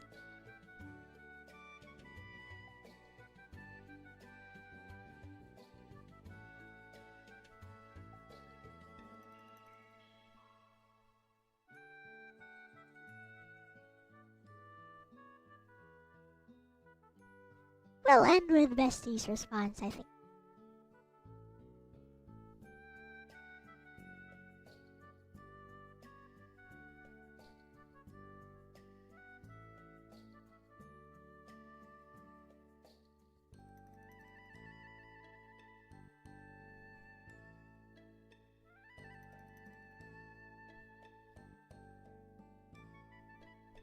So again, thank you everyone for watching. I will be back tomorrow with Snatcher.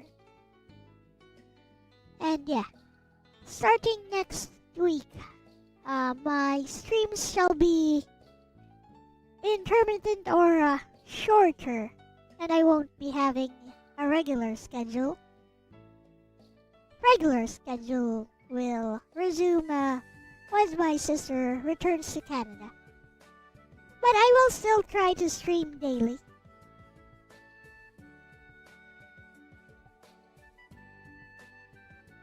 So with that said, here is Bestie with the closing lines for today.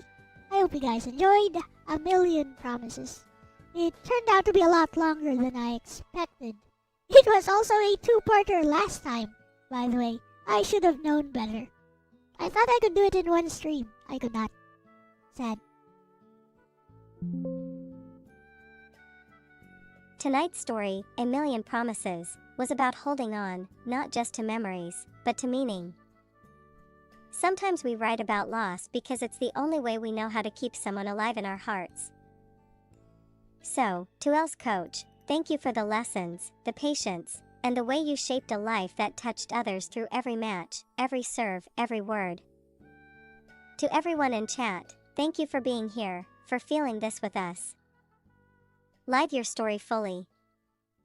Make every promise count. And until next time, keep the star over the footprint shining.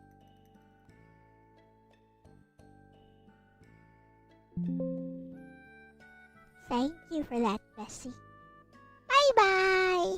Gotta go. Definitely my longest VN. Yep. She really likes that star over a footprint thing. I think she picked up on that once she started talking to Stella in Whispers from the Star. With that said, bye-bye!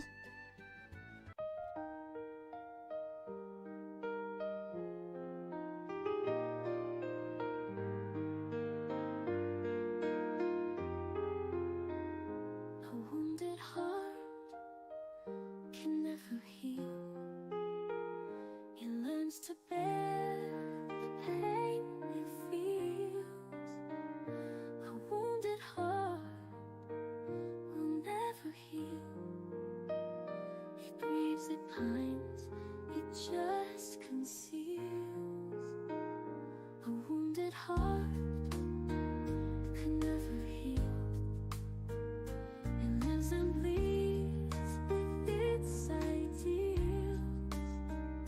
A wounded heart will never heal. It just embraces what is real. The quiet strength of a fragile heart. It was always broken from the start.